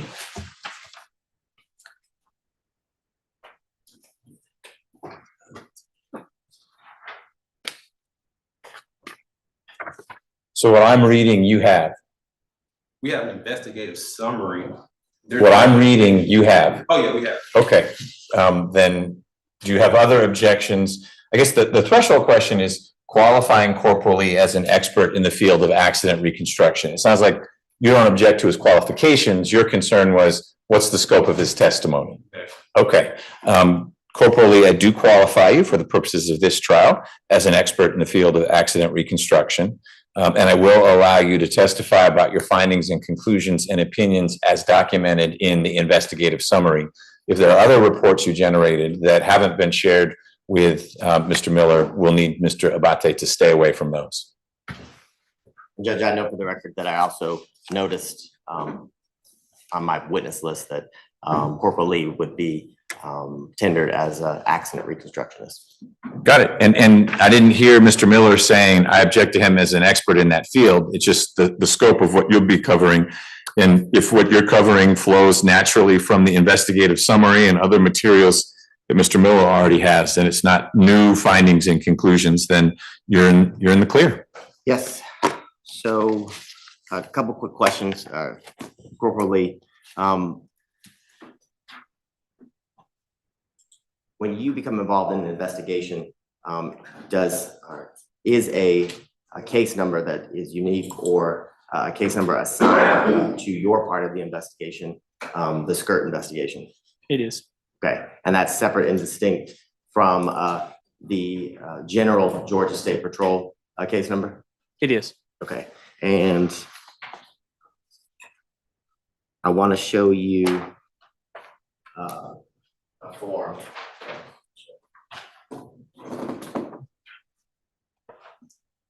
And I will mark it for identification purposes.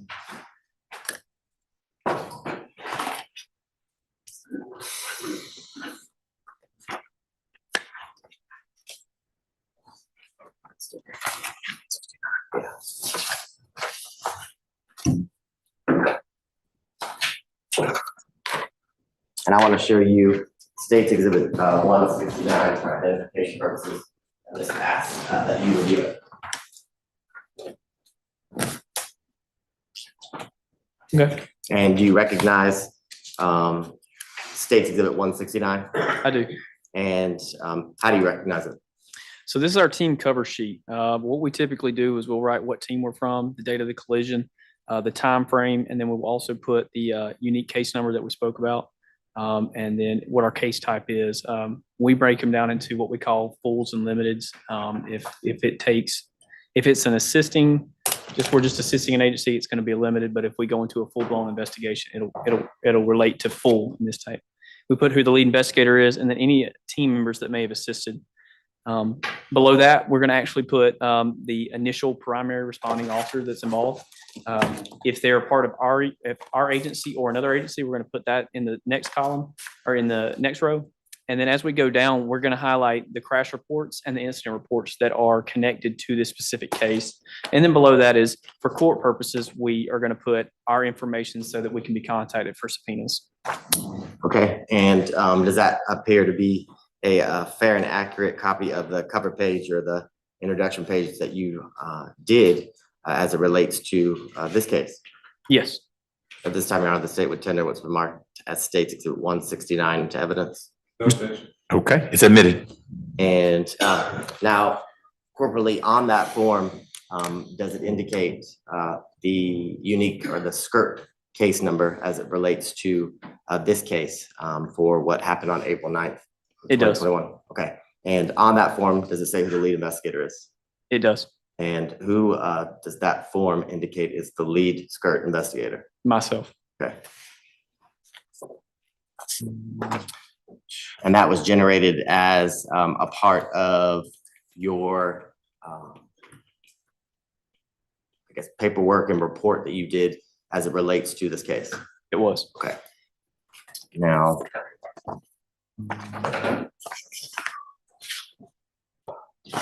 what was the unique skirt case number that was assigned to this case? So according to this exhibit, it is SCRTC -037-21.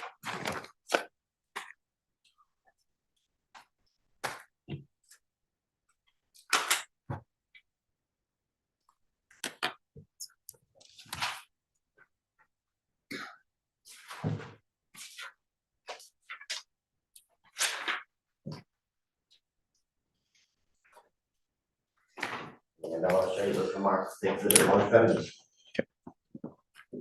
And do you recognize that? I do. Okay, and can you tell the jurors, how do you recognize it? This is my investigative summary. Essentially, what we're going to do at the end of our investigation is we are going to summarize the collective of the details. The reason we do that is because case files can range from 5 pages up to, we've had cases with 4,000 plus pages. So we are basically condensing our findings into a simple report.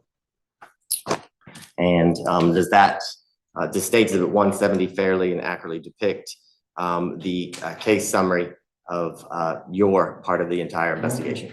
Yes. Time around, the state would tender what's been marked the State's Exhibit 170 into evidence, knowing that it doesn't go back with the jury at the time. No objection. It's admitted. And can you tell the jurors, is there a case number up at the top of, I guess, the beginning of your case summary report? There is. And can you tell the jurors, what is that case number on the top? It's going to be SCRTC-037-21. So it sounds like is that the exact same number that was contained in the cover sheet or the case index form in State Exhibit 169 we just talked about? It is. Okay. Now, can you tell the jurors, when you respond to a crash scene, what are the first things that you do? So we're going to do a range of things. First, when we arrive at the scene, we're going to try to speak with the parties involved so that we can kind of get an understanding of what's going on. We're going to walk the scene as well. And when we're doing that, we're going to take photographs to document the scene as we find it. We're also going to use marking paint on the road. If you've ever been out and about and you've seen marks all over after a crash, that's what we're doing.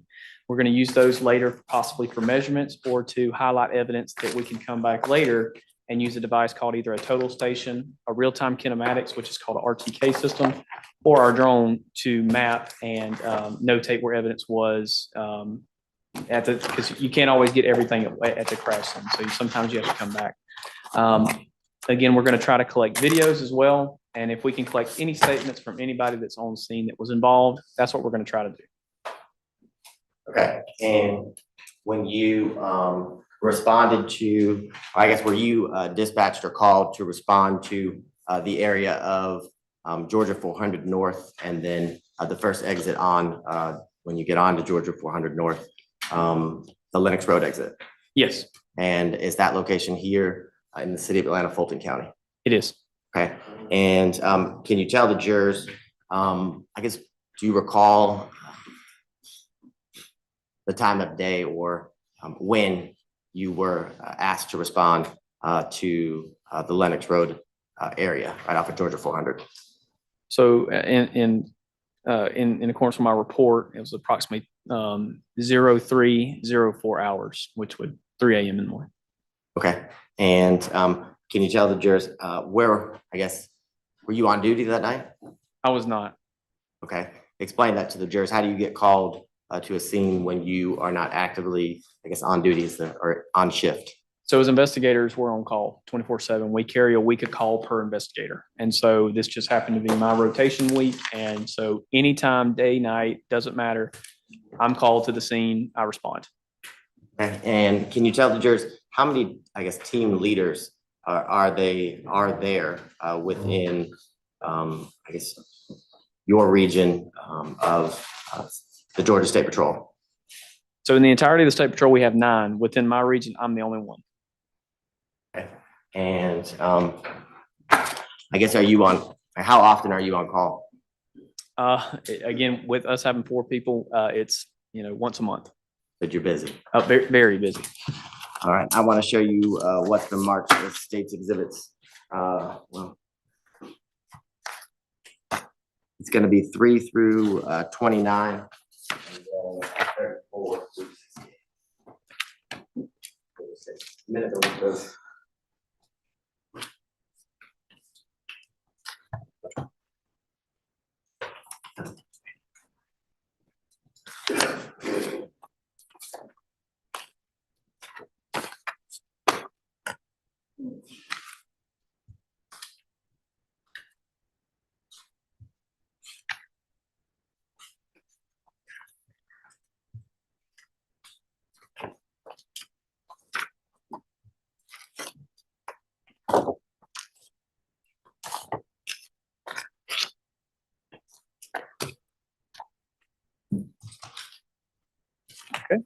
And can you tell the jurors, do you recognize state's exhibits 3 through 29 and then 34 through 68? I do. And how do you recognize them? These are the photographs that I took when I arrived at the scene to document the scene as I found it. Okay, and then while we're at it, I want to show you what's been marked as state's exhibits 132 and 133.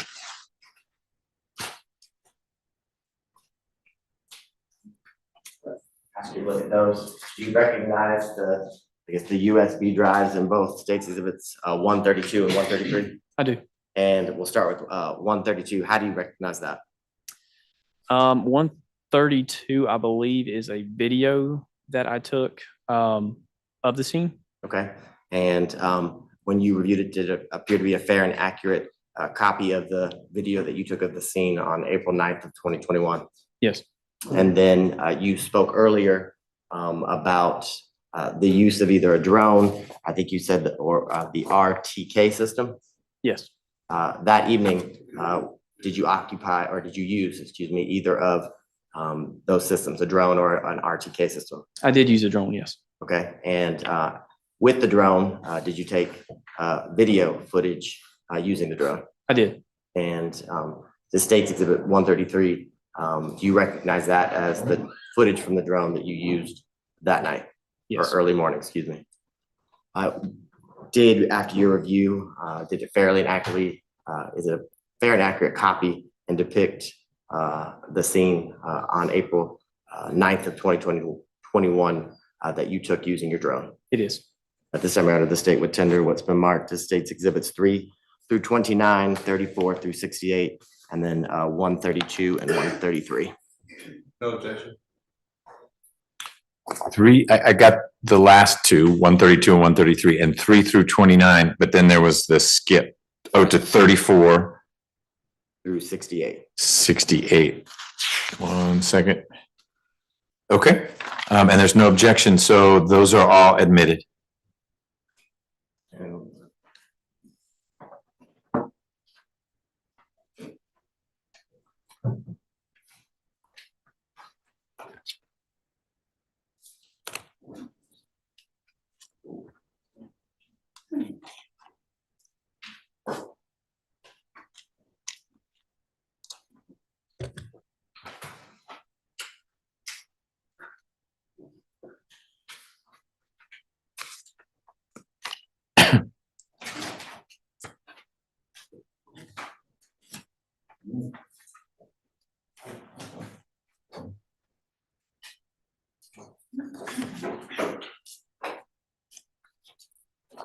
And then hopefully, as previously amended states exhibits 30, 31, 30 through 33. Did you, is that part of the packet or is that some of the photos, the remaining photos that you took on April 9th of 2021 of the scene? They are.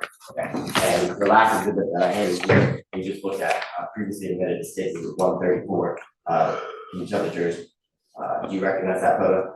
I do. Okay, and that photo that was previously admitted, can you tell the jurors what is it?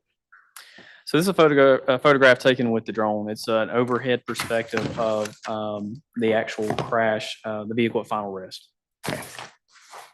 Now, I guess, can you walk the jurors through some of the first things you said you arrive on scene and you kind of survey the area. What are the first steps that you take as a part of your training as you start, I guess, reconstructing the collision or the crash that you're there to investigate?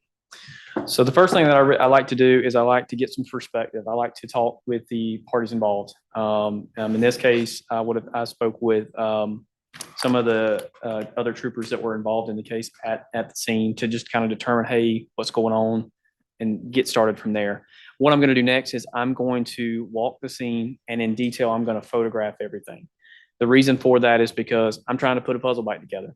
My job is to recreate crashes. It's in the name of reconstruction. So what I'm going to do is I'm going to walk the scene, and I'm going to highlight evidence using spray paint. Again, we've all traveled through the city of Atlanta or anywhere, and we've seen after crashes where they're marking paint or marking things such as areas of impact, fluid trails, skid marks, any type of tire mark, gouge marks. Gouge marks are essentially look like an ice cream scoop came through the asphalt. And we're going to notate where occupants, again, in this case, one was ejected. We're going to notate where he's lying at the end of the crash. We're also going to notate the final rest of the vehicle so that we can have, again, the perspective if we need to come back and do what we call forensic mapping at a later date. From there, if I have any witnesses available, I'm going to take the time to interview them and find out what they saw or what they heard. A lot of times we have people who hear crashes, they don't see them. So we want to make sure and establish that they actually saw what occurred. I'm going to also look for things such as video.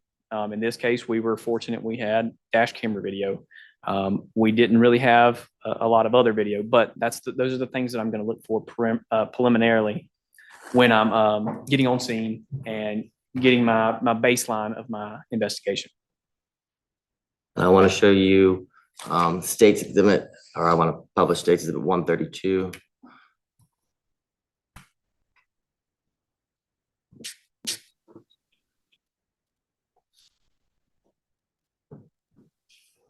Now, it states Exhibit 132. Can you tell the jurors, is this the, I guess, beginning or what you described as the video that you take as it relates to, I guess, you're walking and surveying the scene in which you were dispatched to investigate? It is. All right, start the skids. Objection, Your Honor. Stop for a second, please. This video was not provided in discovery. It was. It was. Show me in a Dropbox. I would have.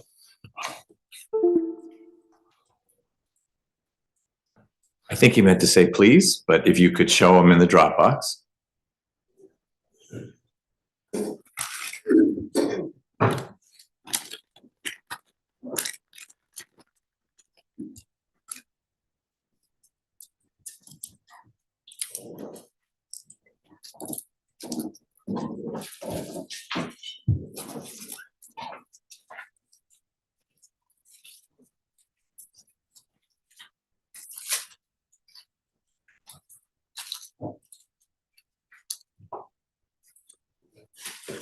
First thing in the Dropbox on the scene.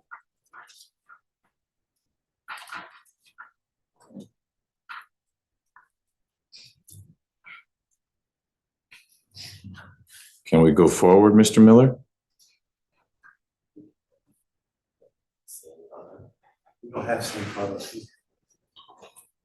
I served you the scene photos. It's a scene photo.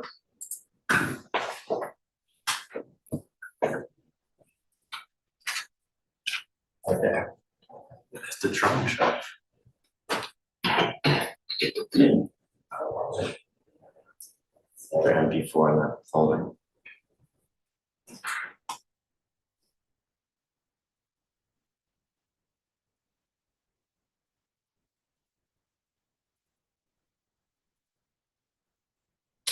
I've been mistaken here.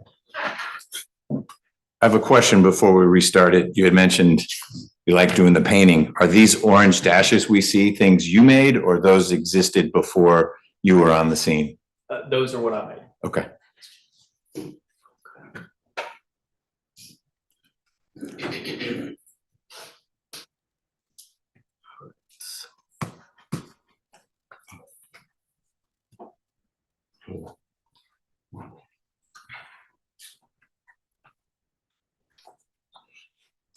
Ladies and gentlemen, there's a latency in the internal Wi-Fi here, and so playing videos sometimes is bulky. You just encountered it. Once it gets going, it goes well, but if we stop it and try to start back up, it can often kick the user out.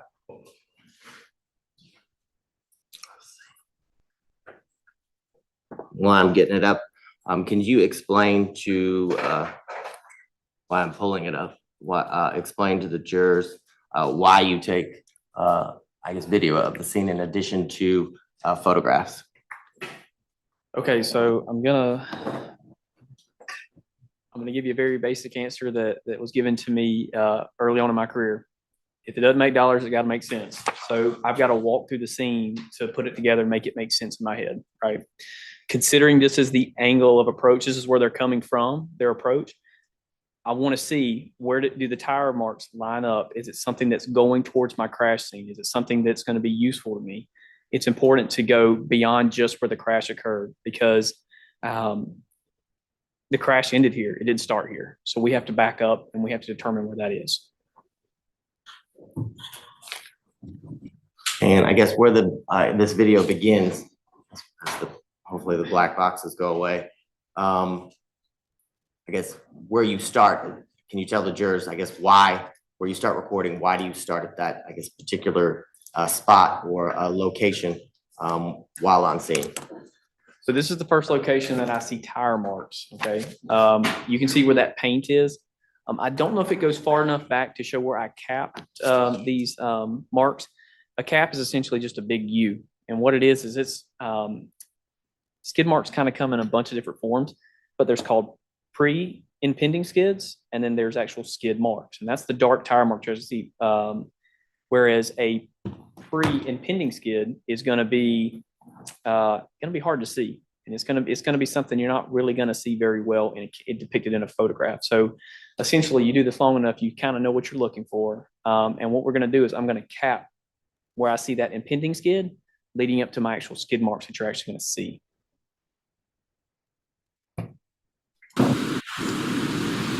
All right, started the skids.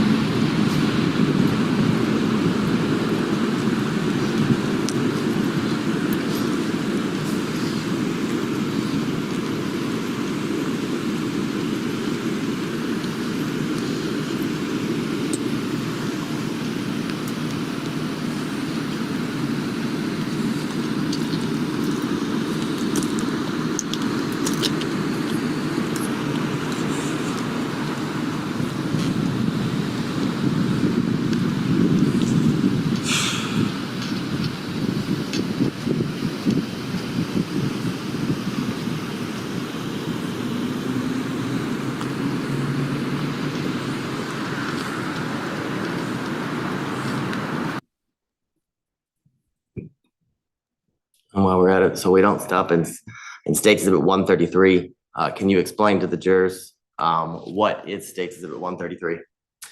Okay, so this is a drone video, okay? What we do is we want to provide the most accurate representation of the scene, as well as where items of interest are lying at this time. And the easiest way to do that is from an aerial perspective. And it paints a much better picture than being at a ground level could. That way you can determine how far an item is or where it's located within the grand scheme of the scene. And when you, I guess, are using the drone and you take the recording, I guess, does it do it in slow motion, or is that because of our great technology here at Fulton County? It doesn't do it in slow motion. Okay. Yeah.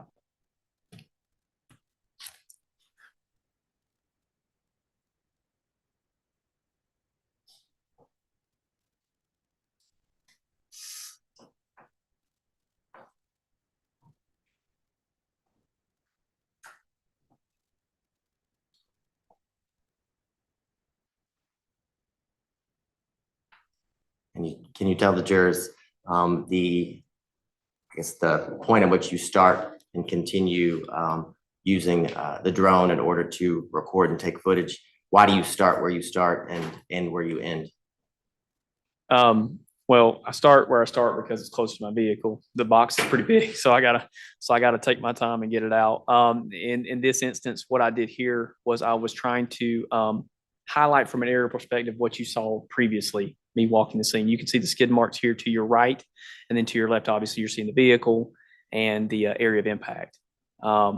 This is actually my vehicle here with the blue lights on in the very back. So that's why sometimes I start in other places because boxes are a little heavier.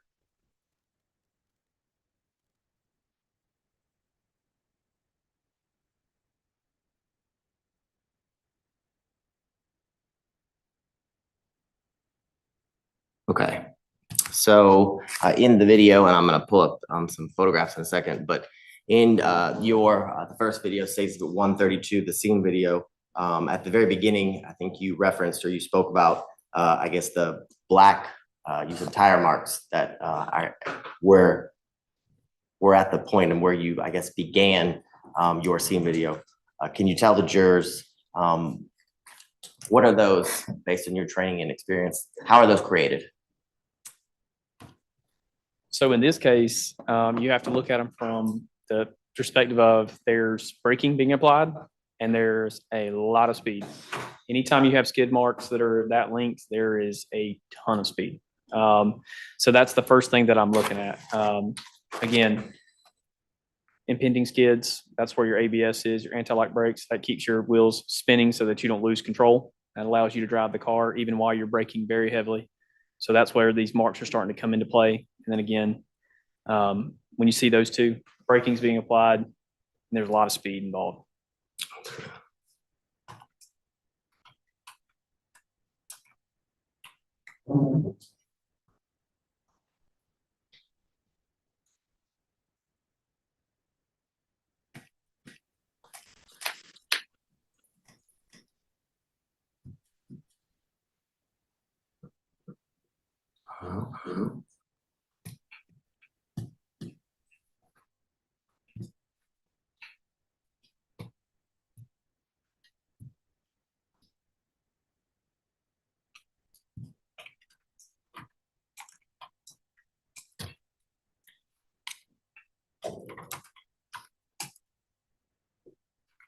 No surprise, I broke it.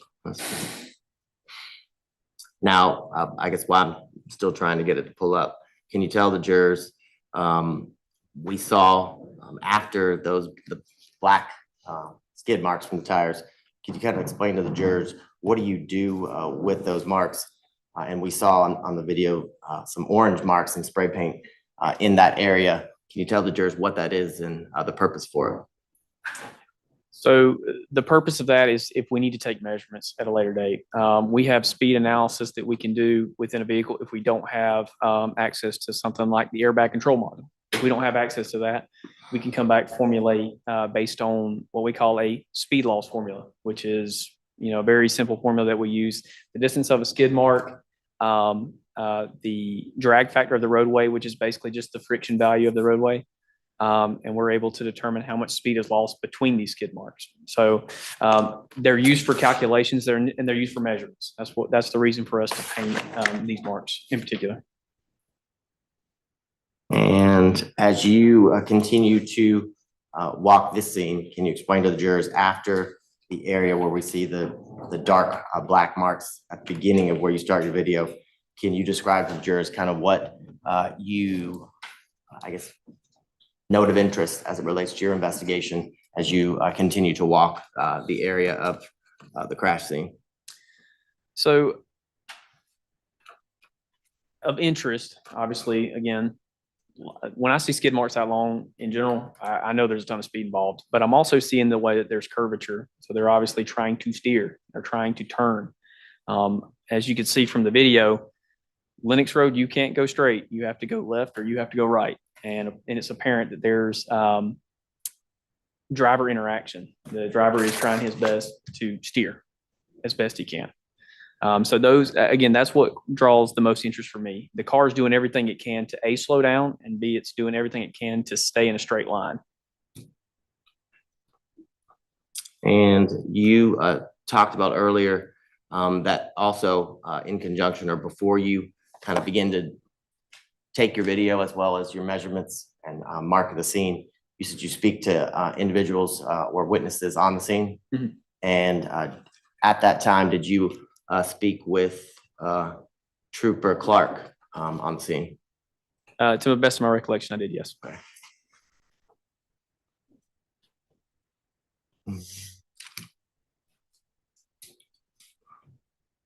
There we go. Okay, in State's Exhibit 24, can you kind of explain to the jurors we're a little bit past, I guess, where the first initial set of marks that you just spoke about, and now we're crossing the intersection of Georgia 400, where Lennox Road, kind of where all the traffic lights are. Yes. Can you explain to them, I guess, why you took this photograph and I guess what it indicates as it relates to your investigation? Well, two things. Again, we're going on our path to travel, right? We're trying to figure out where this vehicle is coming from and where it's going.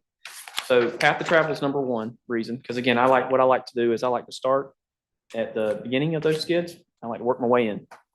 Not only does it provide perspective, but it gives you a general approach. And then also just going to show your area of impact, which is going to be the concrete barrier. And I want to show you.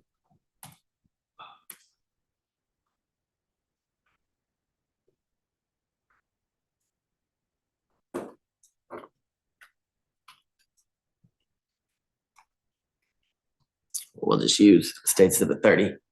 When looking at State Exhibit 30, can you tell the jurors, based on your investigation, how you were able to determine, I guess, the point of impact that the vehicle, I guess, struck that evening?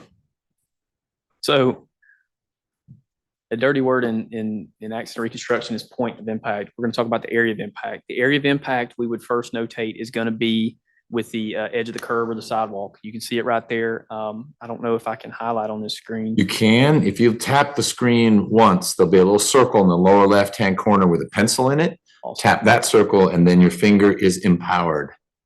Right here. Okay. I don't know if you can see that, but that's basically going to be where your first tire is going to strike, right? Because the way this vehicle is coming in there is at a slight angle, because again, there's driver intervention. They're trying to steer. It's going to come in there. And then as you can see here, this is the big indication for you. This is going to be your area of impact. The reason you can determine that is because there is a fluid trail. We all understand what a radiator is. It's full of fluid. It keeps our cars cool. Well, what's the first thing that's going to bust when you get in a front to rear crash? Your radiator is going to go, and it's going to leak fluid everywhere. So that's essentially what we're looking at right here. Okay. And can you tell the jurors, after you were able to determine the initial areas of impact, what is, I guess, the next steps as you determine, I guess, further parts of your investigation as to where the car ended? Yeah, so it gets tricky, but you have to look at a couple different things. Elevation changes are big. The sidewalk is taller than the roadway, typically, right? So what this would do is as the vehicle is approaching, it's going to hit at that angle, which is going to be your front. It's going to be your front right side or passenger side of your vehicle as it goes in. That momentum is going to continue. because, you know, Isaac Newton had all these laws that we have to follow every single day. And what it is when an object's in motion, it wants to stay in motion, and it doesn't have a choice until it's acted by an external or outside force to reach equilibrium, which is zero. That's what we're trying to get to. So when this car is going in, it's going to hit, it's going to cause a rotation because that momentum has to go somewhere. With that momentum shifting, it's also going to cause that vehicle to go off of the elevation, which is our curb, and it's going to overturn. And then that's how we get to the point where the car is overturned, number one. And again, once the car is in a rotation, there's not a whole lot of friction value on the top of your hood. The hood wasn't meant to be on the roadway, so it's very slick. So it can rotate if it's sliding across, and you'll see that with swirl patterns and things like that on top of roofs. Now, you talked about motion, and that an item, you know, stays in motion until it, I guess, intersects or comes in contact with something else. Remember talking about that? Yes. Tell me a little bit about if a vehicle is traveling at a high rate of speed and comes in contact with a concrete wall. What happens to the occupants of the vehicle? So the occupants are, we kind of whittle this down to something very simple, which is there's three crashes. There's what your car's going to hit. And again, Your Honor, renew my objection. This is outside of the investigative summary that was given to us. It's not a natural part of the testimony. We were not given a report on any opinions that would be given. We're not given a CV on any education or anything for Corporal Lee. Corporal Lee also didn't allow us to interview him prior to this. There were several attempts made by myself. So don't testify. You're welcome to ask him about that when you examine him. I gave you an opportunity to voir dire him on his qualifications. If you wanted to explore his training background and experience, you can certainly do that on cross. You declined to do that when he was tendered as an expert. And I don't find that right now he's offering an opinion. He's based on his training and expertise and experience. He's explaining, he was about to talk about 3 types of impacts or whatever he was about to say. And so he's currently not in the midst of offering an opinion that's outside the scope of his summary. Should he start to do that, I invite you to renew your objection. And if it is outside the scope of that, I'll tell Mr. Abate to stop doing that, because he is cabined by the 4 corners of the several pages of his investigative summary. This right now is explanatory material about skid marks and what happens with something in motion and what's happening to the passenger in a car generically, as opposed to specifically in this case. So I will allow this. Okay, so three things in a crash are going to happen. Whatever your vehicle's going to strike, what are you going to strike as the occupant, and then all your internal organs are going to strike, because again, we're suspended in liquid, essentially, you know, if you think about it that way. So in a case, if we're talking about something specific like this, they're going to go to where the principal direction of forces apply, right? So if you're hitting at an angle in this manner, and I'm going to have to use my hands because that's all I know how to do. If you're going in an angle, well, whatever's in that car is going the speed of that car. Whether you're strapped to the car or not, you are in that car, you are going that same speed. When something acts outside of that, you're still at that same speed. So if you're going 60 miles an hour in the car, you're going 60 miles an hour. And if the car goes to 0, you're still going 60 miles an hour. Anything that's not tied down is going whatever the direction the force was applied. And that's something that we have to consider with occupants as well. Wherever that force is applied, however fast they're going, they're still at that speed, and that's the direction they're going. And can you tell the jurors, based on what you just said, that the occupants are going in the same direction at the same speed after a vehicle hits, for example, a concrete barrier like the one in Sticks is at 30, and the vehicle then collides with that concrete barrier? Can you tell the jurors what happens based on your training and experience to occupants inside a vehicle that hits the area of impact where it did on the white Infiniti? So related to this, again, the angle at which they're approaching, right? they're going, it's going to be, their car is going essentially from, it's going forward, but it's going from left to right. So we're going this direction. Everybody sees where I'm going with that. So when it hits that wall, that car is going this direction, but that wall is about to interrupt this direction. So that's what's going to happen is, if you can see the way I'm sitting as I'm going, when I hit that wall, that force is acting this direction on me, but my body still wants to go that way. So I'm going to continue the direction I was going, but the wall's telling my vehicle, no, you can't go any further. But whatever's in that car that's not tied down is going that direction. So in this instance, when that wall acts, they're going the direction at the speed that they were carrying. So they're going in the direction where the force was applied, which is again called the principal direction of force. So the momentum of the vehicle and then the momentum of the people inside the vehicle, do I understand you saying that they're not the same or they're different? So they are the same until they're acted on by an external force, which is the wall. So yes, it does change. Okay, and can you explain to the jurors that change based on your training and experience? What is it? What is the result of the momentum of the people when the vehicle hits the wall? So again, they're going to where the wall is because again, their body is at the speed that they're at and they're going that direction. We call that delta V, or the change in velocity. That's the rate change of speed with respect to time. And it doesn't happen in hours. It happens in milliseconds. You can't blink that fast, especially in a crash like this. Okay. Now, as you continue to walk the scene, photograph it, can you tell the jurors, as you notate different things, can you explain to the jurors, or based on your observations, where was the majority, if not all, of the damage as it relates to the white Infiniti that you saw on scene? So it's going to be on the front right fender side. So passenger side front is essentially where we're looking at damage. You can make what you drew disappear. There's an icon that looks like a arrow going counterclockwise. Oh, it all went away. Never mind. I think I just closed you out. That's all. Nope, you're not able to close them out. You're Okay, safe. Yeah, all you can do is draw. Sorry about that. That's okay. You didn't mess it. He's switching something up. All right.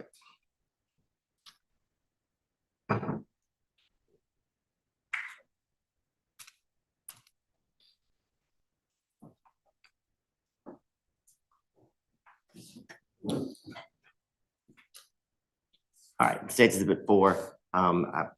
Will that, I guess can you use that to kind of explain the damage that you were just describing as it relates to the vehicle? Yeah, so what we're looking at right here, and I'm going to draw for you too. This makes it a little easier. So obviously, I'm going to put a red line, and this is going to be your passenger side of your vehicle. Okay, you can see that this tire here is pretty well crushed because again, it's fixing to get crushed between a wall and a car. So that's essentially the where the car and the wall are going to collide, and it's going to be an angle somewhat like that.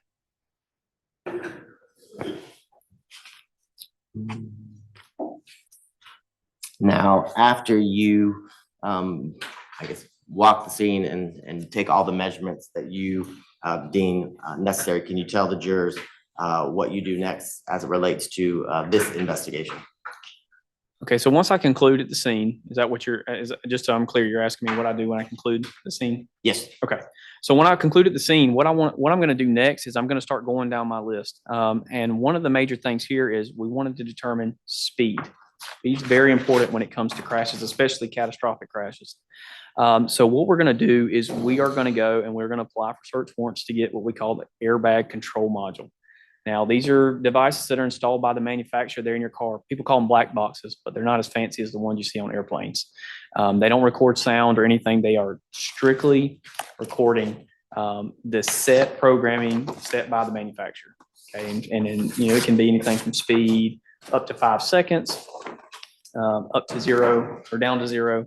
It can be steering input. It can be braking input, service brake, ABS activity, stability control, can record a range of information, and it can store multiple events. It doesn't have to just be a major crash. Basically what happens is you could have multiple events on something and you'll have to validate the data, number one. But basically that module is asleep until you wake it up. It's basically what tells your car to take care of you. Throw the airbags, retract your seatbelt, lock it. So that's the first thing that I'm going to do. I'm going to go to the record lot in this case after I've obtained a warrant, and I'm going to look for this module and I'm going to attempt to download it. I'm also going to conduct. I'm going to photograph the vehicle as well as do a brief inspection on the vehicle. Okay, and that's kind of where I start when I leave the scene. So this is not the same night, but again, as I go through my investigation. So let me back up just for a quick second. I should have asked you, can you tell the jurors what happened to the 2017 white Infiniti Q50 after you completed your scene investigation that early morning? It was towed to Futo's record service lot. And is that a towing service that is used often or by the Georgia State Patrol? It is. And is there anything unusual about Futo using or being the company used to tow the vehicle? No. Okay. Now, you said you applied for search warrants. Did you do that here in this case? I did. And after getting the search warrant for the airbag control module, can you tell me, did you go to the impound lot where the Infiniti was taken? I did. Okay. And I want to show you what's been marked as State Exhibit 69 through 130.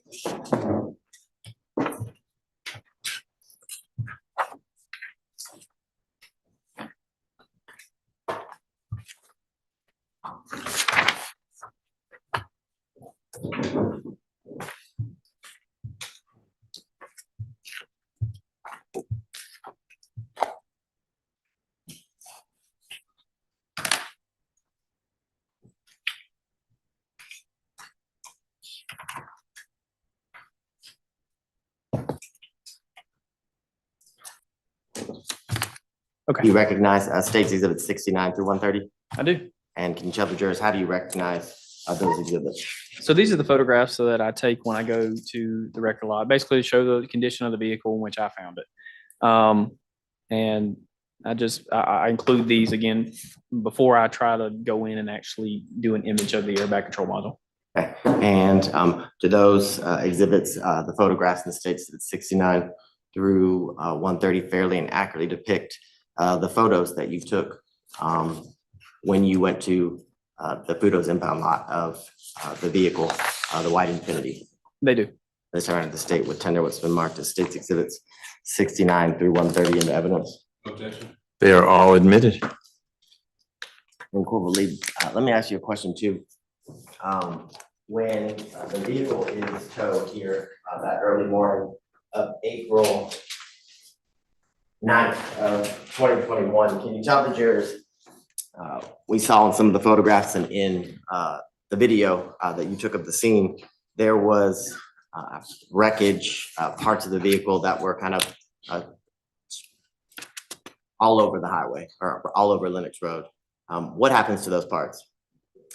So those parts can be, a lot of times they're collected by the tow services and they're essentially just pushed into the car. That's what they are. Yeah. And does that happen fairly commonly in these kind of motor vehicle collisions or crashes? All the time. You said put in the car so that when you get to Futo's, there might be a tail light part sitting in the passenger compartment because that's just a way to kind of package it all up. Essentially what they'll do is they will brush everything up with a broom and they will dump it into the car.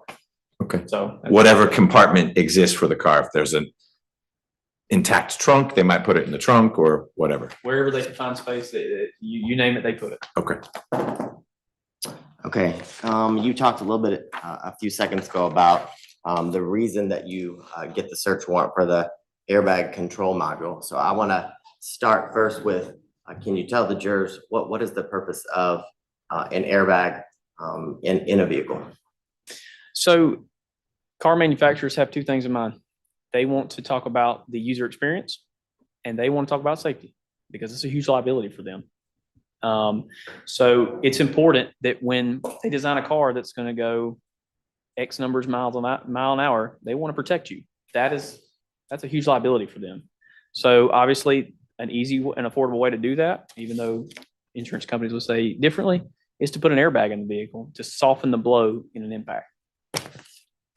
And is the point of our airbags, based on the training and experience that you've received? Objection leading. I haven't even asked the question. He thinks it might be leading. Why don't you ask the whole question and then I'll evaluate. Is a purpose of the airbag you said for safety, is part of that reason, or as part of that to keep the person in the seat? Objection leading. Overruled. Can I answer the question? Yes. Okay, good. Yeah, it's to keep it in the seat. It's again, safety feature. And when you went to the impound lot, can you tell the jurors, did this vehicle, the white Q50, was it equipped with a airbag control module? It was. And can you explain to the jurors, where is the airbag control module housed or located within this vehicle? So every manufacturer is different. Obviously, we understand that. The bulk of your modules are going to be within the center tunnel near the firewall. They install them there because you're trying to get as close to center mass of the vehicle as you can, because they have a built-in accelerometer, and that's how it's measuring the speed of the vehicle. And as a part of, I guess, your investigation and prior to attempting to extract, I guess, the information or the data from the airbag control module, can you tell the jurors, do you do any research, or do you look up the vehicle as it relates to size and the things that it is or isn't equipped with? So yes, we can do that through two things. We use something called AutoStats, which can give us dimensions of the vehicle. And then we also use our Bosch crash data retrieval software, which will indicate where a module is located and what its possible capabilities are. Okay, and can you describe to the jurors, is this a large vehicle? Talk to the jurors a little bit about the dimensions of this vehicle, the Q50 Infinity. The specifics I can't speak about, but as far as the size of the vehicle, this is your standard smaller sedan. It's not very large in size. It's not gonna be a large sedan. Okay, and now can you tell the jurors, how do you, I guess, attempt to, and actually in those times that you are able to get information, how do you extract, I guess, the information or the data from a particular vehicle's airbag control module? So we would use what I mentioned earlier, the Bosch crash data retrieval software hardware combo. Basically what it is you use the software within your computer, and then you use different cables because every module is different. You plug into it. It has a system. Somebody way smarter than me created it. And what it does is it interprets that data, and it returns it to you in hexadecimal and in a PDF format. And did you do that in this case when you went to attempt to extract data from the Infinity at Fudos? I did. And were you able to successfully extract the data from that Infinity's airbag control module? I was. And can you tell the jurors, when you're able to extract or get data, how do you access it? So now when you say access it, do you mean? Is a report generated? Yes, it generates in a PDF format, and it also provides raw data, so that hexadecimal. Maybe with the mark 6 or 137. Do you recognize that? I do. Okay, and how do you recognize State Exhibit 137? This is a crash data retrieval report. Okay, and is it the crash data retrieval report that was created as a result of the extraction from the airbag control module that you did on the white Infinity. It is. And does it fairly and accurately depict the report that was generated and that you reviewed as it related to the data that was extracted? It does. This time around, the state would tender what's been marked as State's Exhibit 137 into evidence. No objection. It's admitted. Now, can you tell the jurors what kind of information is contained in that report and that you use to further your investigation? So specifically, what I looked at was there are 2 events that are recorded within this device. What I'm going to do first and foremost is I'm going to validate this data. Once I validated it, I did determine that event record 2 was pertinent to this case. Again, as I mentioned earlier, these devices have capabilities of holding 2 and 3 events. It doesn't have to be a significant crash. You could hit a curb too hard or a pothole in Atlanta and you could generate an event because the airbag sensor wakes up and says, I think something bad's happened up there, but I'm not 100% if I need to throw the airbags right now. It hasn't met that threshold. But in this case, I was able to determine that event record 2 was pertain to our crash that we're investigating here. Through that, I was able to look at several things. Again, the table that's shown on page 11, it indicates 5 seconds all the way down to 0, broken down into half-second increments, and it indicates vehicle speed. It gives us our engine RPM, our motor RPM, our service brake, which is when anytime you are going to apply the brakes, and then our steering input. So those are very important to me, number one. And then on the previous page, we have our system status at event 2. And these things are going to provide us with things like we talked about earlier, like delta V, the time differential between the deployment and the actual delta V as it occurs within the vehicle. It's going to give us our ignition cycles at the crash, and it's going to give us our ignition cycles at download. And it's also going to talk about our multi-events. These are all things that I have to do when I'm validating this data. Notating, I'm sorry if am I going too far or anything else? Okay, I just don't want to go the rails here. So what I'm going to do when I'm going to validate this data is the first thing I'm going to do is I'm going to look at the ignition cycles at the crash. And then I'm going to look at the ones at the download. As you can see, he's got it up. So that makes it really simple. I'm going to show you right here as he's zooming in. So right here. Well, sorry. Just moved it. You're all good. So right here. So rule of thumb is over 5 ignition cycle counts. We want to figure out why. Did the car have some sort of remote issue, or some cars cycle as long as there's power? They just don't know what to do because the electronics control unit is busted. But in this case, we only had 2 cycles between our crash and our image. Now that can be from a tow truck driver trying to push the on-off button and loading it up. So that's where we're able to say, hey, definitively, this is from this crash that we're looking at here. But go further, we're going to look at things like front seat passenger, seatbelt status, and it's going to talk about both of them. And as you can see here, they both say off. What we're going to look at here is our suppression switch, which means it's off, which means the airbag deployed. The most significant thing, and I say the most, but one of the significant things that I look at personally to look at the collective value of how significant a crash was is the delta V, which is listed right here. What is the delta V? You've said that a couple of times. What is delta V? So that is the rate change of velocity with respect to time. So that's basically how fast you go from whatever speed you're at, 0. And as you can see here, it's pretty significant, negative 50 miles per hour. And that happened in 185 milliseconds.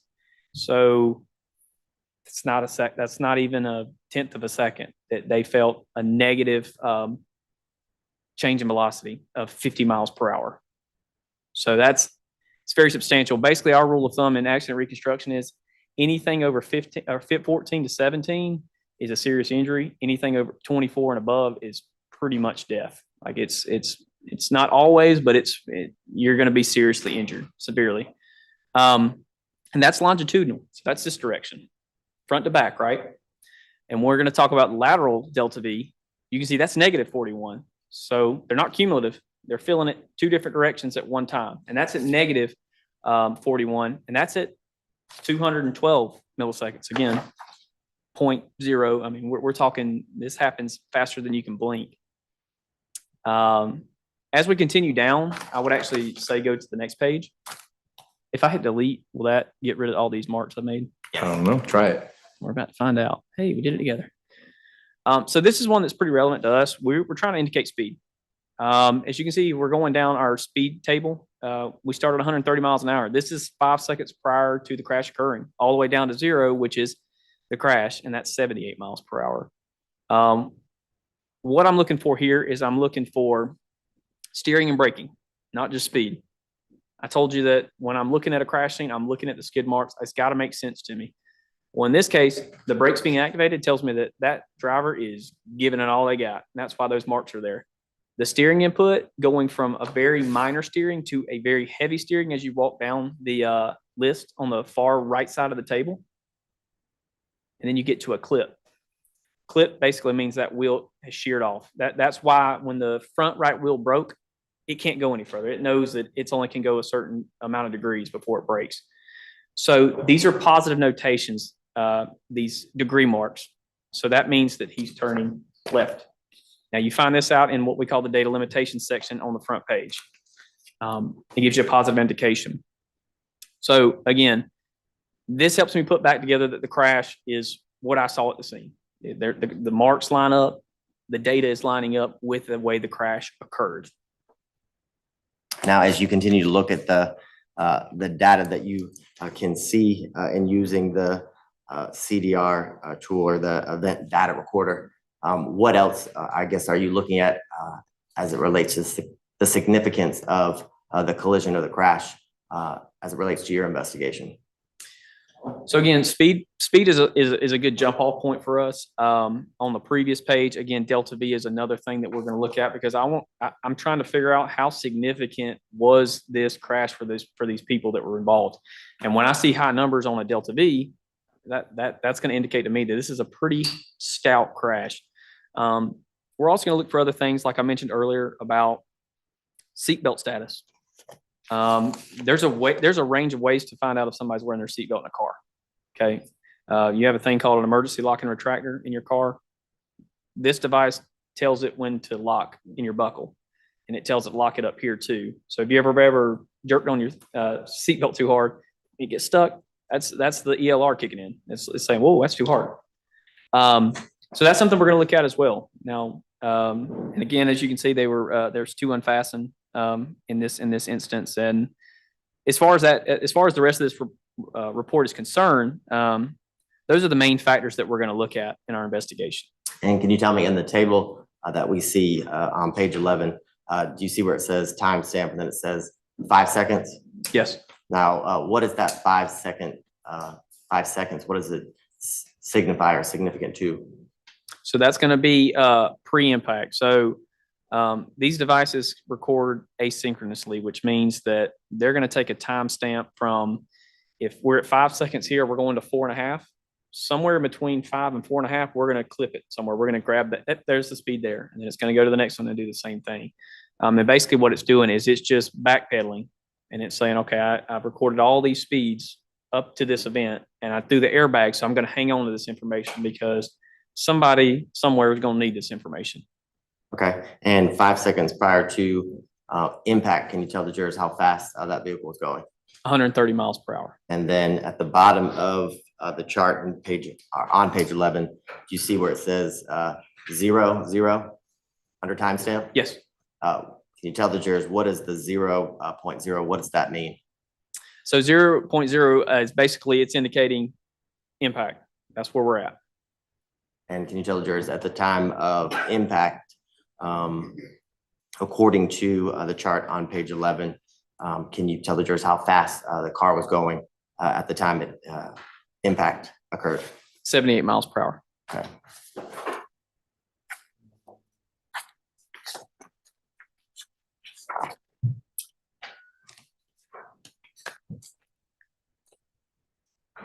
Now, can you tell the jurors, does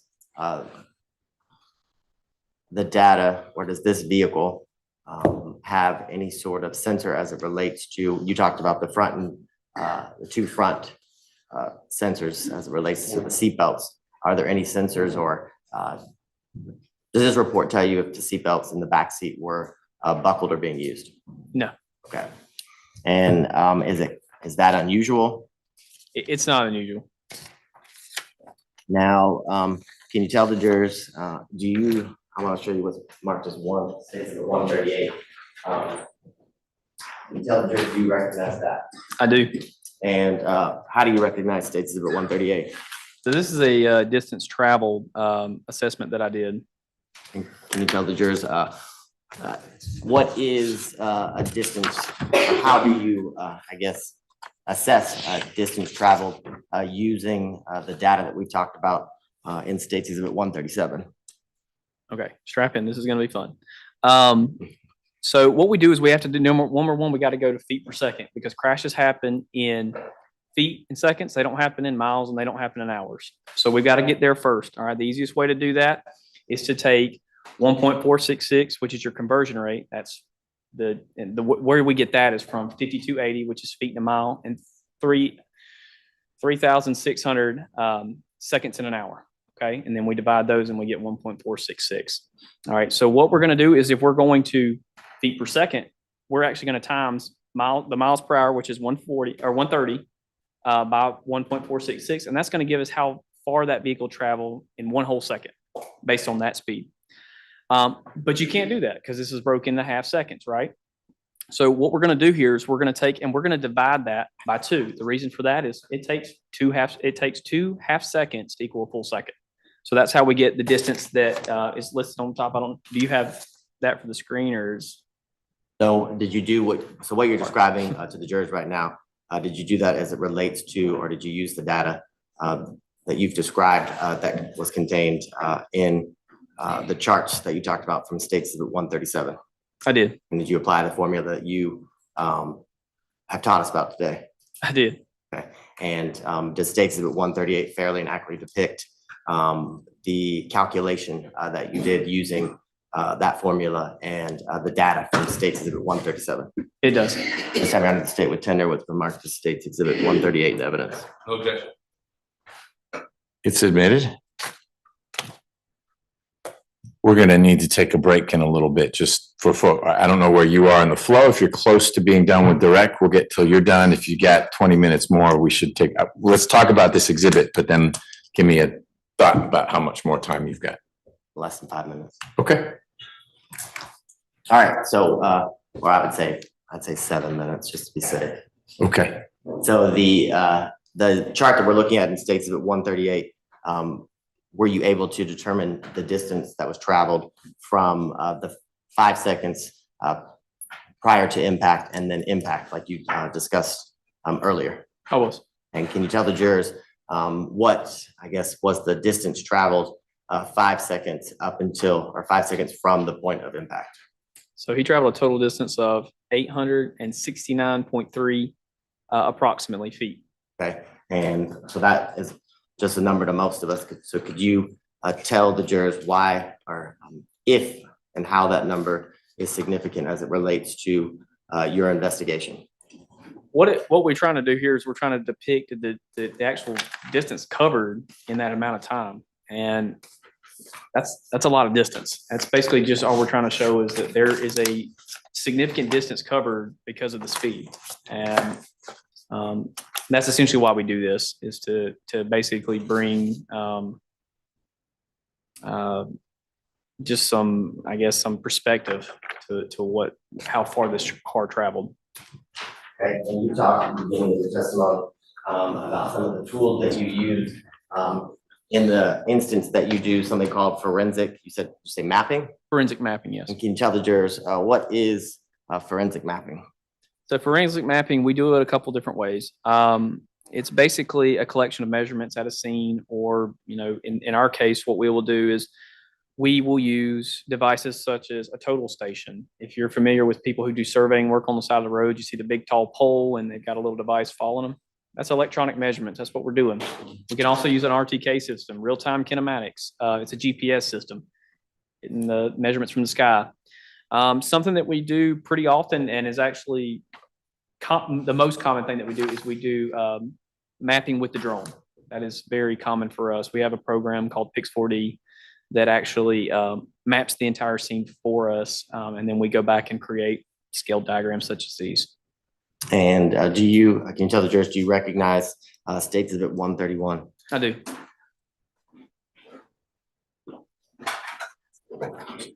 And how do you recognize it? So this is a diagram depicting where the vehicle was at final rest, where Mr. Devin Jones was, the area of impact, and then the path of travel, which is indicated in red. Okay. And the State Exhibit 131, is it a fair and accurate copy of the forensic mapping, or the map that you did as it related to this case, SCRTC 037-21? It is. At this time, Your Honor, the state would tender what's been marked as State Exhibit 131 in evidence. Any objection, Mr. Miller? No objection, Your Honor. It's admitted.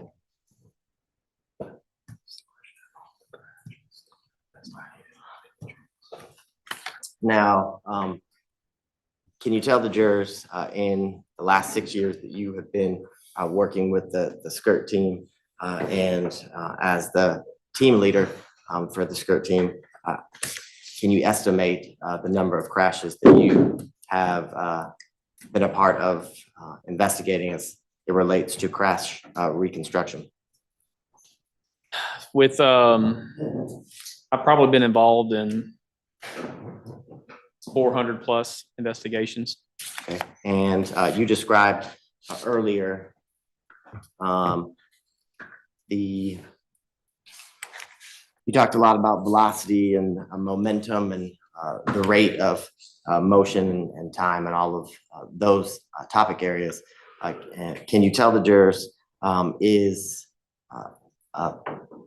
the breaking of someone's right femur, is that consistent with them being the driver of a vehicle? Don't answer yet.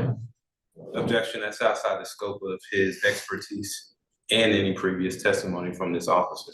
You say previous testimony, meaning the confines of his investigative summary? That's correct. Okay. That's what he spoke to today. All right. As an expert, he can answer or use hypotheticals to explain his investigation and through his training and experience. And your question about the broken femur wasn't specific to this case. It was generic based on the accidents he's seen and the amount of force involved. That's correct. Okay, I'll allow it.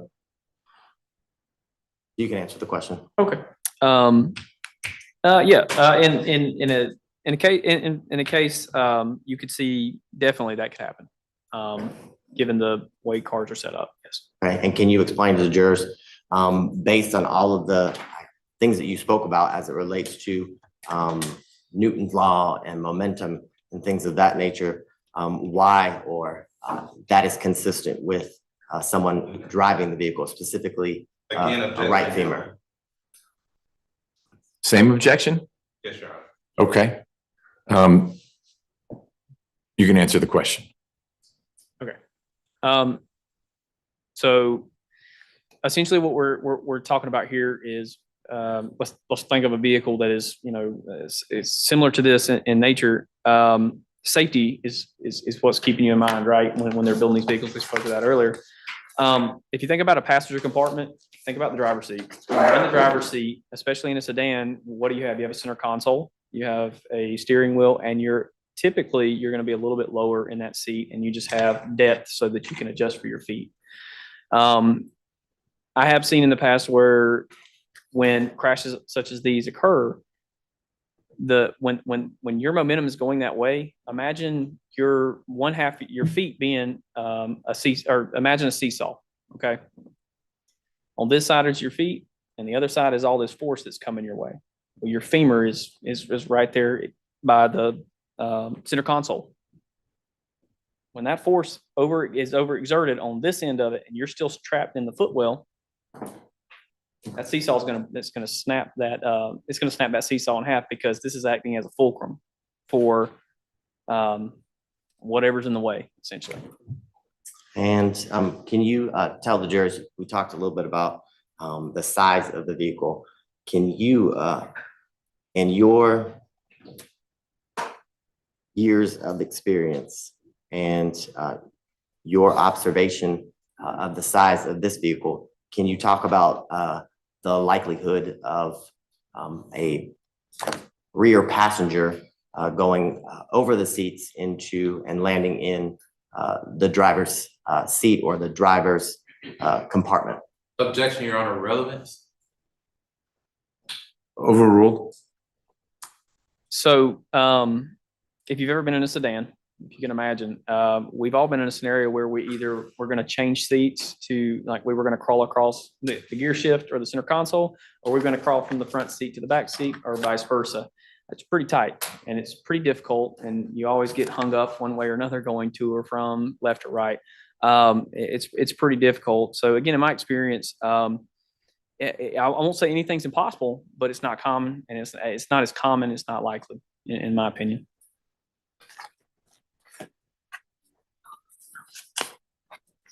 I don't have anything further this time around. All right, ladies and gentlemen, we're going to take a quick afternoon break. Just there's been some dense material provided here. Don't go too far. We'll get you back here after there've been a few minutes of refreshing and clearing out, and we'll get Mr. Miller up for any cross-examination of Corpoli. Thank you. Don't talk about the case, no outside research.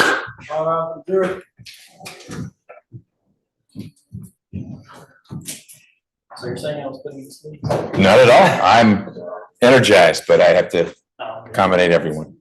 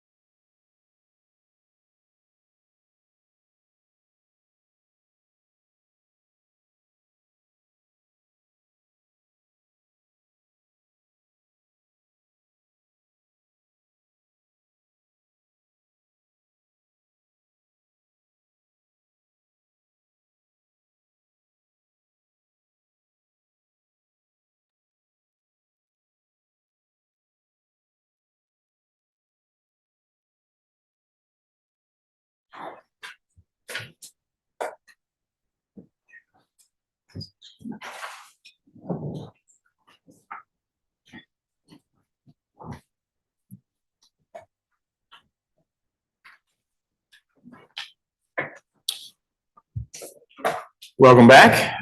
We are going to turn now. Oh, we don't have every, oh, look at that. Empty seat.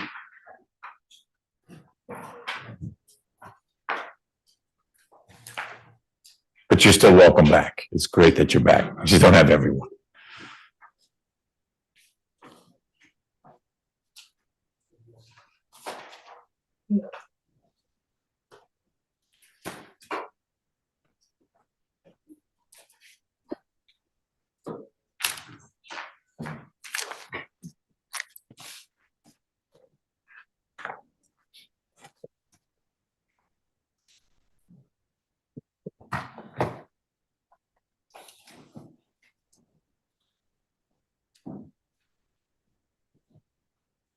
You're the president of the county board. Thank you, Deputy Gordon. Welcome back, ladies and gentlemen. We're going to turn now to the cross-examination of Corporal Lee. Corporal Lee, Yes, sir. you are an expert in specialized collision reconstruction. Is that correct? Yes. Your expertise is not in the human body. It is not. Your expertise does not involve where bones are located, does it? It does not. Nor does it include the amount of actual force needed to break the bone, does it? It does not. All right, so as we said, you wouldn't be able to say this amount of force is required to break a rib versus this amount of force to break a femur, correct? I would not. All right, now, were you one of the primary investigators on this scene? I was after I was contacted by Trooper Clark. All right, and how long after the collision did you arrive on the scene? I really don't recall. It was within the hour. You said within the hour? Yes. All right, and when you arrived at the scene, we saw the video that was done. Well, we'll go to those photos. And we saw that initial video with the orange markings on it. Yes. And I'm gonna show.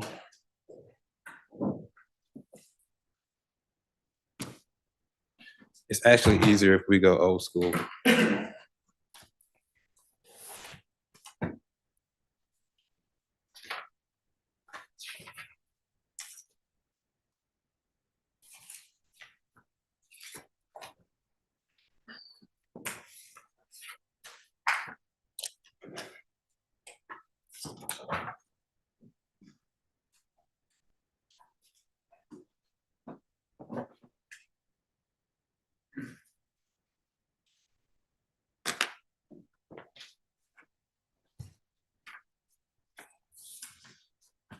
The orange markings that were on the scene that you made.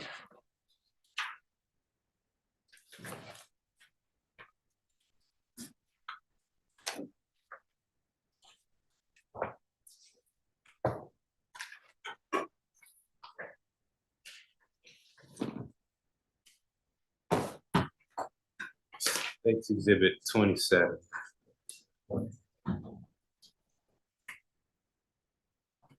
Are you able to share that? I am, yep, heading that direction. All right, those orange markings that we see in State's Exhibit 27. Yes. There was testimony that the car that was being driven in this collision had swerved to miss a box truck and then kept going. Your orange markings don't show that, do they? So you're asking me if this vehicle swerved to avoid a box truck?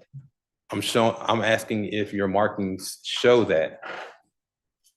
Again, when I see the markings that are indicated on the roadway, those are the marks that I'm going to notate with spray paint. Those are the ones I'm going to mark. So looking at State's Exhibit 27, and you'll have to do it from that screen because the Elmo doesn't communicate with that. Where are those markings in State's Exhibit 27? And just so I'm clear, which markings are you indicate, or do you want me to? Ones that indicate that that video traveled straight. That the vehicle traveled straight? Correct. I'm sorry, I apologize. It's been a long day for me. I'm confused on what you're asking me. These orange markings here. Yes. Are going into a straight path. Yes. Where markings on the road did you use to say that that was the path that that vehicle took? These would be the markings that were indicating which the direction of travel of the Infiniti. Is that what you're asking? Right. These would be the markings. Right. So, but these are the markings that you drew, correct? Yes. Right. What on the road shows that this is the way that that vehicle went?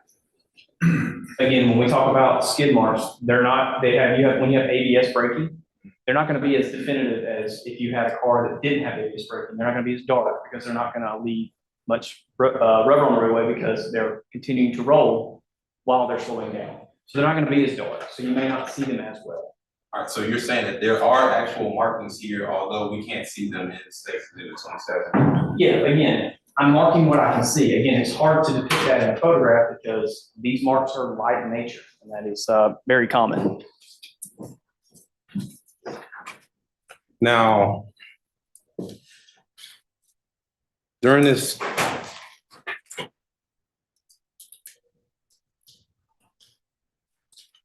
in the actual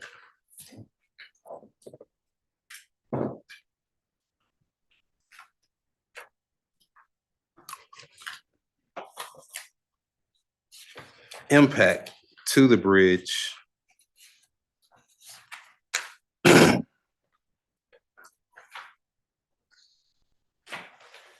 in that State's Exhibit 52, we see that there is a long, I can't tell if it's flipped or not.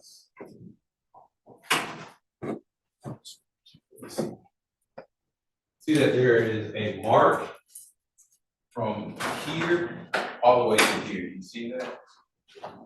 You're talking about the scrub mark? The straight, right. Okay. All right. Would the initial impact have been here, or would it have been back there? So based on what I'm seeing here, it would have started from here and it would have worked its way this direction. All right. This direction meaning to the left. Yes. From right to left. I apologize. And that would have been the initial impact, correct? Yes. All right. And then we see the body of one of the deceased laying right here, correct? Correct. From your investigation, are you able to determine at what point the body was ejected from the car? No, I wouldn't be able to the precise point, but I would venture to say, based on my experience, it would be during impact is when it would have left the During vehicle. that initial impact? Yes. Okay, so your testimony would be that at the point where the car hit this bridge right here, initially, then that body would have been ejected and gone out of the car right here, correct? Yes, but you have to consider that there's a fence there. That body is going to come off of that fence after it goes out of the vehicle. Because you can see the indentations within the fence as well. Gotcha. Are you saying that the indentations would have been from that body? Could have been from the body or the vehicle. I'm not speculating which one was which. But the body, if it was that initial impact, the body came out of the car, possibly hit the fence and then landed here, correct? Yes. All right. Now, in State Exhibit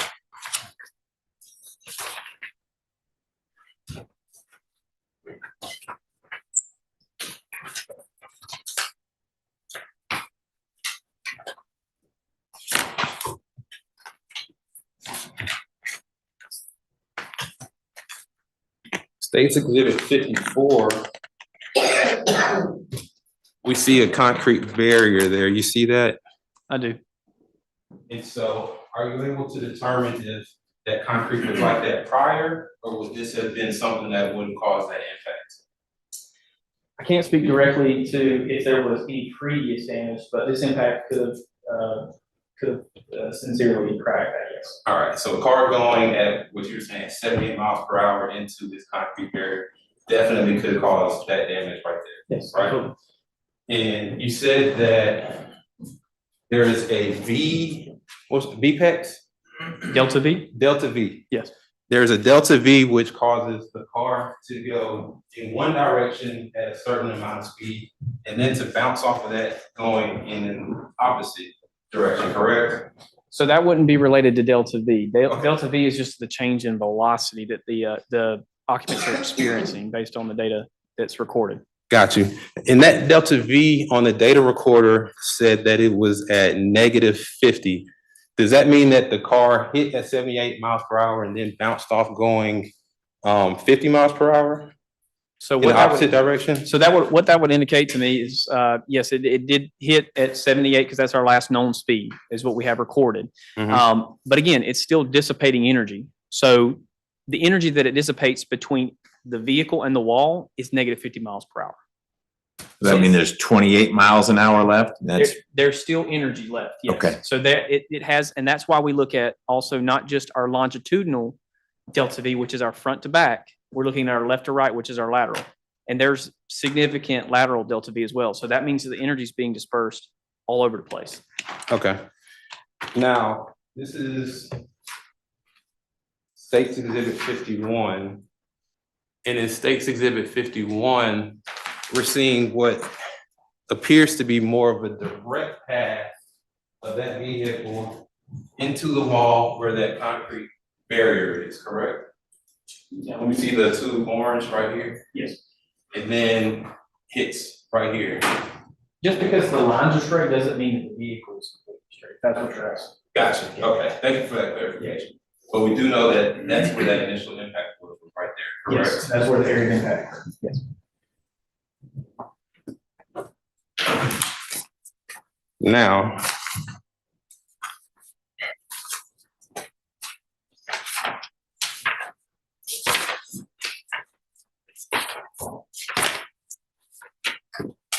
I've been looking for a picture that I have.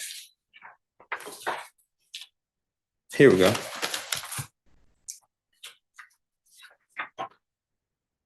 Now,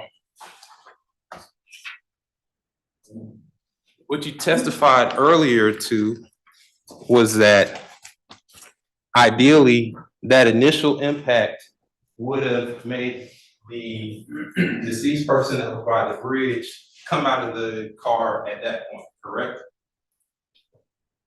So I'm trying to clarify. So you're saying when he strikes? Right, you said the initial impact when they struck that bridge is when he would have came out of the car.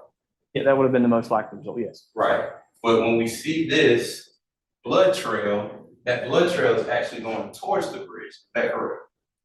This blood trail is going towards, I don't believe that's blood. That looks like tar from the road. You're talking about this? This right here appears to be tar from the road. I can't tell what that is. It's not hard. It looks black. That's, oh, well. I'm sorry, it's just hard to see from that. So It's technology. Yeah, no worries. 2024, I shouldn't be on that. That's States Exhibit 39. Can you see the color of that substance? Okay, I can at this point, yes. So yeah, that appears to be blood, yes. All right. And so,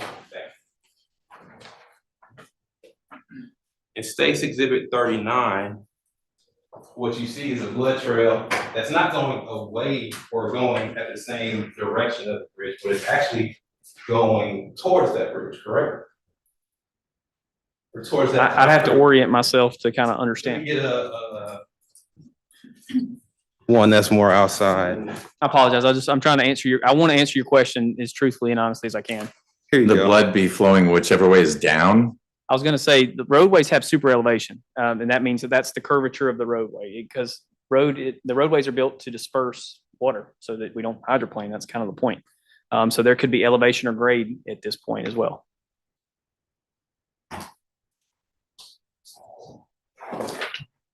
You're saying that This is the picture of the body. And you see State's Exhibit 30. You see the hat that was right there. And then we see the body here. And then the blood trail was coming this way, correct? Based on what we saw earlier, yes. Right.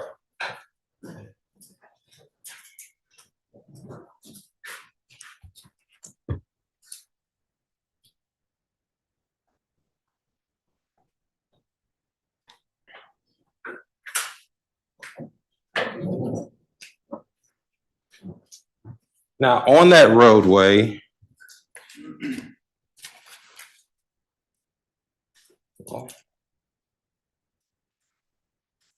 when you took your measurements,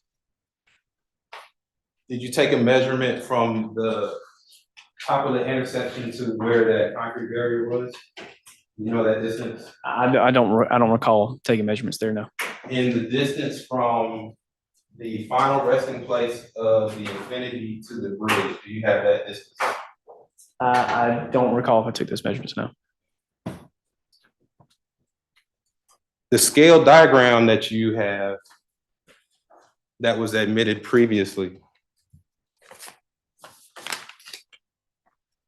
how are you able to create that diagram without any measurement? Again, so what we did was we took the distance calculations that I took earlier based on the airbag control module report. It's right here. Oh. I have it. So this is, again, it depicts final rest and path of travel. The more significant thing for us was the path of travel is what I'm trying to depict here. Just gives you a general observation of where that car was located. But the measurements that I was able to take were calculations that I formulated from the airbag control module and the data published there. Gotcha. So all the measurements were taken from the computer versus in the real world and looking at the car in the bridge. So for this, yes, for these purposes. Because I want to eyeball things. Can I see that diagram?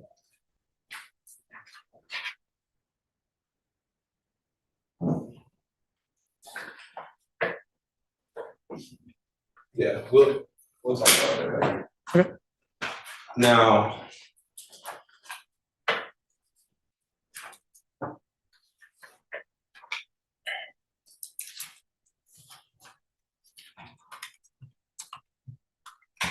are you over the skirt team? I am.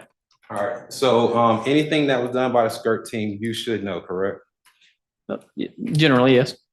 All right, there was a Glock 19 that was found in the roadway.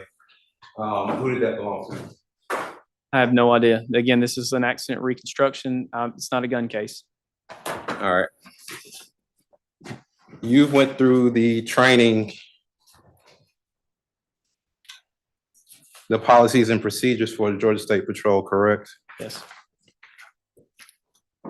And so you are aware that as a policy of Georgia State Patrol, anytime there is a weapon found, that weapon should be checked through the GCIC, NCIC, correct? Yes, based on our policy. All right, but that was not done here, correct? Again, I'm the accident reconstructionist. I'm not here to investigate the gun that was found at the scene. The vehicle went to Futo record, correct? It did. And we've heard previous testimony that it wasn't their responsibility to do so. They kind of deferred to you. It's your responsibility to make sure that there's an inventory sheet done on that vehicle. When the impound sheet is done, it's usually the responsibility of the trooper investigating the initial crash, which would be the C00 whatever number that you have, the Georgia 523 form. And they did not do that, and they deferred it to you, then that means it wasn't done at all, correct? To my knowledge, I wouldn't be able to answer that, no. All right, so that inventory sheet, we would know everything, all the contents, for the most part, that were in that vehicle at the time. Again, I wouldn't have any knowledge of that, no. There's also supposed to be a hold placed on the vehicle if there is some things of evidentiary value inside the car, is that correct? That is correct. To your knowledge, there was not a hold placed on this car either, was there? There was a hold placed on the vehicle, yes. There was a hold? When I referred it to Lieutenant Gass, it was instructed to put a hold on the vehicle. That was the knowledge that I had of it, yes. All right, so if there was a hold placed on the vehicle, then there is no reason why anybody should be able to get to this vehicle before you got to it to get that, I don't know the word, black box out of the airbag, correct? Yeah, so there should have been no reason, nobody. All right, do you have the actual form that Lieutenant Gass would have filled out for that? No. And you said that you instructed Lieutenant Gass to complete this? I did. Were you aware that he was on this scene coming from a DUI? I was not aware where he's coming from, no. Were you aware that he had a passenger in the back of his car at the time of this? I'm not aware of that, no. You were not also aware that he was actually headed to jail? Again, I can't speak for Lieutenant Gass. But to your knowledge, you instructed Lieutenant Gass to do this and it should have been done, correct? Yes.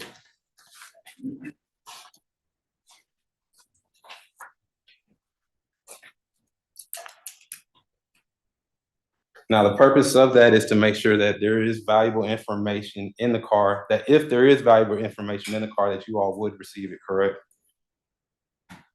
We do inventory receipts to ensure that that if there are items of value, that they are notated, yes. All right. Now, this accident occurred on April 9th, 2021?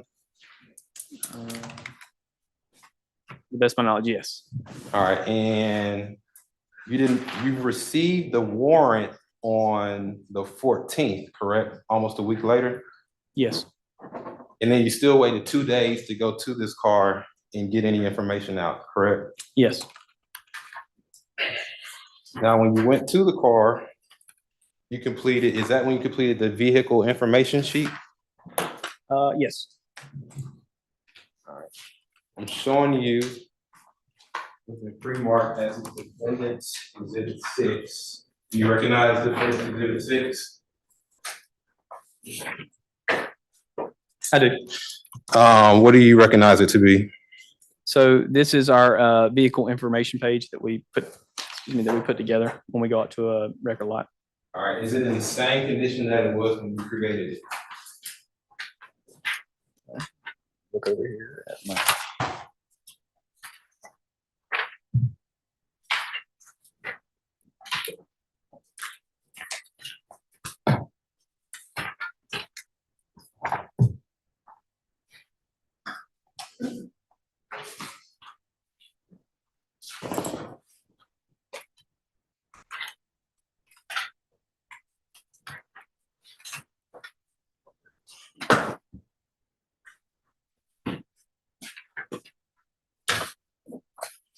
Did you end up putting together an exhibit list?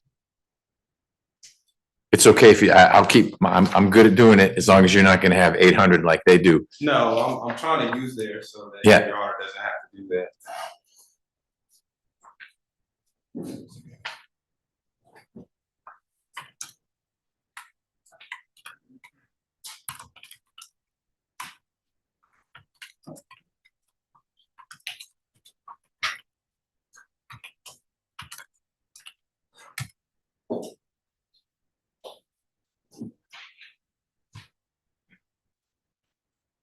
Okay. It does appear to be. All right, no changes, alterations? None that I could tell. All right, at this time, the defense will move to enter Defense Exhibit 6 into evidence. Any objection, Mr. Body? No, Your Honor. It's admitted. And what would you call it? Vehicle information sheet. Now, this vehicle information sheet that you created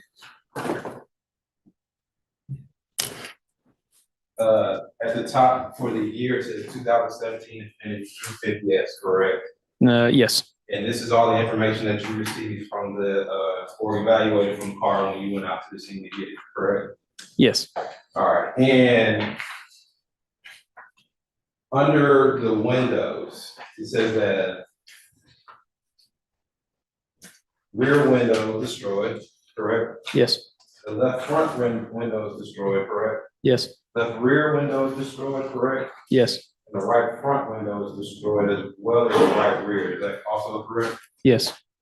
Now, is your job to make sure that all of these reports are completed accurately, correct? Yes, accurately and to the best of our knowledge, yes. All right, now in Defense Exhibit 73, can you see it without that glare? Do I need to bring it to you closer?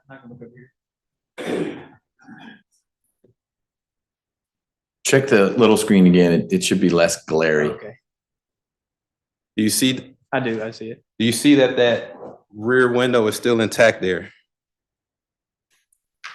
It does appear that way, yes. All right, so that's a mistake in that report, is it? It appears so, yes. Now, also, when you went out to Fuso's,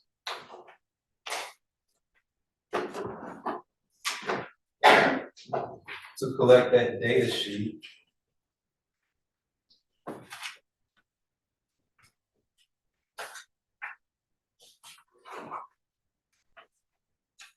took pictures, correct? I did. Didn't take any blood samples, did you? I did not.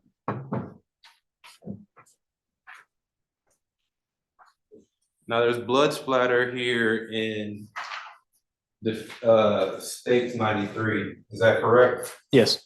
We don't know whose blood splatter that is, though, do we? No.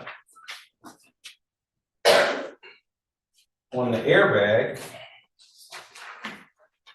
on States Exhibit 89, we see blood here too, don't we? Or do I need to put it closer to you? Come up just a little bit on your end. Where, can you point to the blood so I can see it? Well, why don't you hand it to him? I think maybe because the airbag is white, the I'm glare about to is say hot. that the glare is like killing me. I'm not trying to be difficult. I apologize. On 89, you see the blood on that airbag, correct? Yes. And no blood sample was taken of that blood to identify its owner, was it? No. Sorry.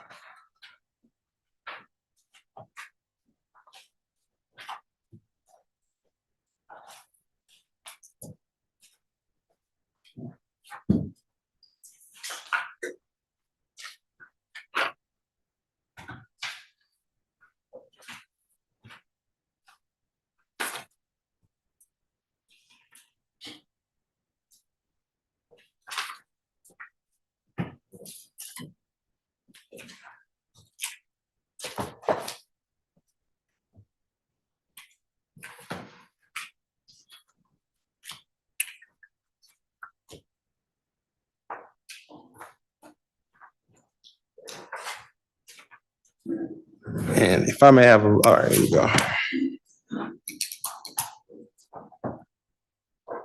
During the course of your investigation, did you determine where any of the occupants of the vehicle, their address, where they lived? I don't recall. All right, so you don't have a last known address for Deterius Minor? I don't recall. No. Were you aware that he had been living in Atlanta? I was not aware of that. No.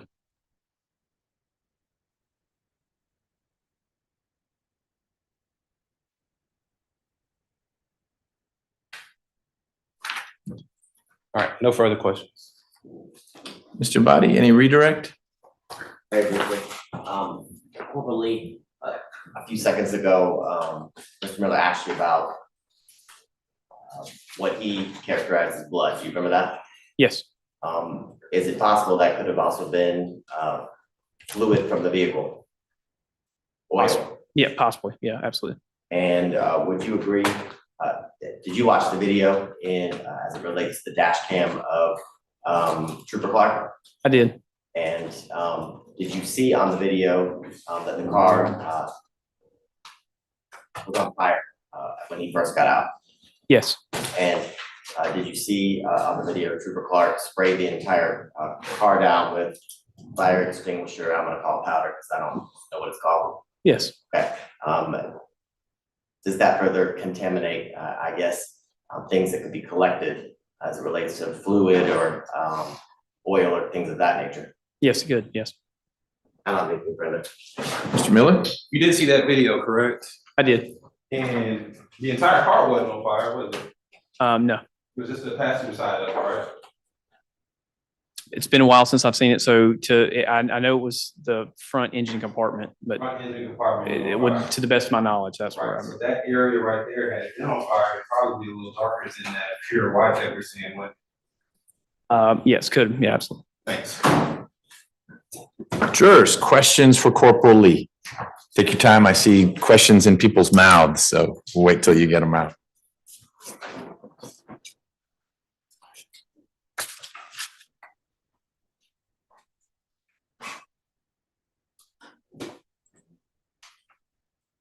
Thank you.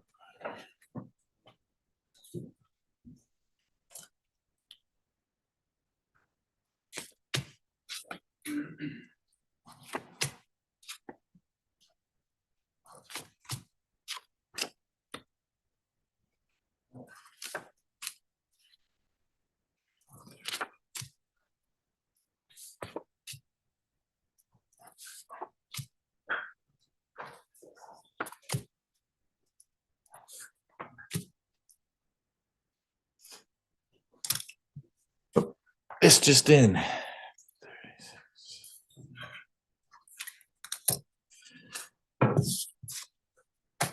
All right, you all be at ease. Let me talk with the lawyers, please.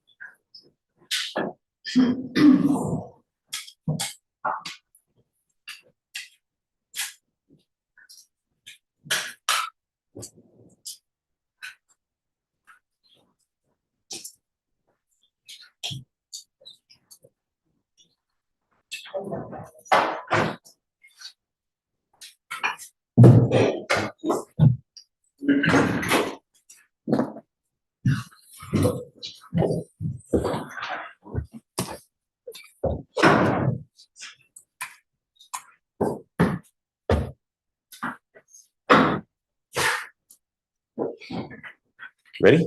I'm ready. All right. Tell the jurors what part of the vehicle was damaged upon impact with the concrete barrier / wall. Front, back, left, right, roof. So it would, if you're looking at your vehicle and my fingertips are the front of the vehicle going that direction, it would be essentially right here would be where the damage would be on the front passenger side, right side. Share with the jurors what you were able to learn either from examining the car or the airbag sensor data about whether any seatbelts were being worn at the time of the accident. So again, as I mentioned when we reviewed it earlier, it indicated both the driver and front passenger whether or not they were seat belted, and it said both were unbuckled. But again, it doesn't record any backseat passengers. So someone's driving, that person was not wearing a seatbelt. If there was someone in the front seat, meaning the front passenger seat, that person also was not wearing a seatbelt. Yes, that person as well was not wearing a seatbelt. Could have been if there are two people in the back, they're both buckled, they're not buckled, you're not able to tell. We wouldn't be able to tell. Okay. And share with the jury the impact that a not wearing a seatbelt would have in terms of the speed and force of which you keep moving forward when the car you're in comes to a stop. Can you repeat that? I'm sorry. Yeah. If I'm wearing a seatbelt and I'm going 50 miles an hour and I hit a brick wall, does the seatbelt help slow me down? Absolutely. Again, the purpose of safety control devices in vehicles are to keep your butt in the seat. That's all they're there to do. That's why the seatbelt gets tight, to keep you as upright as possible. And that's why the airbags come out, to provide a cushion for that blow that you're going to experience. If I'm not wearing my seatbelt, what effect does that have on any impact I may have with an airbag or a dashboard or a windshield? So I've seen a range of things. Again, there's a range of things that can occur in a crash, but if we're going straight inline crash, meaning we're going straight and we're going to hit a wall straight, okay? You're going forward, and I've seen things as far as if you're not wearing your seatbelt, even if the airbag deploys, people have rounded the steering wheels because, again, all that weight that you're carrying here and that speed times those together, that's the amount of force that you're about to feel. And so they'll override the steering wheel. So that's, again, just a straight inline crash. That's what you could expect. Did any airbags deploy in this accident? Yes. It's okay.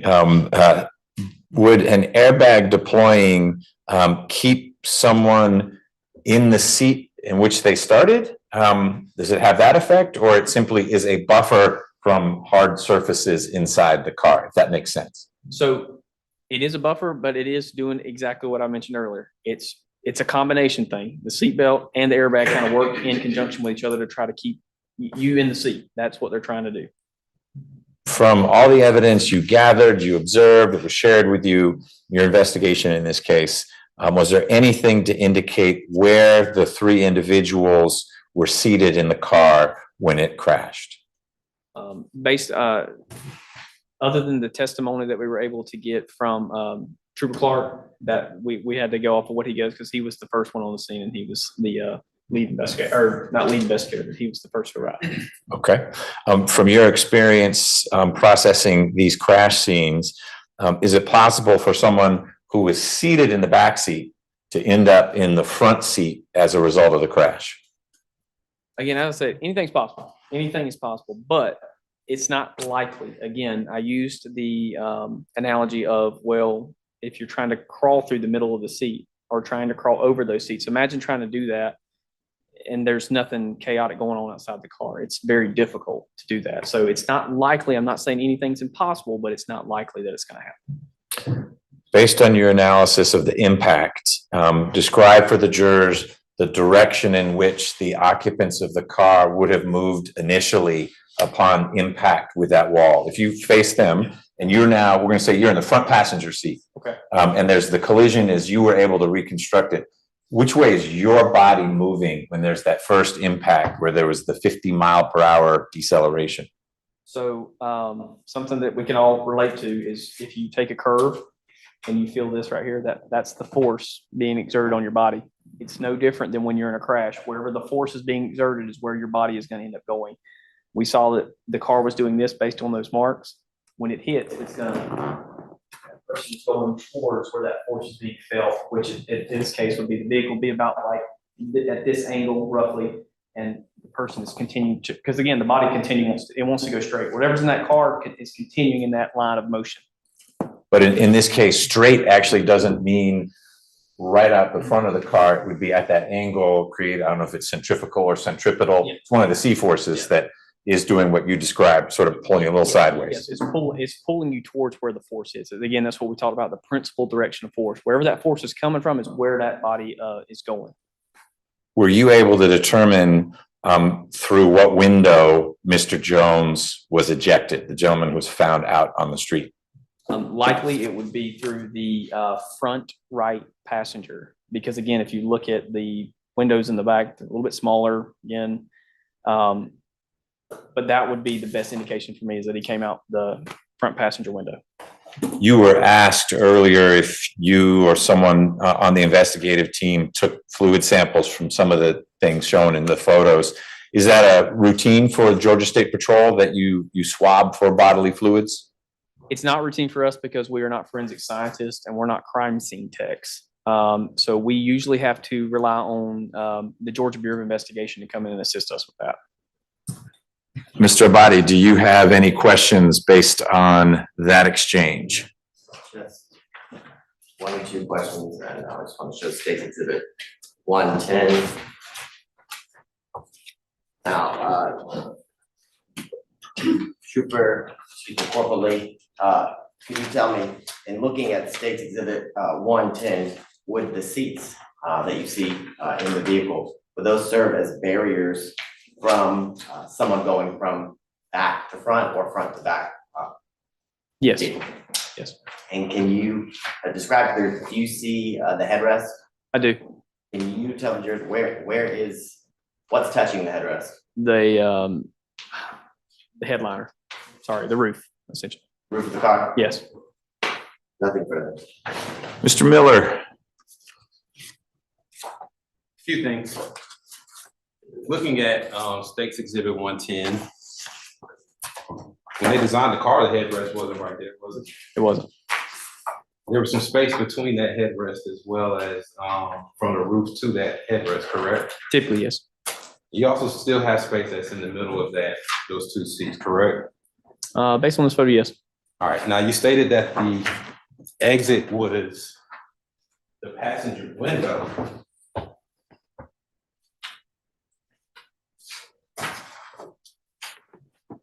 But in your inspection photos,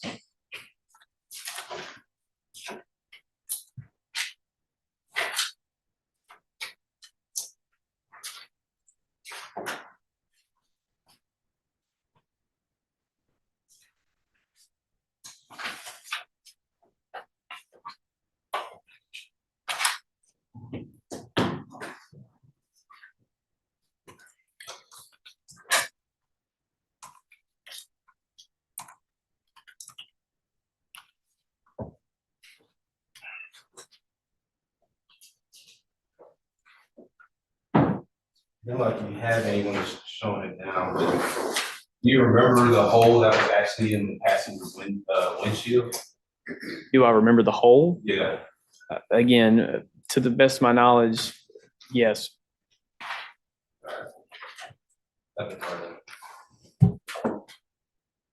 Okay. Corporal Lee, thank you. You've had 2 long days. Appreciate it. Thank you. Mr. Abadi, your next witness. This time you're on the state of Georgia arrest. Okay, you should leave. I'm sorry, I didn't mean to leave you hanging like that. Take only your own stuff. If it has a sticker or it was handed to you by a lawyer, it should stay put. Okay? Thank you. Thank you, Judge. Have a good one. You're welcome.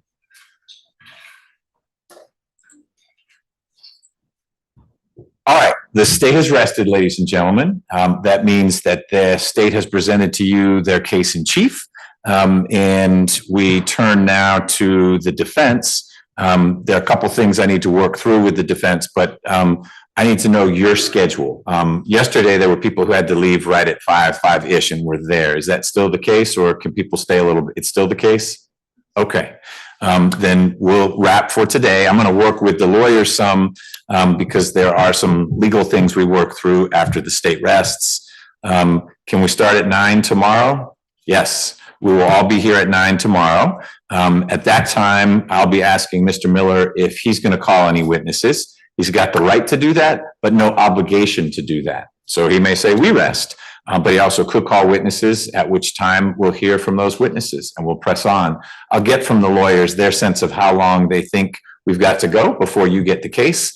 And we'll take it from there. And we can have a shorter lunch tomorrow if that's your request. So I'll build in the fact that it will be shorter. Mr. Abate, anything we need to talk about in front of the jury before I let them go for the day?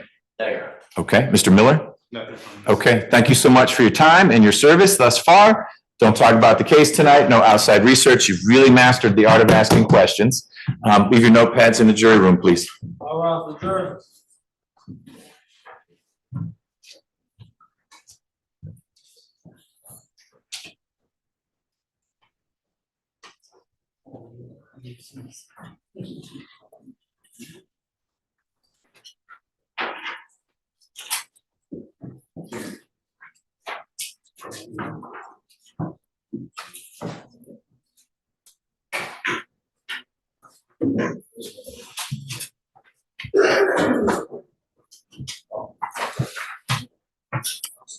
All right, Mr. Abate, I have a request of you or Mr. Rao or someone on your team. If you all could get onto a single thumb drive, assuming it will fit all of the video evidence that has been admitted so far.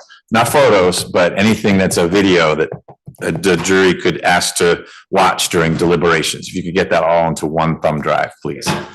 I will get you all a draft charge some point tonight. I'll go over the submissions from both sides. My staff attorney has already put together a draft, and I'll tweak that and push it out to the lawyers.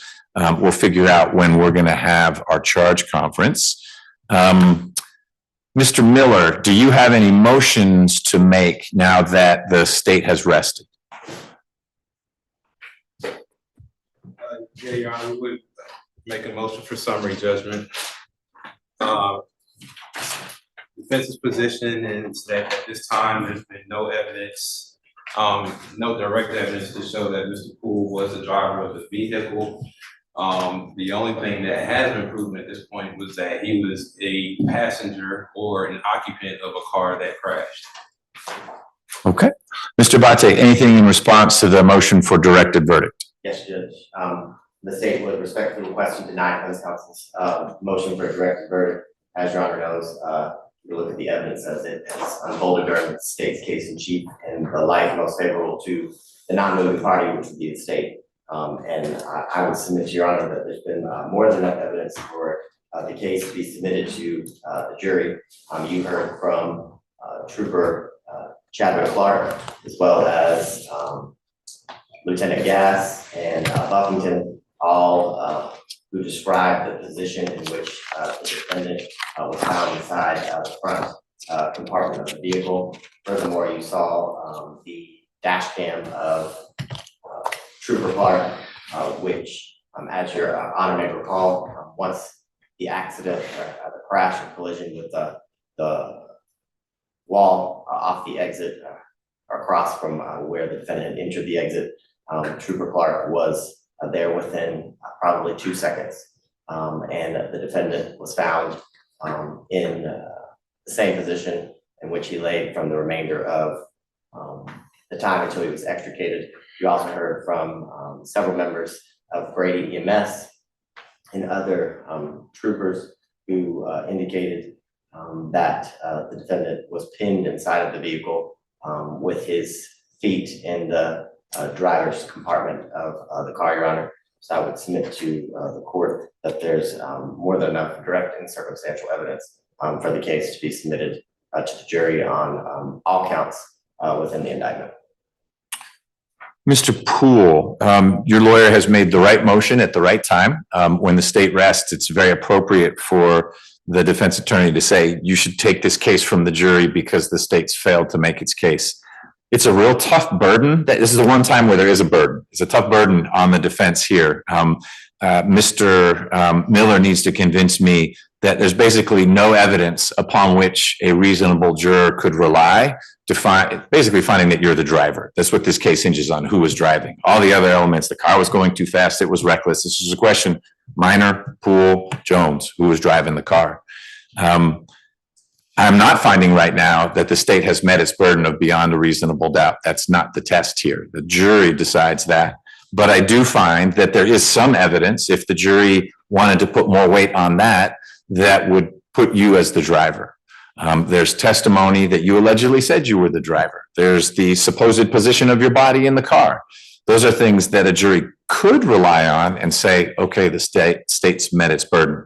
But it's important that you not hear me say, and the state has met its burden. The jury will decide that. But I think that there is evidence that jurors could point to say, here's why we made the decision we did. It is rare that a directed verdict is granted. Usually it's a technical reason, like the state failed to show that the car was going more than 30 miles over the speed limit. Someone just said it was going fast. Well, you have to show that it was 30 or 20, whatever the number is. But here there was even that. So I'm denying Mr. Miller's motion because I don't find that this is one of those rare cases where there's no evidence upon which a jury could rely to reasonably arrive at a guilty verdict. So we'll keep pressing forward. Mr. Poole, last thing I'm going to say to you, then I'll turn back today, then I'll turn back to Mr. Miller. Tomorrow morning, before the jury comes out, you and I are going to have a conversation with your lawyer present about whether you're going to testify. That's a decision that you have to make. You can make it upon consultation with Mr. Miller, family, anyone you want to talk to. But ultimately, on the record, with the jury not in the room, you and I are going to talk about whether you want to testify and the implications of testifying and the right you have to remain silent, and the fact that I'll tell the jury that they're not to consider that in any way if you choose not to testify. But I just want to alert you, because ultimately, after I ask you 3 or 4 questions, I'm going to say, do you want to testify? And your answer is either going to be yes, I do, or no, I don't. It's not going to be, I need more time to think about it. That's why I'm flagging it now. You've had plenty of time to think about it, and I'm confident Mr. Miller has given you real sound advice about whether it's a good idea or a bad idea and what his legal strategy is. And you're free to be influenced by it. But I'm not going to ask Mr. Miller if you're going to testify. I'm going to ask you. And tomorrow morning, 9-ish, you'll need to be ready to tell me what your plan is, okay? All right. Mr. Miller, what is your forecast for how long your presentation is going to go? And it's only a forecast. I need to actually check with Dr. Connolly on it, because he's not being easy. Right, and I need him for tomorrow. It shouldn't take any more than a day, even with Dr. Connolly testifying. Okay. It sounds like most of your witnesses are going to be, here's what was happening that evening. Some of that, yeah. Okay. I mean, they cover whatever you cover, but just what you had forecast with me and more importantly with the jury in your opening. Okay. You will have enough witnesses to fill the day, though. You don't envision that too, saying, well, dang, that's all I got for today. Everyone else is coming on Monday. No, we should have enough for tomorrow. Okay. Good to know. Then let's trying to figure out when we're gonna have our charge conference. I guess that'll sort of flow from how much of tomorrow you fill. It's not gonna be a super complicated charge conference. But let's have everyone here a little before 9. I'll have the conversation with Mr. Poole about his testimony, and then you'll be ready with your witnesses. Okay, Mr. Bate, anything else? Nothing to say about it. Okay, if you can get that thumb drive together, that would be great. Do you intend on introducing any videos? Yes, we do. Okay. Reduce those to a thumb drive. Yeah, and I don't mean to be secretive about this. There's equipment in the jury room for jurors to review videos. And the way we manage this is everything that's been admitted, that's a video, put on a thumb drive, we dump it on, it's basically a big screen with a computer attached to it. And the only thing on that computer is video playing software. And so we put the evidence that's been admitted on the computer, take away the thumb drive, and if they want to review something, they can, but they don't have to trundle out here. And more importantly, they can pause and talk as a group, because they can't do that if they're sitting out here, and they'll play what they want to play and not play what they don't want to play. So certainly if you have videos that you're going to be tendering, we'll want to get them on there. So if you got your own thumb drive, that's fine. I'll just get the contents of both on that device before they deliberate. We've got time. Okay. All right. If there's nothing else, then I'll see everyone around 9 o'clock. You got to be here on time tomorrow. Okay. All right.